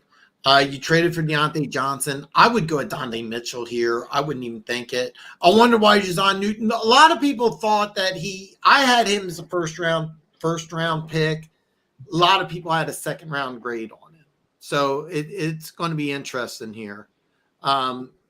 Surprise pick. If you're talking for San Francisco, yeah, I'm surprised. I like it, but I'm surprised. So glad he didn't go.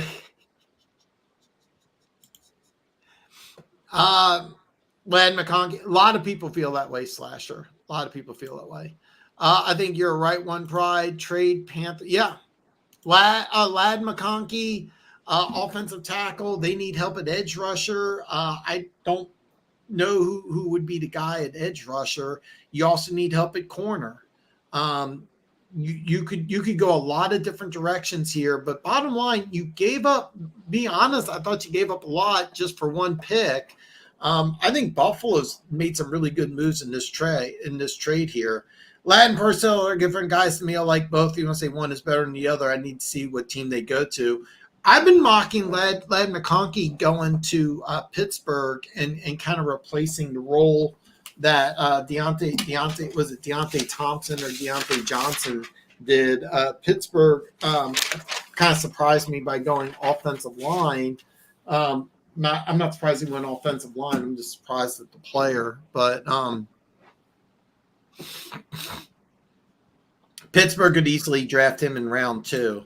So, yeah, Penix is definitely the surprise pick in the draft. I'm still floored by this. Johnny Newton. Wouldn't surprise me if he's the first pick in the second round for Buffalo. I think that would be a great move for the Buffalo Bills. Buffalo picks. By the way, Carolina could also still draft him at 39. It'll be interesting to see what they do because Carolina picks 33 and 39. Now they pick 32. We're going to find out what Carolina does here any second. Ladd does the same thing Purcell does at a higher efficiency, route running yards after the catch over the middle. They're both slot guys, really.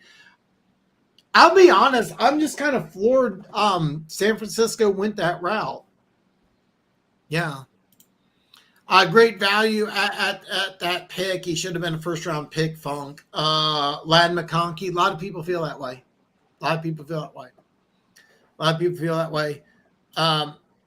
I'm kind of surprised they went with Purcell. I'll be honest. I personally had different. I would have gone somewhere different, but with Brandon Ayuk potentially on the trade block, ooh, this is interesting. Xavier Legette, wide receiver out of USC, that's South Carolina. Gooch. Xavier Legette goes with pick number 32 to the Carolina Panthers. What are your thoughts? I like it. You're starting. I like it. Give Bryce another weapons, more options. I think they're trying to build on that disaster that was last year. Really good receiver, decent route runner, good hands. I like it. I like the pick. You can't really put smart picks and Carolina together very often, but this is one of them. I know they can't pay Aox, so they're probably going to trade him tomorrow night. Yeah, I by the way, I said this the last couple of shows. Evan Neal for the Giants could be a trade selection. I firmly believe that's the guy who could be on the trade blocks. Brandon Ayuk and T. Higgins, all these guys may be moved draft day. But Brandon Ayuk could be moved. He absolutely could be moved. His problem is if they move him, they're going to move him to a loser, and he's going to be upset. I'll be honest, though. I liked Worthy better, and I'm going to level with you. If Buffalo trades down and they go receiver and they get Xavier Worthy and he outplays Legette. Legette is raw. This is a raw dude. We'll have to find out. But I don't hate the pick for Carolina one bit. I don't hate it for Carolina at all. I actually am curious if Buffalo is going to draft Worthy at 33. I can't wait for tomorrow because what Buffalo does is going to be very interesting because they went from 28 to 32. Now they're at 33. They got a lot of draft picks. By the way, this is the same thing that the Rams did last year. They didn't have a first-round pick, loaded their roster with young talent, and went to the playoffs. Keep in mind, if Buffalo gets bounced in the first round of playoffs again this year, I say again, but if Buffalo just makes the playoffs and gets bounced out in the wild card round, there's a good chance McDermott's fired. But this is a blueprint that I thought they could do is load their roster with draft picks because they lost so much in free agency. And that's where I think you and I differ. I think with all the exodus that they had, I think making it to the playoffs saves his job one more year. I think if they would have kept that team together and he would have got bounced next year, I think he's gone. But now you've basically given him a built-in excuse. Here's the deal. Let me throw this out, Joe. They get to the playoffs. And they lose in the wild card round. Is that good enough for Buffalo? I think for fans, no. But I think if you're Brandon Beane and you just let go of Diggs, Morse, and all those other guys, you let them walk, and he takes basically what's going to be a fairly young team with little experience to the playoffs. I think he gets one more year. I think the excuses. I personally think the excuse is built in. Now it may not be, but I think you had a better chance of him getting fired next year if all those guys stayed versus you gutting the team and having them start over again. Especially if they don't have the lull like they had last year before they willed themselves into the playoffs. If it's consistent winning football and they get into the playoffs, I think you gave him another year just off principle because he did that. I'm gonna disagree with you. I think that if you get bounced in the wild card round, now let's say they get the 1 seed, then I'm fine with that. But if they get bounced in the wild card round, I think McDermott could be fired. But I do like the fact that they got a lot of draft picks, and I think you can get very creative if you're Buffalo. You don't have to. You can trade up in rounds 2 and 3. It's a lot easier to trade up in rounds 2, 3, and 4. And great job by Buffalo getting some draft picks because they have a lot of holes. And I think both trades were good trades for the Buffalo Bills. So even though the Buffalo Bills didn't have a pick in the first round, I think they had an excellent draft so far. And the Bills are a team that me and Gooch disagree. I think they have to win at least one playoff game for McDermott to keep his job. But we'll find out. Pearsall can high point the ball. The best of them in the draft is route running isn't to me what you truly want in the NFL to eat from the middle, from the slot, from E to Z or next, in my opinion.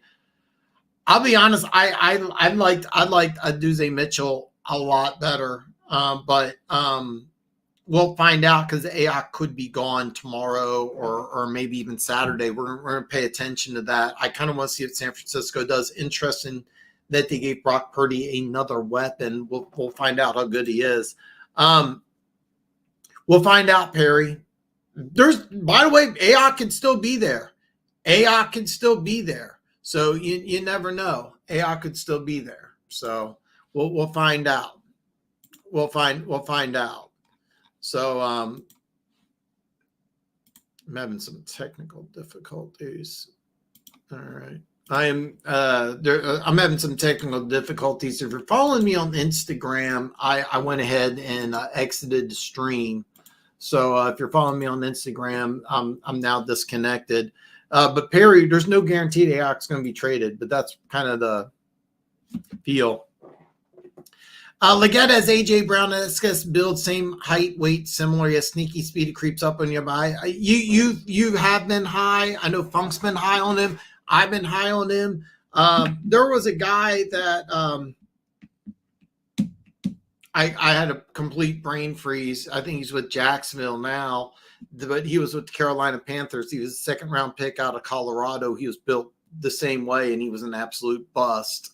Leggett's raw, so it will be a little challenge, but I do like you get an offensive-minded coach coaching him.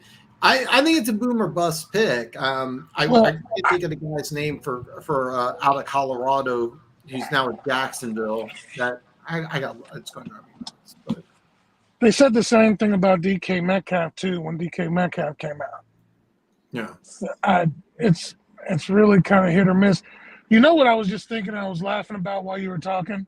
If Buffalo traded with Kansas City again, and Worthy turned out to be a Hall of Fame prospect. I'll be honest. I 100% expected Kansas City to trade up, but the one thing I didn't expect was that the Bills would be the trade partner. I'm trying to find who that guy's name is. That I'm just drawing a blank, but he was a second-round pick out of Colorado. And he was just a complete bust. And he was a guy I absolutely loved. And he was very similar to Leggett. He was 6'1", 220, returned punts, receiver, did a lot of different things for Colorado. Just it didn't work out. A lot of it was injury related. I love Leggett. I absolutely love Leggett. I'm a little surprised that he went over Adonde Mitchell, but yeah, Funk's been really high on him. Yeah, I do too, Perry. I think there's issues with McDermott.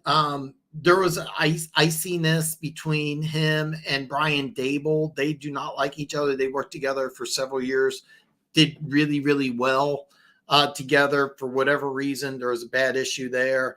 I'm drawing a blank on the offensive coordinator who was fired mid-season.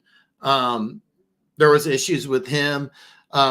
Wink Martindale, who's now at the University of Michigan, they got into a shouting match because McDermott fired a couple of his assistant coaches. So that's a problem. Yeah, I mean, there's been public run-ins with McDermott and assistant coaches. So I think that could be it. Buffalo, I think, has to win at least one playoff game for him to stay. But really great job early on in the draft, and I'm very excited to see who the Bills pick at 33. Funk, man, thank you so much for joining us, man. He's got to get up with the kids. He's saying good night. You're on the East Coast. I'm on the West Coast. It's only 9 o'clock here, so I'm really excited. But, yeah, thank you so much. It was a good one, fellas. I can't wait for day 2. I mean, what a great job Buffalo did making 2 really smart trade downs. They have some extra draft capital. Buffalo could be a lot of fun in rounds 2, 3, and 4. I don't think they're going to use – I think they have, 12 picks in the draft? I'd have to look it up. I think they have 12 picks. They're going to draft more than – they're not going to draft 12 players. The Rams did last year, but I don't think they will. So, yeah, day 2 is going to be a lot of fun. Don't forget, tune in to me Tuesday with my draft grades. So don't forget, Tuesday I'll have my draft grades. Could the 49ers cut the old wide receiver Debo? I don't think so. I think that the move – I'll be honest. I personally think that what they're going to do is either move AOC or have all 3 of these receivers and just have a very exciting offense during the offseason. Trek Reviewer goes, ugh, Trek Reviewer. I actually love what Buffalo did. How do you feel? Dying to know what you think. Gooch, round 1 is in the books here. Kind of a give me your thoughts here. What are your final thoughts here before we end the show tonight here, man? Surprises, things you like, things you don't, whatever you think here. This draft was wild. Yeah. The biggest surprise was Penix, of course. Actually, you know what? Honestly, Minnesota threw me for a loop with their trading back in and up. I think my second surprise would probably be that the Chiefs took Worthy and not a left tackle.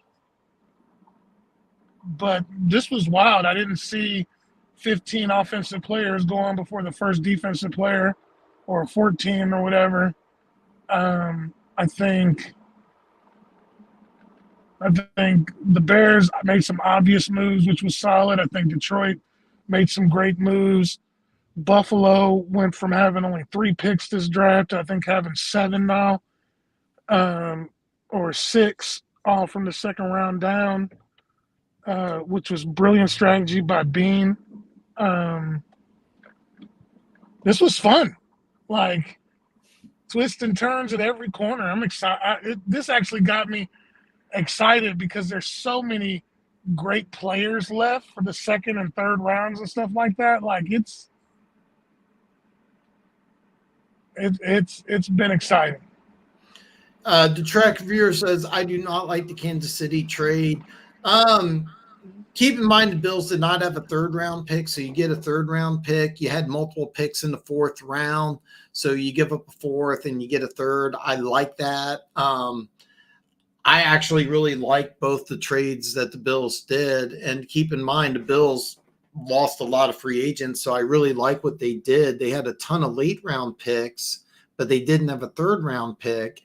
And I think it's a smart move by the Bills. And another thing is that with Kansas City, I'm not a fan of the Worthy pick at all. But we'll find out if he becomes the next Deshaun Jackson. Then I'll be overjoyed. But I wasn't a fan. 9 of the quarterback. It was Penix's 9th for sure. I already gave my opinion. Gooch, do you like the Worthy pick? No, I don't. Um, I think I like it more if there's no Hollywood Brown. Yeah, I I, agree. I I agree.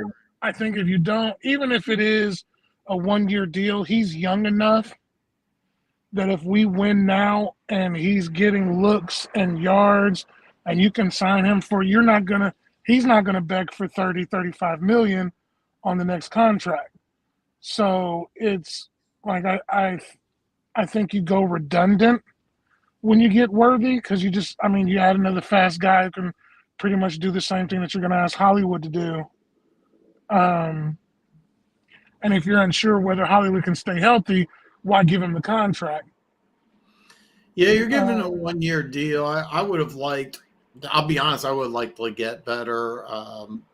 I liked Adonde Mitchell, the other Texas receiver, better. Um, there's a hole still at left tackle.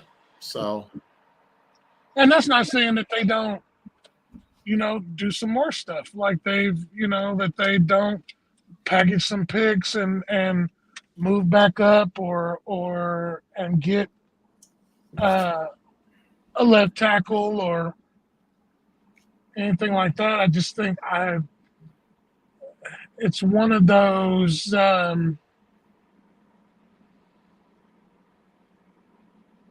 I don't know. That seems. I'm trying to refrain from calling it a reach. I think it's a reach personally. I had a second round grade. I had him consistently going to Jacksonville in round two, and I said the same thing. I thought Jacksonville could use them if they see Deshaun Jackson type clone. Um, but I didn't think he was a first round pick. I don't care what the 40 time was. But of course, Jacksonville is not going to go. Well, I doubt Jacksonville is going to go receiver first and second round after taking Brian Thomas Jr. So, yeah, neither one was like. The track reviewer says yes, you couldn't have gotten a third from the strike. You're not going 32 to 33 and getting a third. You're not going to get that. But you did win the trade value. You moved up 59 spots in the draft for going down one, so that you won that trade. I'm going to break down both the Chiefs trade and that one in a little more detail, but I think you won the Carolina trade. I think the Chiefs trade is pretty much a push, and I can't wait to see what you guys do at 33. I really can't wait to see what you guys do at 33 tomorrow. Really, really excited. Perry asked, "You think it was Reed Collar to GM?" Gooch, what are your thoughts? Is this Andy Reid or is this general manager? I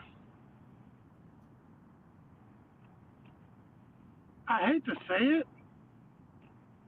I think this might be the arrogance of Veach because he rebuilt the offensive line and he rebuilt the defensive secondary. And I think that he feels like he can do it again, whether in free agency or maybe he's thinking with Mahomes back there, we could have a second rate left tackle. All he's got to do is hold him up for 2 seconds. And if we give Mahomes the weapons, then he'll figure it out and get the ball out of his hands. And we have the weapons to, make moves. I'm just not. I don't know. I personally would have went left tackle strictly because you could get a 5th-year option on him if you really like him, and that gives you time to work out a deal. Because around the time that he's going to come up, if you get a left tackle in the first round, around the time that he's going to come up for contract, so will Creed for his second or his third contract. Trey Smith, if you keep him for his third contract. I mean, one thing I will say, I think Xavier Worthy ends up, and I hate doing this, but he's very similar to Deshaun Jackson. If he becomes Deshaun Jackson, getting the 5th-year option's big, but he has to be that guy. And I'm not sure he is. I'm really not sure he is. So we'll find out. If Andy Reid, because Andy Reid loved Deshaun Jackson, maybe Andy Reid made the decision. I have no idea, Perry. I was saying Buffalo could have moved from 28 to 39, couldn't have gotten a third from Carolina. Well, here's the deal. They made the trade with Kansas City because they wanted a 3rd-round pick. You already had 2 in the 4th round, so I love the trade from Buffalo's standpoint. And then Buffalo flip-flopping with Carolina and moving up 59 picks in the draft, I think is genius. I'm going to laugh if Buffalo takes a wide receiver at 33. So we'll find out. You know what kills me the more I think about it? I really feel like the first pick, as much as Mahomes is tweeting about how he loves it, I really think this pick, I think it was a panic pick by the Chiefs. I think the Rice issue pushed them to panic, and they got another receiver because if they figure now if Rice misses any time, Worthy and Hollywood can open up for Kelsey in the middle, and they're just going to have to rely on Kelsey more than they expected to for the first 6 to 8 games that Rice is gone. And it just takes me back. If you're worried about Rice, why not get Xavier Legette or another wide receiver with some size? Why go after somebody smaller? Because the speed is what they want, the speed to empty out the middle of the field, but also to give Mahomes the ability to throw that deep ball that he yearns to throw 5 times a game.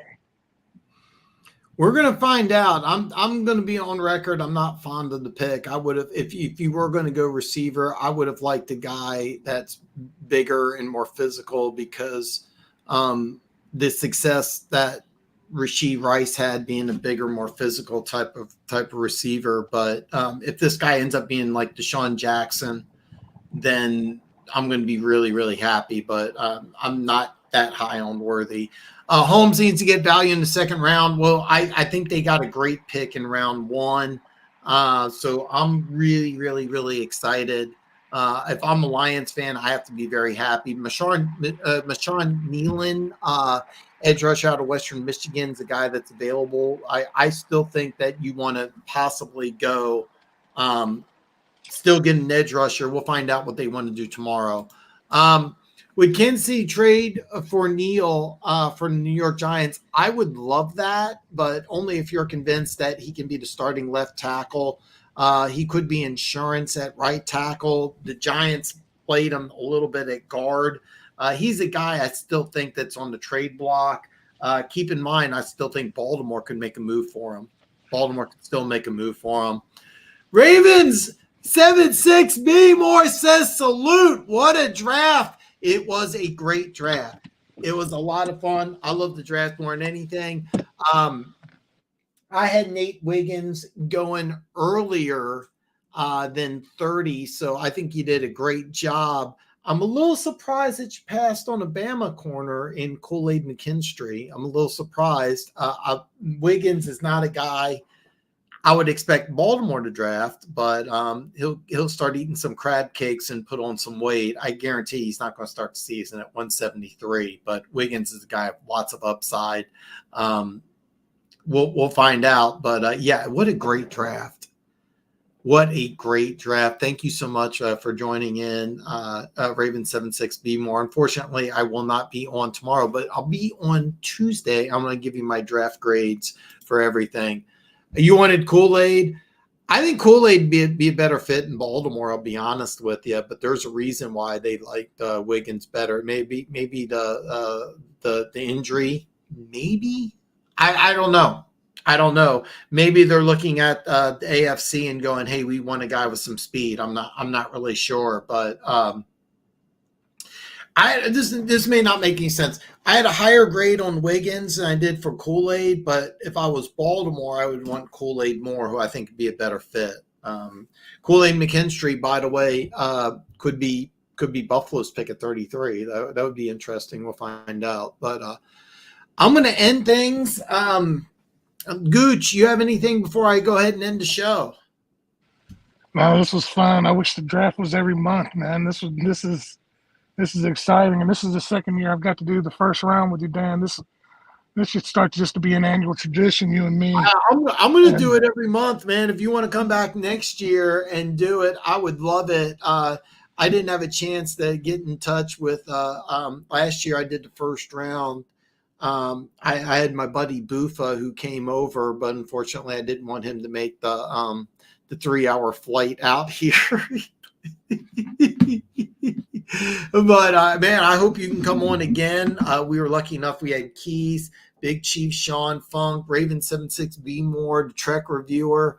I wish I could come on tomorrow night and give you play-by-play reaction of the second round, but I will not. But I'll be back Tuesday, and I'm going to go over all my draft grades in extreme detail. So Tuesday will be a great show. Tuesday, after Tuesday's show, I'm only going to be live on Fridays until the fall. But this fall, I have something very special planned. I'm calling it Afternoon Delight. Hopefully, you guys will really enjoy it. I'll go into more detail of that down the line. But guys, thank you so much for tuning in. I'll see. Hopefully, I get everybody back on Tuesday where I go over my draft grades. Have a great night. Enjoy the draft day. And I hope everybody comes back Tuesday, my draft grade show, and it'll be live. So have a great night. I'll see y'all then.